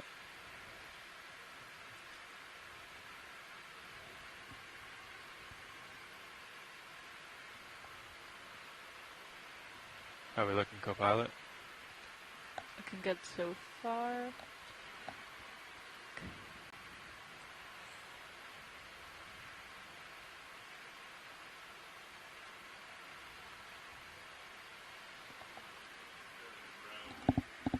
What's that? Very round, circular. Might just be a rock, but... Up ahead. So did they... I heard eruption earlier. Is this supposed to be a potential subsea volcano? Kind of on the top of this little ridge feature here, or either side we can see some corals and sponges. Definitely a lot more coral fauna up here than there was further down the slope. I think the former of what you suggested, but I'm not 100%. Copy. Nav bridge move complete. Good copy, Bridge. Thank you very much. And actually, while I have you, would you mind if I ask for a squall update, if you have one? What is... This looks like a facing wall in front of us. Is we are clear covered right in now. corals and sponges, primarily baby sponges. Good copy. If you go onto your live stream 3, you kind of get this little foursquare, and one of those shows the sonar ahead. That shows some bright returns, which indicate some very steep, steep areas. 15 meter range? 1.5? Yeah. Possible. Oh, can we do a snap zoom on a Tina for possible? Little jelly on the left. Oh, there. Oh, there's one there too. There you go. Keep coming. Yeah, so this is a ctenophore. It's otherwise known as a comb jelly. And you can actually see, this is actually a great shot. You can see those are called the combs of the teen rows. And they bioluminesce very often. You got it. I'll just let you there we track, go. Bob. Trying to stay off thrusters.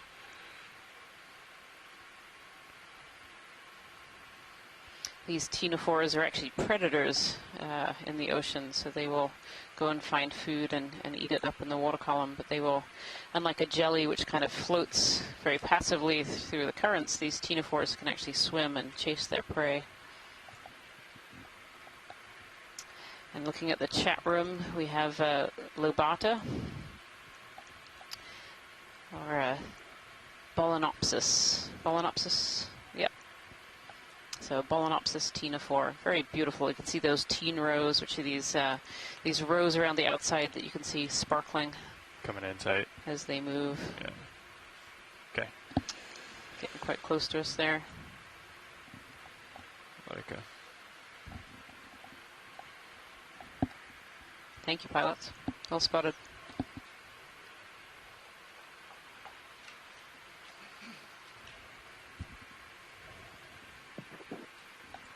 So if we're able to zoom in at the base of the not sure if you covered that, pilots, but the ship moved. We may be able to find 2 minutes some ago. loose rock. I did not. Not a. I can tell if that's coral debris that's accumulating, or if there are any loose rocks there. But okay, video. Let's take a look at the base. Sediment and coral accumulation. We want a base of the cliff here, right, where the coral's accumulating. Is this where you're looking, Jason? Yeah, maybe off to the right a little bit as well. It looked from a distance that there might be some loose material there. Oh, for a rock. Okay, gotcha. Ah. I should have known. The hunt for the loose rock that's been ongoing for at least an hour now. It never ends. It's just constant. You're good. You're okay there. Okay. Yeah.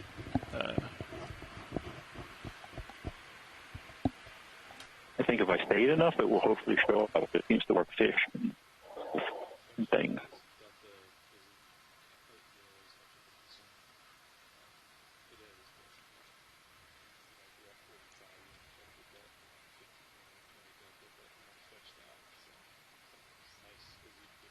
Yeah, I don't think any. We're going to see them here. It just looks like mostly dead coral skeletons that have accumulated at the base of this slope. Yeah, I'd agree. It definitely looks very, very firm. I think we have another chrysogorgia on the wall here. I don't know if we can have a quick snap zoom on the orange coral dead center. Orange coral, quite small. Come on in, video. This is another. Yep, this is another chrysogorgia with its squat lobster friends. Back up. So this particular coral often has two associates living within it, two associated squat lobsters, sorry. Sometimes there are more, there can be 3 or 4, but very often there are just 2. And very often it can be a male and a female pair. Thank you, pilot. Sure, can you come live video? I see something in the If we're still varying, can we get a snap zoom to the left, upper left of the chrysogorgia? There may be a new bamboo. To the upper left. Yep, I think we're moving that direction. Yeah, hanging off with a bunch of sponges on it. Very angular branching. Ah, okay. This kind of mess over here? Yep. Yep, that one. Yeah, I mean, if you have to move, that's fine. I know I'm delayed. Oh, no, it's right there. It's okay. Okay, let's come on in video. There we go. All right, we're zooming in now, Scott, so it'll take just a moment. I suspect this will be branching at the nodes. I suspect this is the genus Isidella. Yeah, I do see some nodal branching. It'd be great if we can get a little bit closer, pilot. I don't know if we can. Are we going for the white branching coral? Yeah, the white branching coral below the sponges there. Okay.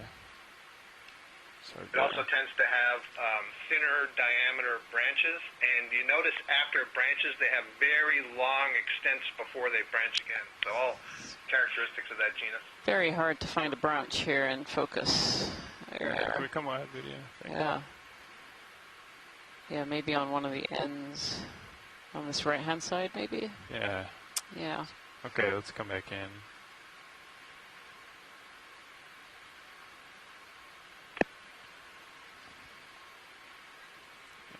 Yeah, I believe I can see some nodes under the branches there, Scott.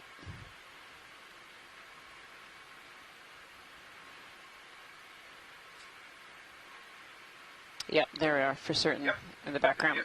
Yep. Excellent, thank you. So, all right, excellent. There's a corallium behind it. So we have a minimum of 3, possibly 4 species of bamboo coral today. Excellent, excellent. Thank you, pilot. Okay, video, let's come wide. Bouncing.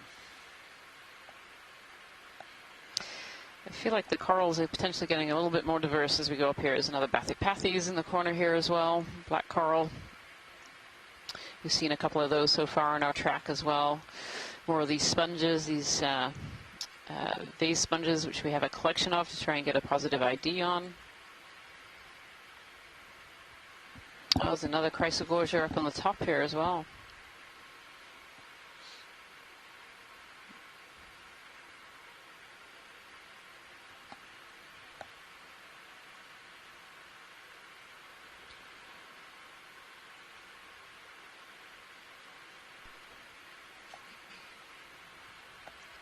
What are you guys thinking? You want to put another move in?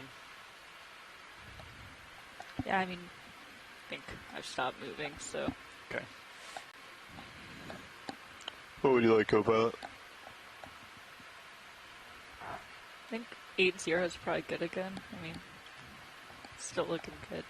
And if any of you at home haven't looked in video live stream number 2 recently, there's a great 15? shot of D2 kind of looking at this pinnacle with coral on top and sponges.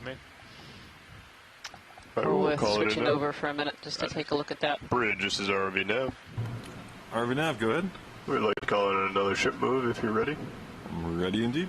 Range is 1 range is 15 meters, bearing 080, speed decimal 2 knots, I was just please. telling people they should have a look Roger, in the series 15 cam. meters, 080, and 0.2 knots. Good copy. We're good Thank for you very move much. whenever you're ready. Okay.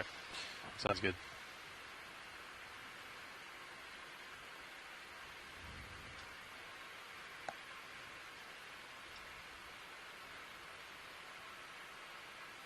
All right, pilots, that move is in. I'll let you know when it is completed. Awesome. Thank you, Ned.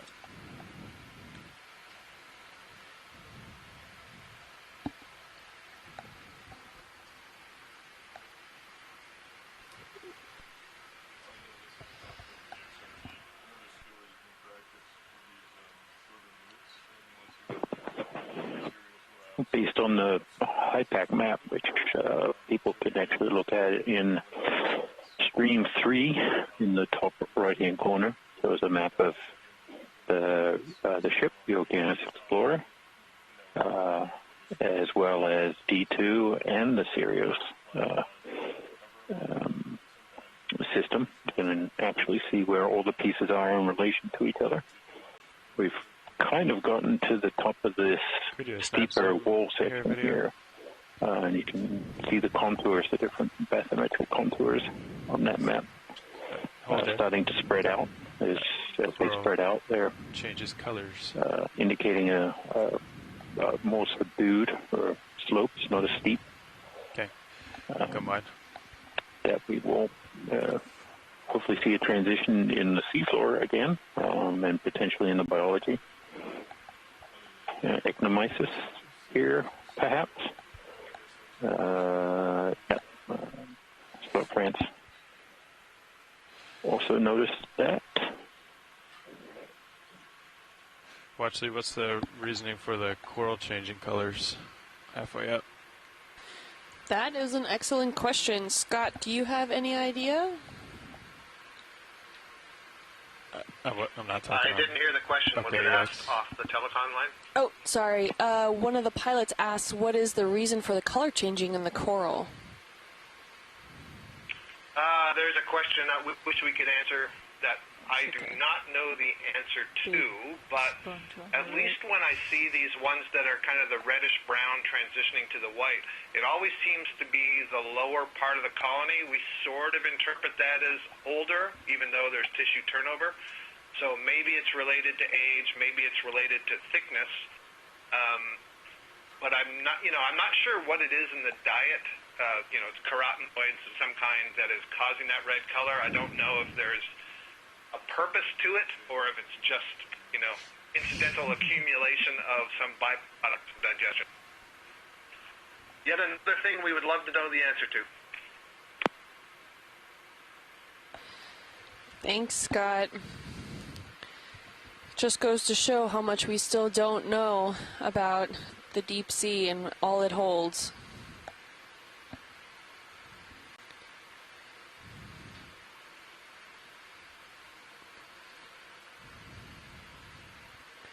There's some great shots here of some sponges and Bathopathes. And can we get a snap zoom of that pinkish coral that's coming into the center of the screen? Sure. Video, if co-pilot's alright with it, you can do a zoom on Sirius as well.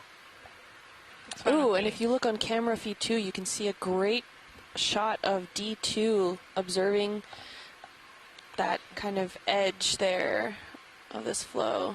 Really puts in perspective how large D2 can be relative to some of these coral fragments, and then also using that comparison to determine the size of the corals in itself. So, Scott, am I looking at a corallium here? Very good, Kim. You are looking at a corallium. We've been identifying the ones we've been seeing in the last couple of dives as Corallium bathyrubrum, which is a species that Les Watling and his student identified from the New England Seamounts, or described from the New England Seamounts. So it would be logical to be here as well. Great, thank you. We're all good there, thank you. Great. Can we come wide on Zeus? And Scott? Les points out that it's no longer in the genus Corallium. It's been transferred to a related genus in the same family, Hemicorallium. Hemicorallium. Oh, okay. It's an interesting sponge pattern. Thank you. Yeah, Scott just noted that actually too. Thanks for pointing that out. Nav, bridge, Pilot, move complete. Nav? I don't know where you are. Good copy, thank you. Bridge. And these kind of more plated sponges look quite new for the day, actually. We haven't really observed much of these throughout the day. Move is complete. Copy that. Does anyone know what they are?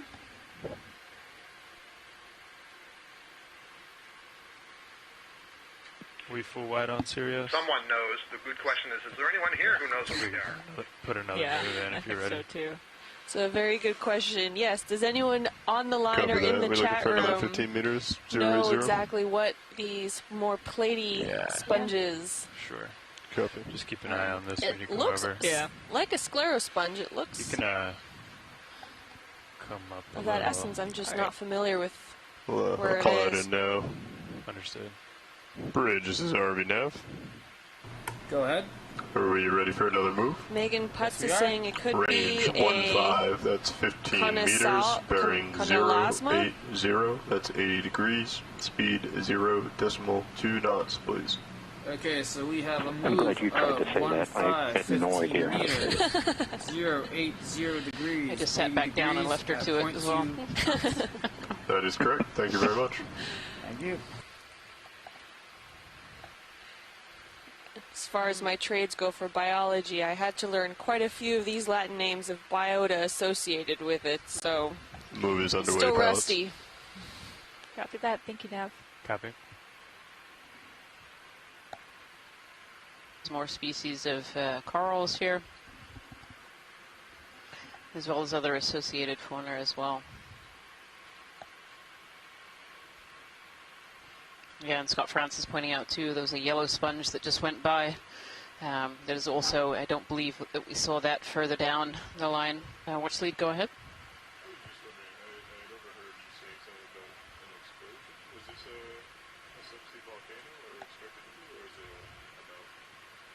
That's a great question for a geologist.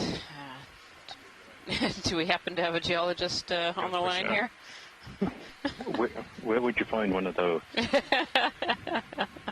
Did you hear the question, Jason? Probably not, because you're on the phone line. No, I didn't. So Nav here just asked that they had heard something about an explosion and whether this area was created by an explosion. Do you want me to move my heading to kind of follow you? I don't think we're looking at an explosive type feature here. All the way back where this is a constructional feature. So the seamount is built up of many layers of erupted volcanic rock. They do, almost as soon as they are finished building themselves, they also start to fall apart. It's kind of the cycle that we look at, and there certainly might be a type of rock here that we might be able to sample. Sure. Worth keeping an eye out for. So we see a lot of. As we've gone up, we've seen a lot of different features of the construction. These pillow basalts and, sheet flow textures. And, now we're looking at perhaps parts of the erosional process. It's like some of these pillows have opened, and the crust that has formed has started to come off. And break apart, and fracture. So over time, they tend to come apart of either from some external forces, such as earthquakes. We don't tend to get too many explosions out here. Actually, do we want to try this rock here? It might be. So. There's I think if that one is loose, I think that would be a great one, pilot. Okay, we'll try it. Would ship is stopped at the moment? So we'll have to. Ship is currently moving. I called it in 17:59 4 minutes ago. Yeah. It took about 5 minutes to complete. If it's a nice piece. Let's Sounds good. We'll just keep it. So a question for you, Jason. Good so copy, there's Bridge. Thank you. chatter in the chat room, and I've heard you say it before too, but you're looking for an angular rock rather than a round rock. And why is that? I'm just preferential to angular. No, the angular usually implies a certain level of alteration or physical abrasion to the rock, or as we see that there's a lot of these ferromanganese crusts. Please. We can see at the smaller scale there's a tendency for those to form circular, concentric type features. So an angular piece may be more likely to contain some of this fresh volcanic rock material that we're after. It's not 100% diagnostic. It just is more likely to be what we're after. We saw on the first dive, those that were with us for that dive, that we came across crust, and when we broke it off, it was also quite angular. So again, it's not 100% diagnostic of the volcanic material, but we can usually filter out some of the ones that aren't going to work by that method. So, and if we were able to get a look inside some of these pillows, there's a lot of angular structure to those. So, again, another that was just kind of mentioned in the chat that that internal structure to the rocks can be quite angular.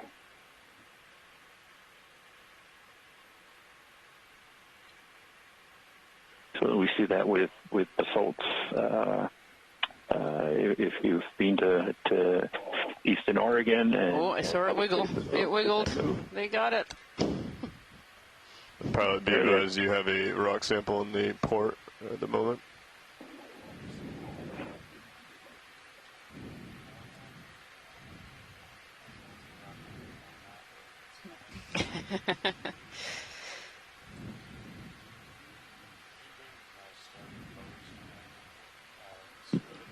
I can do that.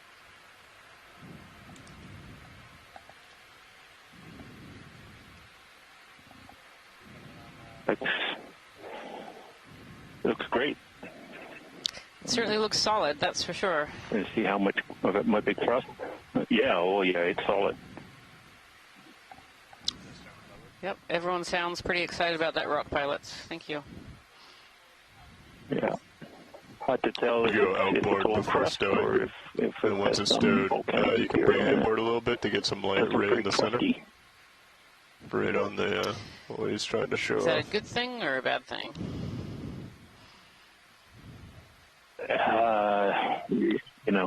It's good for people who love crust.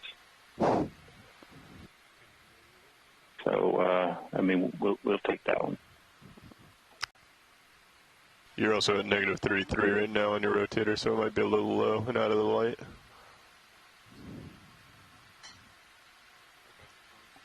Getting some feedback from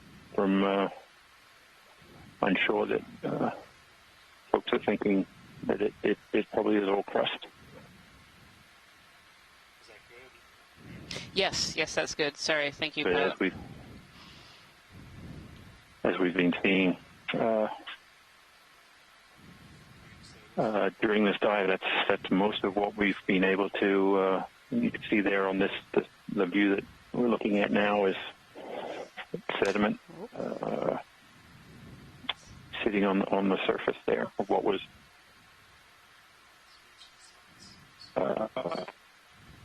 in the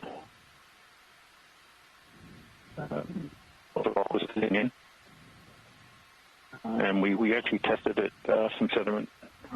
I didn't, but Kim, Casey, and Rian tested some of that sediment after dive 1 that was attached to the to the crust that was rolled back. And nice. It was, as we've been discussing, it fizzed a little by application of some acid. You might want to take a second to straighten the arm out. That points to it being the same thing happened to me. The wrist kind of jumped in.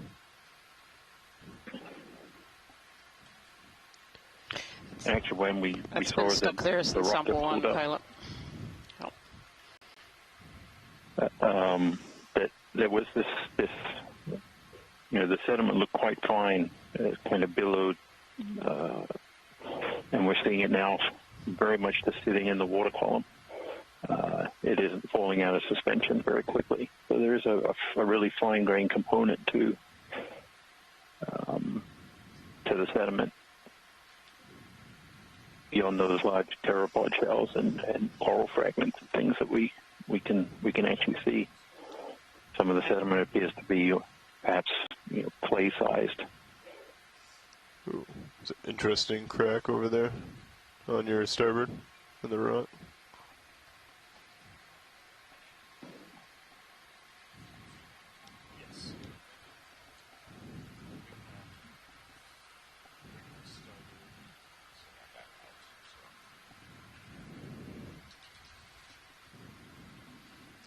Great job, pilots. Thank you very much.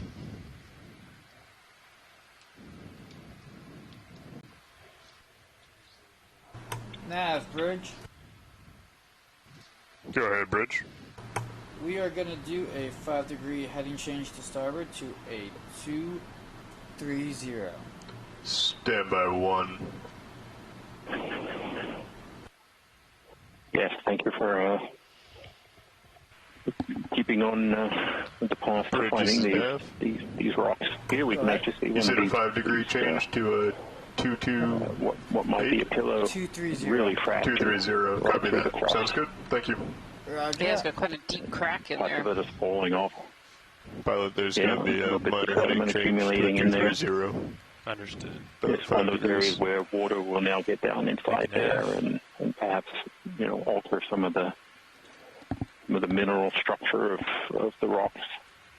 Maybe weaken it, and pieces will move downslope. All part of that big erosive process. Okay. Sounds good. You came over then. That starts attacking, the seamount as soon as it's finished building itself.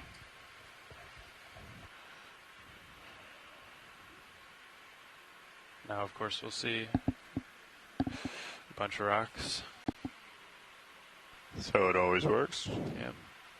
Okay, co-pilot, why don't you let me know when you're back at the agreed upon heading, and I'll just keep coming center your screen until then.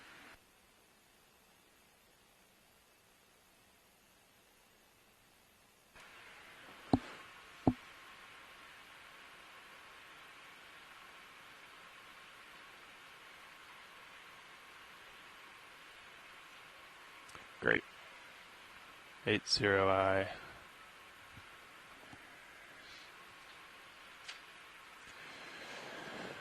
Okay, well, I'll if you want to come up with me, I'll come up and stretch out, and then we can get another move in.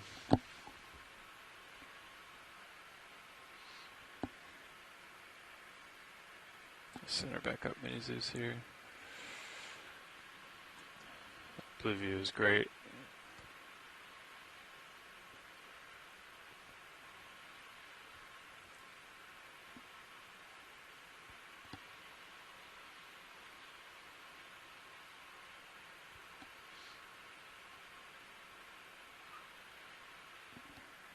Alright, looks like you're getting close to center. What move would you like?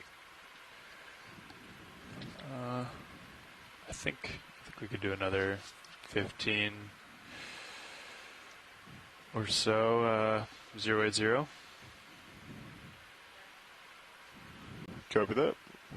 15 meters bearing 080. Speed will be decimal 2 knots. Purple item. Go ahead and call it in. Sure. Bridge, this is ROV Nav. Possible sea cucumber here. We're ready for a move if you are. Great to have a snap zoom on that pilot. Range is 15 meters, bearing 080 degrees, speed 0.2 knots, please. Do those tend to spend more time on sediment than on... Okay, that is a likely, 15-meter move, bearing 080 unsedimented knots, and we have completed our the sea cucumbers do eat sediments because that's primarily what they eat. But, you know, there's a fair amount of sediment kind of in between all these pillows, and so you do sometimes see them up on rocks and getting between places. There's also, it looks like there's a fair amount of sediment kind of on top of these rocks as well, so it could be picking off those sediments. That move is underway. Understood.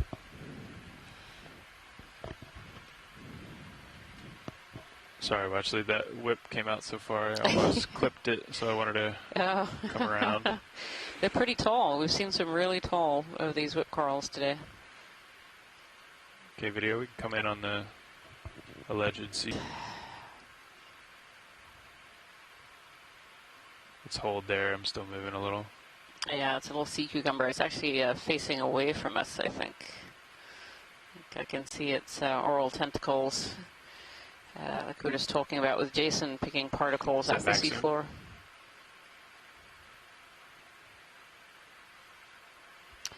Sea cucumbers are related to sea urchins and sea stars. They are echinoderms. Sorry. Forgot I picked up a rock. And they tend to eat sediments, so they'll eat sediments and their gut system will pick out the good particles, the nutrients that they need to live. Most of them crawl along the sediment. Some of them do swim, have special swimming appendages on their heads. Did anyone else just see the suction cam go out? Yeah, they're on 12, so I was looking at that. Doesn't seem too bothered by D2. Making sure. Yep. I don't know if we'll see that. Star center. Oh yeah, there's another sea star. Here we are. So we're starting to see a few more echinoderms too that we really didn't see on the lower slopes. You also have another sea slug over here, maybe. Sea urchins recently, and a couple of sea stars. Gotcha. And or sea cucumber as well. You want to do a snap zoom here video? See if Chris Miles still around. We have some time here. Watchley, we're waiting for Sirius to catch up. Oh, we do. Okay. Yep. Sea star here. Oh. Stand by one.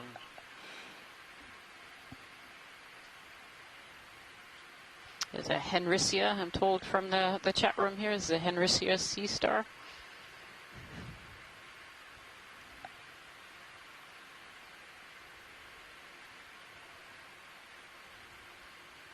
Oh. That's this little guy. Little hermit crab here. And I believe this is actually, I don't know if we can follow that, or is he gone too quickly? I believe that might have been a little hermit crab that had an anemone on its shell, but I didn't quite get a close enough look at it. Where did it go? That went fast. Where did it go? Downhill. There it is. So bottom left. Where did it go? There it is. Almost looks like an ant. Seems to, I don't know what it has in its jaws either. Maybe it's also, no, it's larger claw. There we are. So I can see, you know, these hermit crabs live in shells, but I can kind of see the shell is covered over by pink, and that's why I think maybe there's an anemone on its back.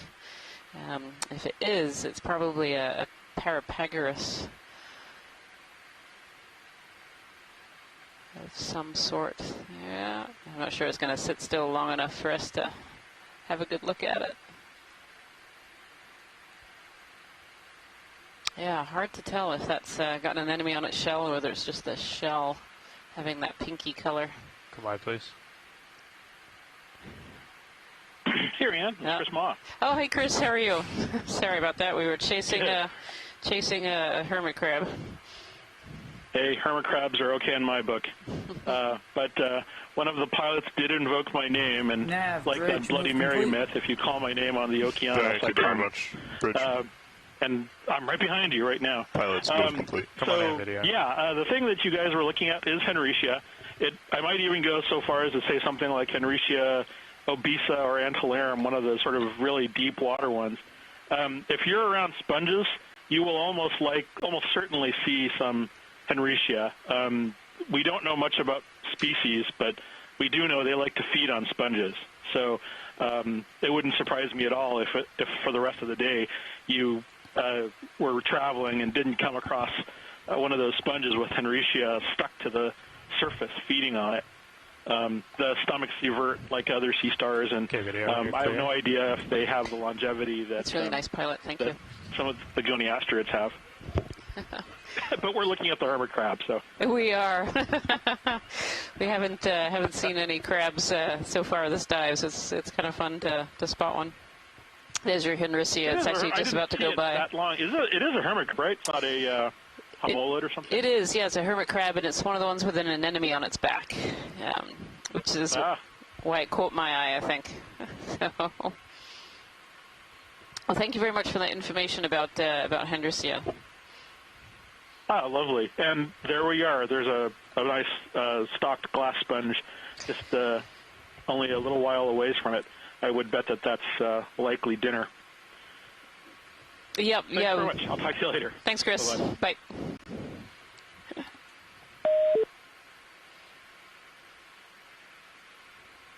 Yeah, looks good, co-pilot.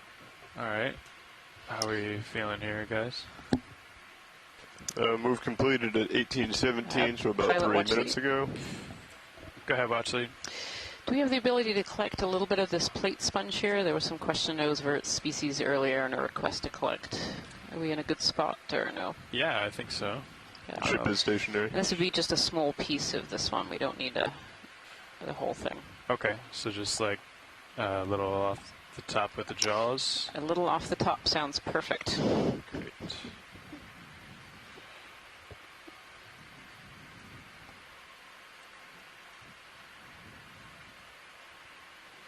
So is this very brittle? It should be relatively solid, but it will break rather than tear, if that makes sense. Okay. I'm adjusting my heading slightly just to keep you in view. Sounds good. Can you bring hydraulics back up if they aren't? Bring them back up now. I guess we'll go. All right. Hydraulics are up. What did you put in that port? It was a glass sponge. It was a port inner. I do not expect it to float. It seemed to sink when we put it in. Okay. So you could probably go with port outer with it pretty easily. Okay, we might want to do that. Okay. So why don't you, co-pilot, just come up a little bit. Just because we're going to lose that camera. So just to be safe, come up.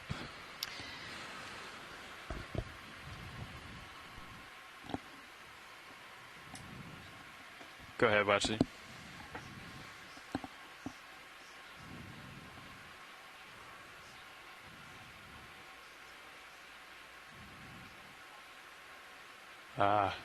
Dang. Okay, we can do that. Sure. We can. I'll clip in one spot, and then if it does tear and that's acceptable, we'll keep it. And if it doesn't, then we'll go back for the other one. How's that sound? Absolutely, sounds perfect. Okay, co-pilot, if you want to switch camera feeds for me, and then also bring it up or keep an eye on the Sirius camera.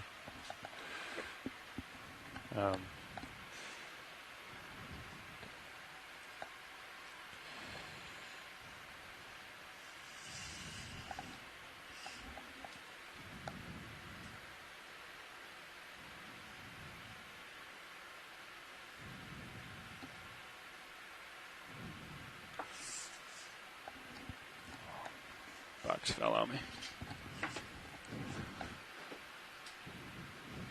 Yeah, I got it now. It was on that connector. Okay.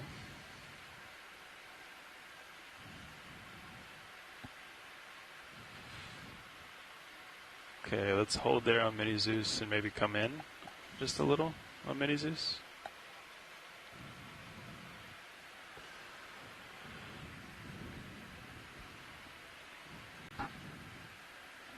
Okay, great. Thanks, Bob.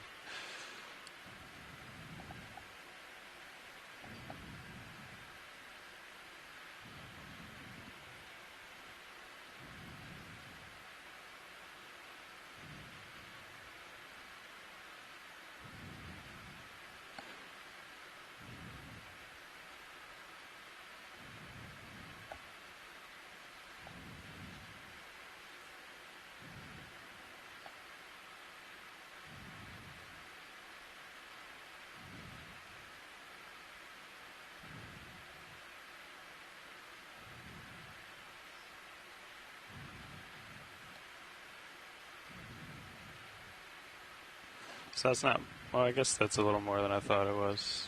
Watch lead, but we could, I see what Scott was saying. I think that other piece broke on the left and then kind of folded in. Do you want to try to stow this and then go back for that piece, or? If that's a possibility, that would be great. Sure. You know, if it's not, then the piece you have will work great. Okay, co-pilot, let's come wide on Mini Zeus, please. Video, and then extend slowly the drawer. Oh, sorry. Just taking a look at it, the way that other piece broke, it might be buoyant. Might want to float up. Okay. I don't know if you want to... There also are the suction jars that we could always bring it to the nozzle and turn it on if you think that's easier. Okay. Just keep coming out on the drawer. Right.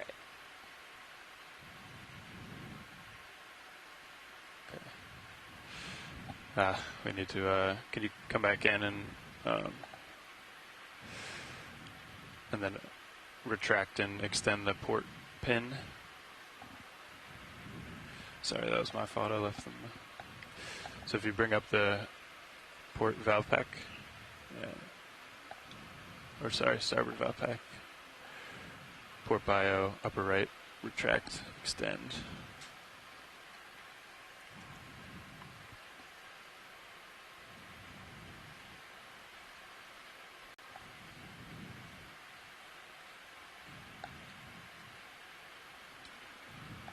Alright, let's try the drawer again then. Yeah, nice. Okay, hold there.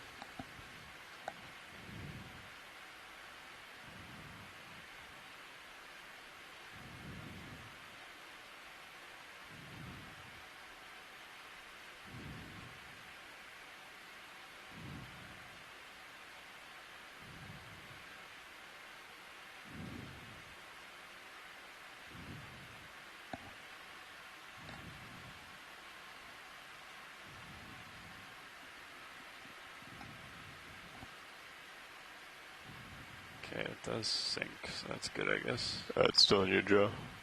Oh, a one piece, I think, went in. Alright.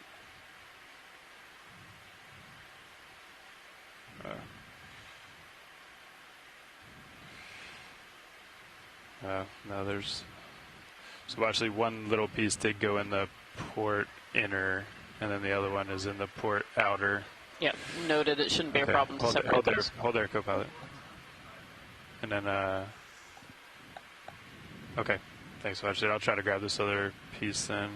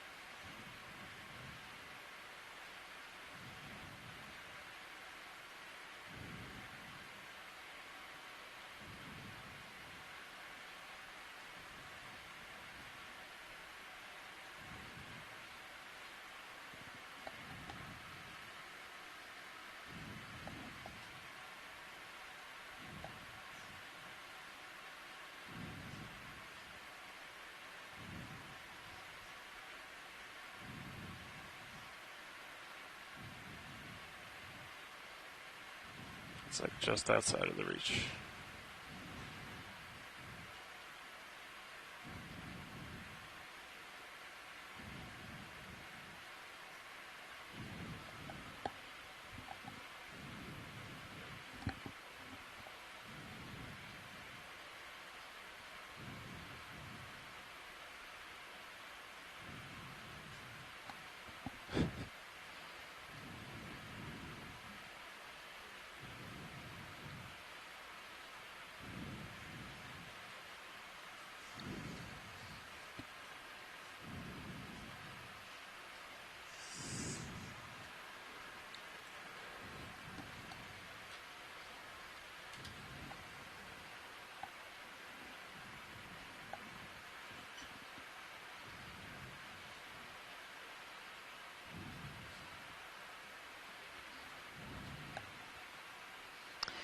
So pilot, if you can't get that one, don't worry. We do have the 2 pieces that are successfully in the bio box. Okay, I was gonna just give it one more go here. It looks like a nice chunk.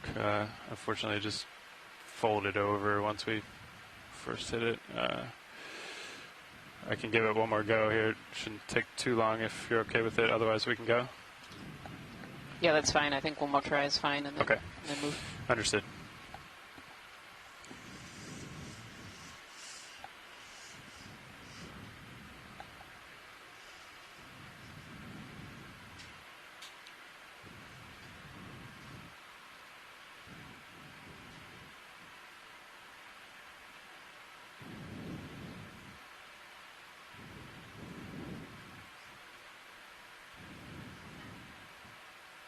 It just broke.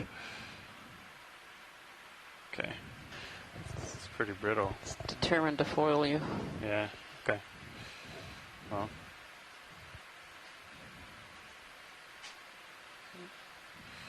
Yeah, we got some, so we'll just...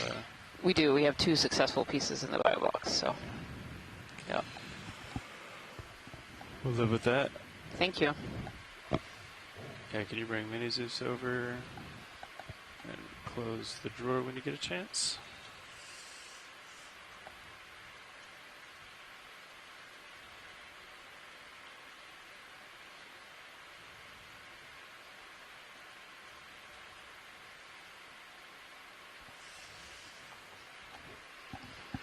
Okay, thank you. Pilot watch lead. Go ahead. If we could have a zoom on some of the rocks around the base just before we leave. Just a zoom, no collection. Sure. So. Yeah, we're actually going to do a shift change. I'll have... Perfect. I'll pass that along. Thank you.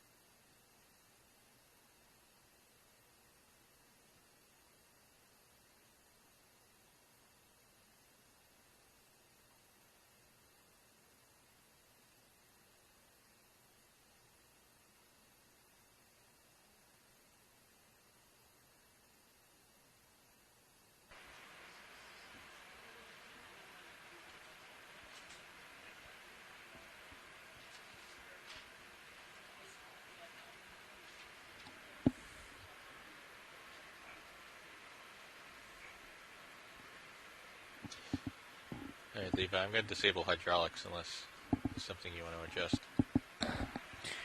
Could bring upper swing arms out more, unless they wanted them straight out for a reason. I'll leave them on for you then. Okay.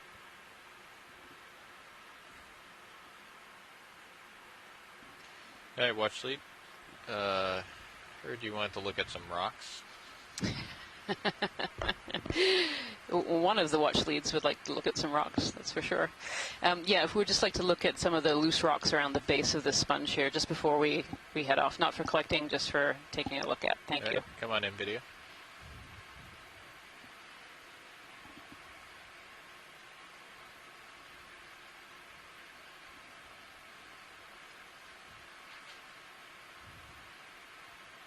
Hey, I don't know if Jason is on the line right now, but they definitely look very similar to the cemented rocks that we've seen so far here.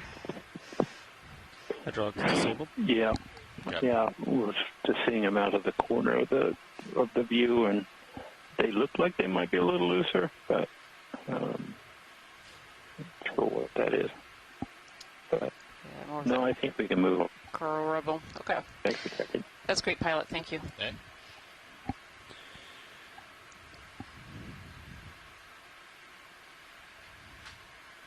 So we have about 30 minutes left of this dive. For those of you who have just tuned in, we're on dive 3 of the NOAA Ocean Exploration Expedition, North Atlantic Stepping Stones. We presently are on board the NOAA ship Okeanos Explorer and diving the D2 ROV system. We are today looking at a small unnamed and unmapped seamount. It was mapped overnight by our mapping team to add to a little bit of data that was there. And we are diving up a wall right now. We started at about 2,640 meters, and we're currently moving up this this really steep wall. It's been a great dive so far. We started in a very different habitat from the one that you're seeing right now, a big sediment plain, and now we're into kind of a blocky, bouldery habitat along the deep sea corals and lots of sponges. And we've seen a fair amount of echinoderms on this dive so far. It's been a really fun dive to watch from here in the control room.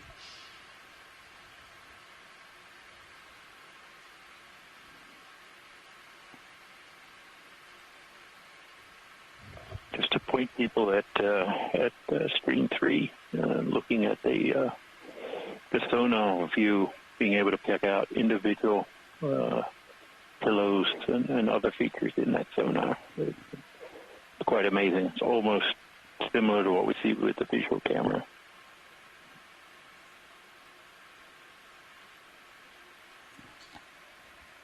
All right, Dad, we can probably get a move in so we can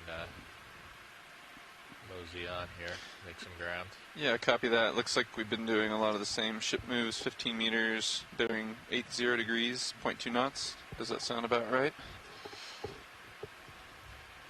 Get us to whatever you need to get us to the final point. Quite a bit more sediment, yeah. Not sure we're going to get there, but we can try. We started to, as we've gone up, we started to 20 meters. 20 meters? Reduced okay, copy that. a little bit, not too much. Bridge, so we're seeing this, even this small change in the gradient of the seafloor is allowing more sediment to be meters. Bearing 80 degrees to accumulate. At decimal 2 knots, please. But I think very quickly again we will move back into a steeper section, and the sediment will disappear a little bit. Thank you, Bridge.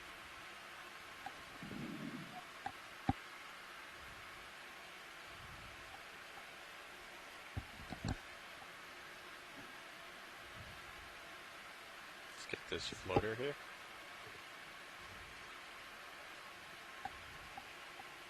Come on in on the floater video.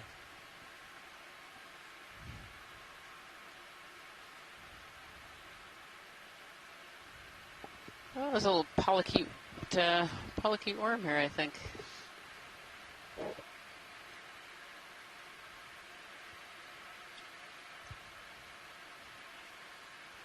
It's like some kind of scale worm. And scale worms are named for their very distinctive scales that are found on their body, and you can just about see them. They're very translucent in this particular species, and they very often have these very iridescent legs. You can see them using them to swim. Yeah, it's coming up.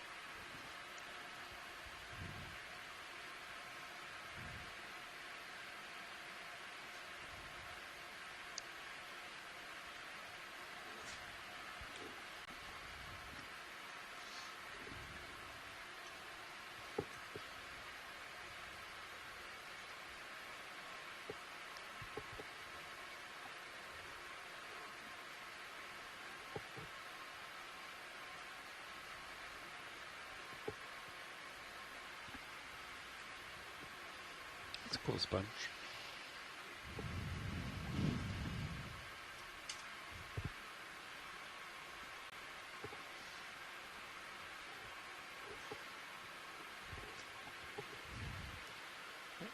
And be advised, pilots, we have about 25 minutes of bottom time left. Copy. 2-5.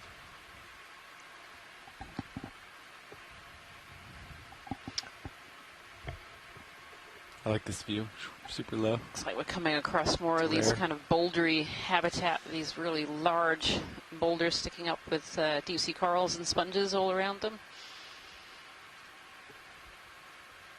Again, this whole dive, there seems to have been an awful lot of food in the water column, this marine snow. This marine snow is, a good proportion of it is plankton that once lived up in the upper ocean and died and is falling down to the deep sea.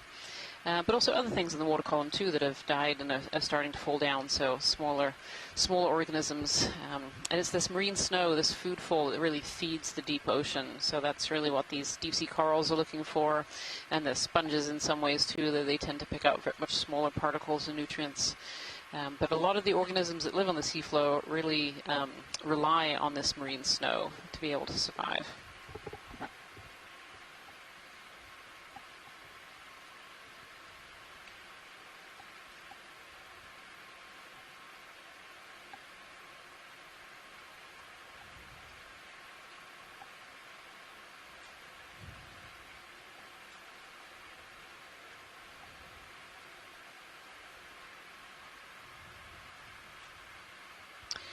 If we could snap zoom on this coral in the middle, please, pilot.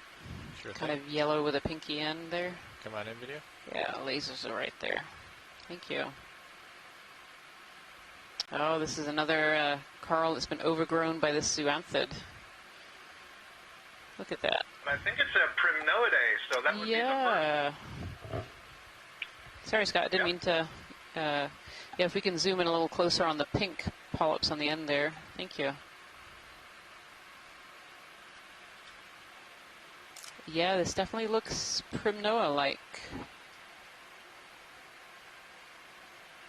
I should say primnoid. And that is our first primnoid of actually this cruise. I don't think we've had one yet on any of our dives. And more than half of it there has been taken over by this zoanthid that we've seen on a lot of the bamboo corals. And this zoanthid is a relation of the anemones and corals. It's an idarian, and we've just seen it covering a lot of these dead coral branches. As we kind of zoom up here a little bit up the colony, you can see these much larger polyps, and these are the zoanthids here. Thank you, pilot. That's great. Yeah, here are the zoanthids. You can see the polyp structure is just very, very different. So they're not specific to bamboo corals. They will overtake other corals as well.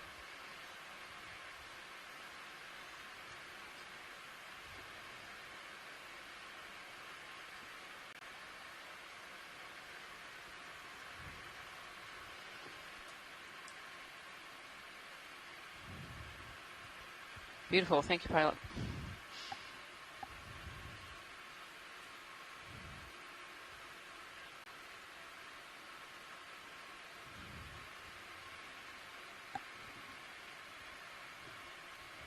When that move ends, we can probably just put in another one. Another one of these echinus urchins down the bottom there that we've seen a little bit earlier. Stand by. Bridge RV nav. Go ahead. Yeah, I just wanted to inquire about that ship move and possibly add on to it if I could. The move is just finishing now. Or these Copy bamboo that. corals here. Could we go ahead and do the same ship move? 20 meters, bearing 080 degrees, decimal 2 knots. My favorite one. So that was a ship move of 20 meters, bearing 080 at 0.2 knots. You got it, thank you. It's like a wine glass or something. What kind of flower is that? Candelabra, or a lupin, or a tulip, or a... Tulip? Tulip is what I was thinking. The tulip, yeah, tulip sponges. Had a whole wall of them earlier.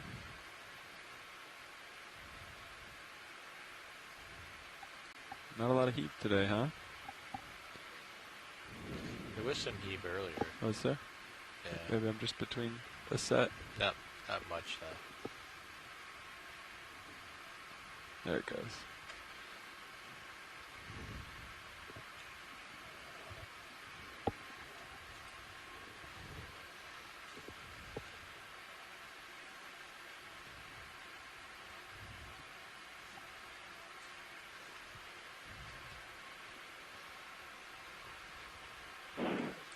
Used to be a lot more of that dead coral debris falling in between these boulders and pillows. We're still seeing a little bit of scattered sediment filling in the gaps as well. We're probably going to see a little bit more of that as we traverse up a little shallower. We only have about 15 more minutes to go on this dive. I don't know if we'll actually move back into the really steep sections like we just came out of. So maybe we'll start and end the dive with a little sediment. Yeah, anyway, these boulders are sticking up. They seem to be covered in these sponges on stalks and a couple of other species of sponge as well on these corals. And then down in the sediment, not so much. Yeah,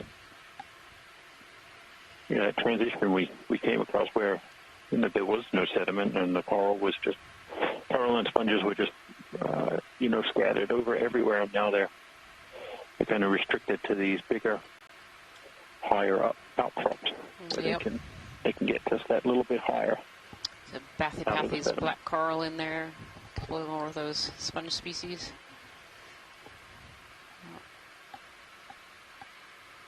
It's been a really pretty dive, and it's been quite a stark diversity change between the very beginning of the dive. Even the beginning of the dive when we were first on that rocky area, we didn't see so many species, and just as we've come up shallower, we've found quite a few different species of coral now on this particular dive. Far more diversity than we actually have seen in the last 2 dives as well.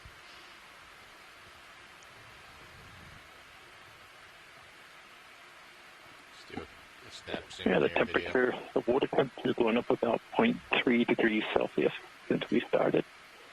So not a tremendous amount, but perhaps enough to do some different donations. I don't know that we've changed water masses per se. Coming out. We started the dive at 2,640 meters, and we're now at almost 2,450. Quick zoom right here. So we're getting towards is correct? Yeah, that's good. Yeah, a little dead coral stalk here on the ferromanganese crust, and the coral has been dead for a very long time. We've been told in the last couple of dives that this black coating appears about 1 millimeter per million years, and had a little sponge growing on that particular one right there.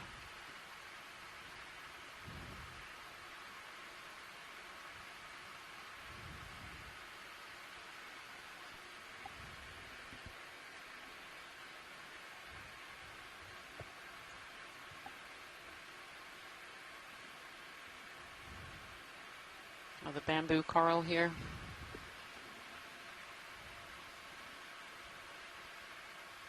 And that's more of these unknown sponges on a stalk, which we collected one of those earlier so that it can go to the Smithsonian Institution and This is probably a good time to say that all of the samples collected during these dives actually go to national repositories where researchers from around the world will be able to take out the samples to work on. And that way they're fully shared with the entire community, and that's both the rock samples and the biological samples. So everything collected during this cruise, from the video to the data to the samples, is available for the entire scientific community globally, and not just in the US.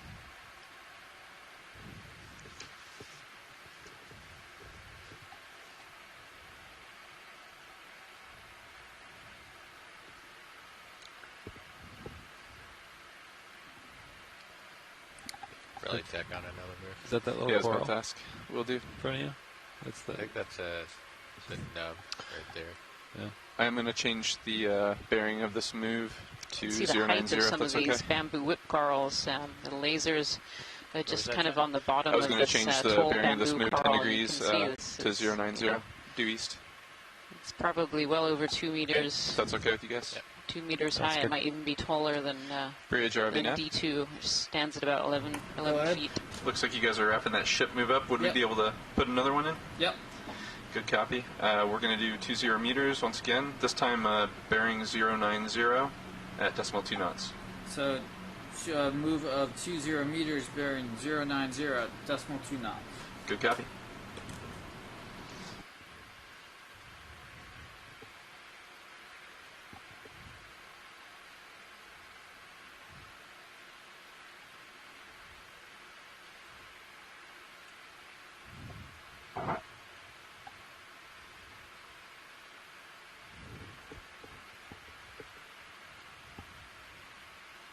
This is an interesting little feature here. We can see lots of the dead sponge skeletons.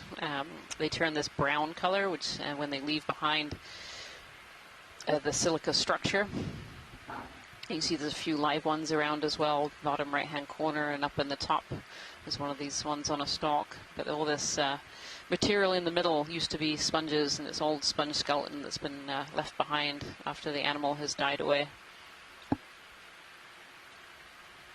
I'm looking at, when we have interesting geology like this, looking at it through Sirius's view.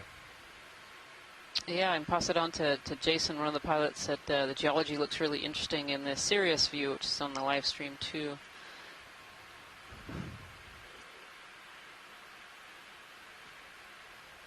Yeah, it's really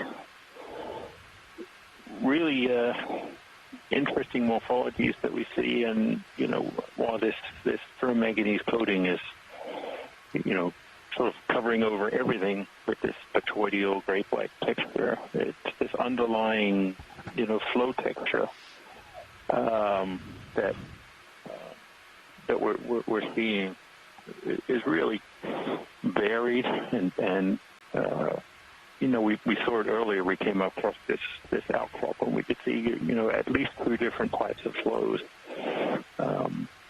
displayed in a pretty short space of wall section. So because all of this may not be from a single eruptive event, we can see a lot of different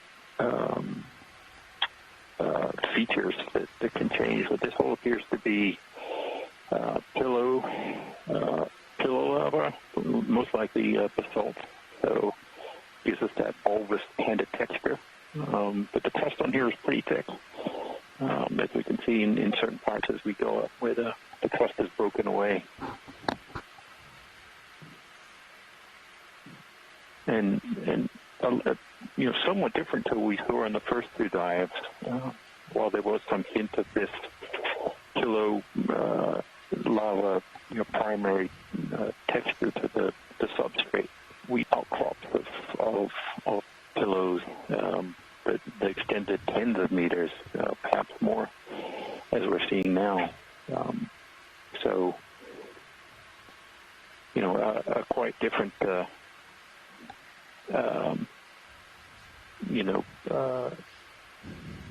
structure to the eruptive part on the Seamount and to maybe enough for one more ship move after this one completes. Sounds good.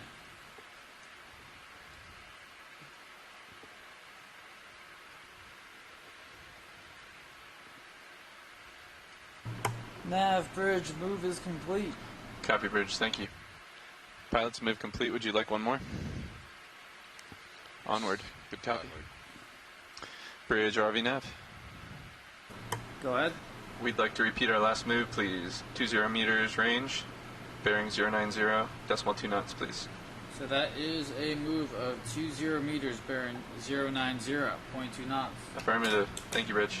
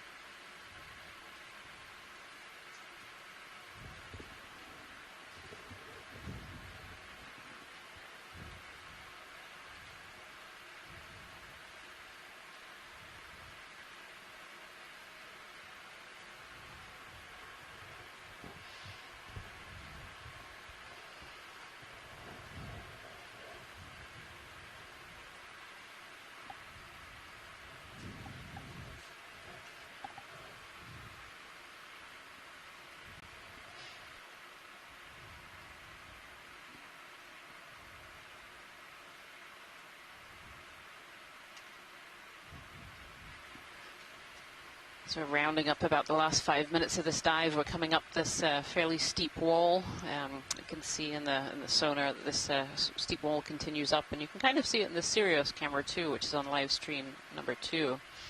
Oh wow, just look at this.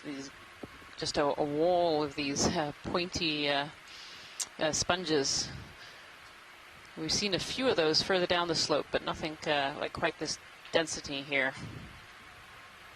And these are glass sponges, these pretty frilled sponges that are sticking out like feathers from the wall here. And a couple of other kinds of sponges too. We see some of these sponges on stalks that we have made a collection of earlier, and also some are kind of the round, more baseball-shaped sponges as well, and a few of these little trumpets.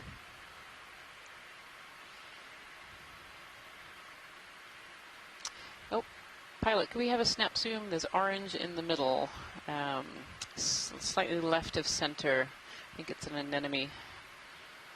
Yeah, copy where the lasers are now. Yep, right there. Come on in video. Thank you. I'm going to creep in on it for a sec as we zoom video.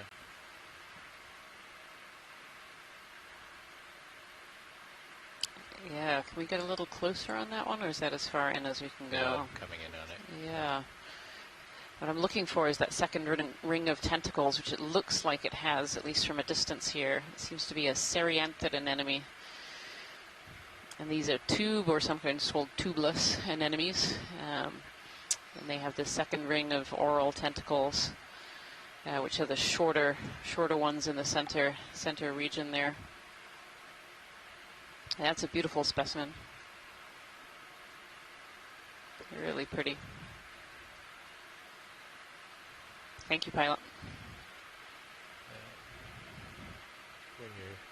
When you're good, video. Yep. And it closed up. Scared him. A little prop wash. Now, this is a popular wall.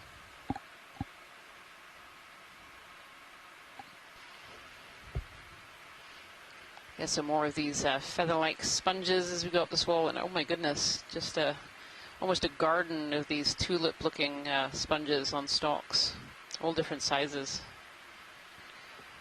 This is really similar in terms of the biodiversity as to what we saw kind of in the middle of this dive, where we started going up the steep face and saw more and more of these sponges, but very few in corals, just a few wisps here and there. How much left do we have in that move? This big long sponge beside us here. Looks on the like it should be right-hand completing side. momentarily. Okay. Nav bridge move is complete. Copy, bridge. Thank you. Beautiful sponge diversity here. Would you guys like the remaining time to explore? Or? There's a Chrysogorgia in the corner there as well. Some more swing left. Yeah. More of these trumpet sponges. We saw some really massive trumpet sponges earlier as well. It's okay.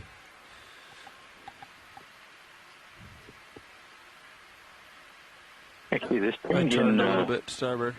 You know, in the substrate, it became a little more chaotic. It isn't that more regular boulder turn to keep you in view? pillow Come up and come back your way. formations we've been seeing. It's more craggy. I don't know if that's the best word for it. It's sort of more angular, sharper, sort of bottom pipe. I don't know, and it seems someone just mentioned in the chat that I think it was maybe Kevin Conrad that as soon as the bottom changed, the benthic fauna also changed over. It became a little more diverse and abundant as soon as we changed over. Those are cool sponges and corals. And here we've got to this kind of top of this ridge here, and we're back in the corals again. Again, a few more sponges, and in fact, one right in front of us I don't think we've seen yet. I don't know if it's too late to take a zoom on this kind of frilled sponge right in front of the lasers are right on there right now. Come on in video. Thank you. Yeah, I feel like we haven't seen this one yet on this dive, and it's actually sitting on a coral too. That would be great to have a close-up on when we're finished with the sponge here. Really interesting undulations in this particular sponge, and lobes. Beautiful.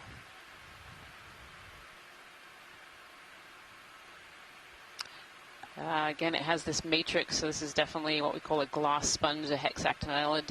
And one of the pilots earlier likened it to fiberglass, and it does look like a sheet of fiberglass. All those frilly pieces around the edge there, those are foraminifera that often live around the edges of the sponges. They get good current flow and some food from being there. It's a beautiful shot. And from the chat room, this is probably an Aphrocalistes. That's a relatively common deep-sea sponge group. Of course, we're not really sure what species this particular one is. Beautiful. Yeah, if we could zoom in on the coral that was towards the base of this one, maybe scrolling down the sponge. Thank you. Yeah, look at all those forams all on the outside. Yeah, I'm not sure if that's a coral or a zoanthid on the base there. I saw a zoanthid, Rian. Zoanthid, yeah, I think so too. The polyps just look way too big. Yep. Come on in video.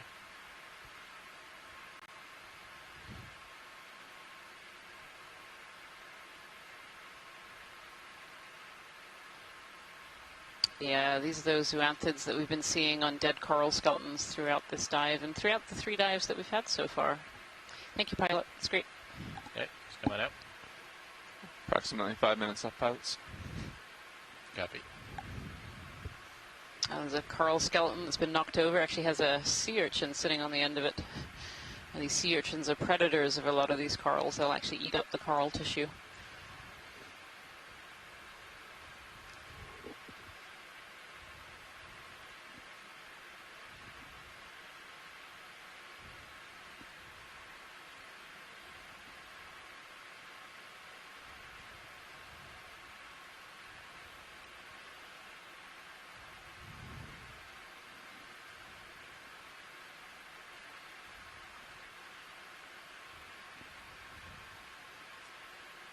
Coming up at you. Okay.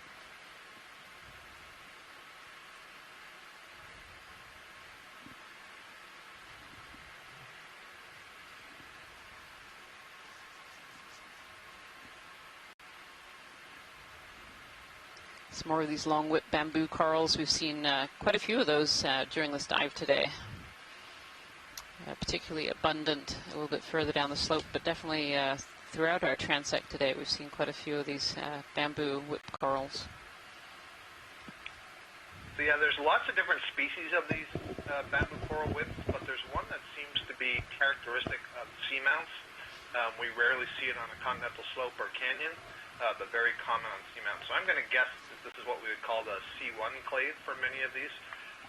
Although a close-up that we had earlier suggests that we had at least 2 different ones. So lots of interest even there. first impressions see how far I can be changed once you get more detail.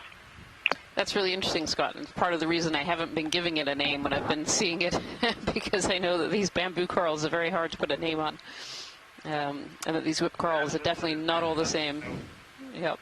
Yep. The annotations that we're making, we can't go much farther than quote-unquote lepidices, even though we know that that's not perfectly accurate. At least that tells us the right subfamily and the fact that it's unbranched.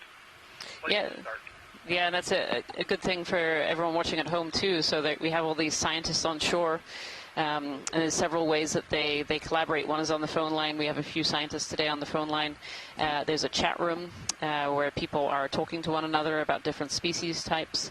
And then we also have annotation that go with the video, and this annotation, scientists from all around the world will put out their best guesses at genus and species, and also logging animals that we may never have seen before, so that people can go back to the video and back to those samples and see if they can identify them. And this is just one of the many products that come out of this cruise, is this annotated video data set, which is so incredibly valuable for exploration and for future scientific research in this area. That's probably all the tether you got. Copy.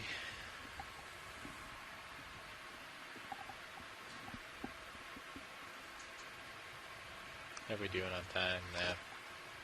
Another minute and a half or Yeah, so. we have the time here. I'll give a shout-out to a few of my students here at the University of Louisiana Lafayette who are diligently adding annotations to the video. So we have Pashna Ganguly and James Aubrey, who are PhD students who both study deep-sea coral for their research, and Kelsey Viator, who is an undergrad student here. So thanks to them.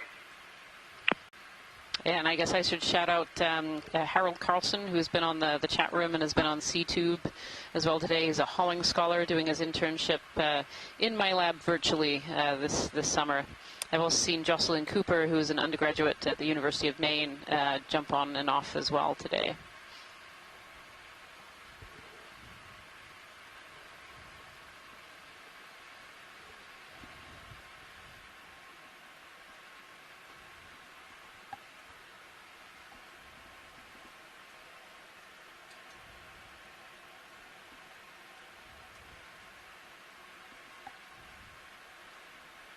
Do a quick zoom on this floater.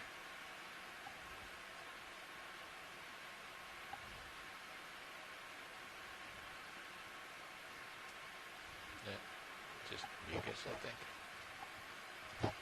Yeah, a little mucus house falling down. It's part of the marine snow. It's probably about all the bottom time we have, pilots. Watch lead nav. Go ahead, watch lead. How much longer do we have here? We are just out of time at this very moment. Okay, I thought we must be getting close. Maybe we can have a quick zoom of this fish and move on. Let's get the fish. Thank you. Go in if you have any more.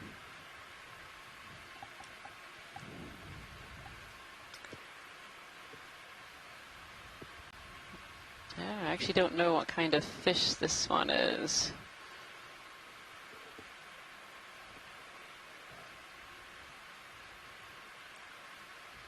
I think it's swimming upside down at us, so we can't get a good look at its head, sadly. And I know for fish biologists, they really want to have a look at the head there. Come on, get around. I don't know if it will help us in this endeavor. There we go. A little bit. Swing arms are stowed. Copy. This is suggesting maybe a bractulid or an ophidid fish. Off it goes.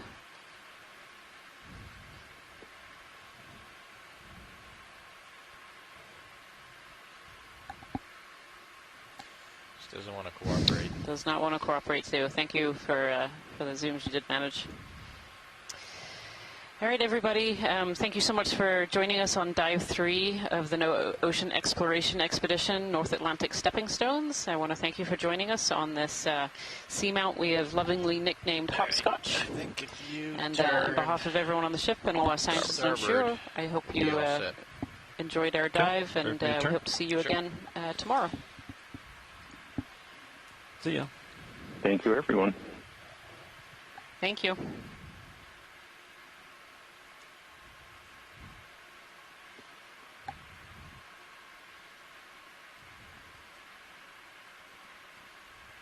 Okay, I'm lined up with the ship. I see your light pole. There you are. I'm lined up with you. Got you in my tail.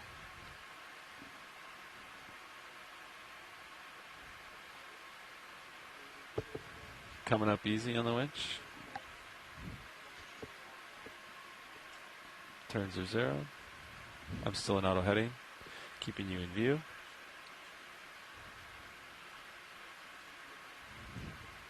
Okay, starting to head up.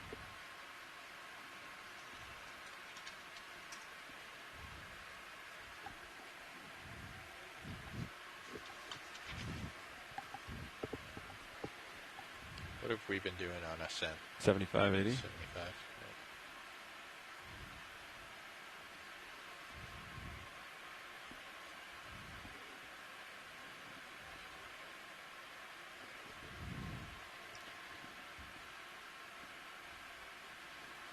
Bridge, RVNAV. RVNAV bridge, go ahead. Want to let you know the vehicles are off bottom. Roger, off bottom. I'm only doing 18 meters per minute right now, so I got it. All right, here we go. I'm gonna get up to 30. I'm gonna punch out my auto heading.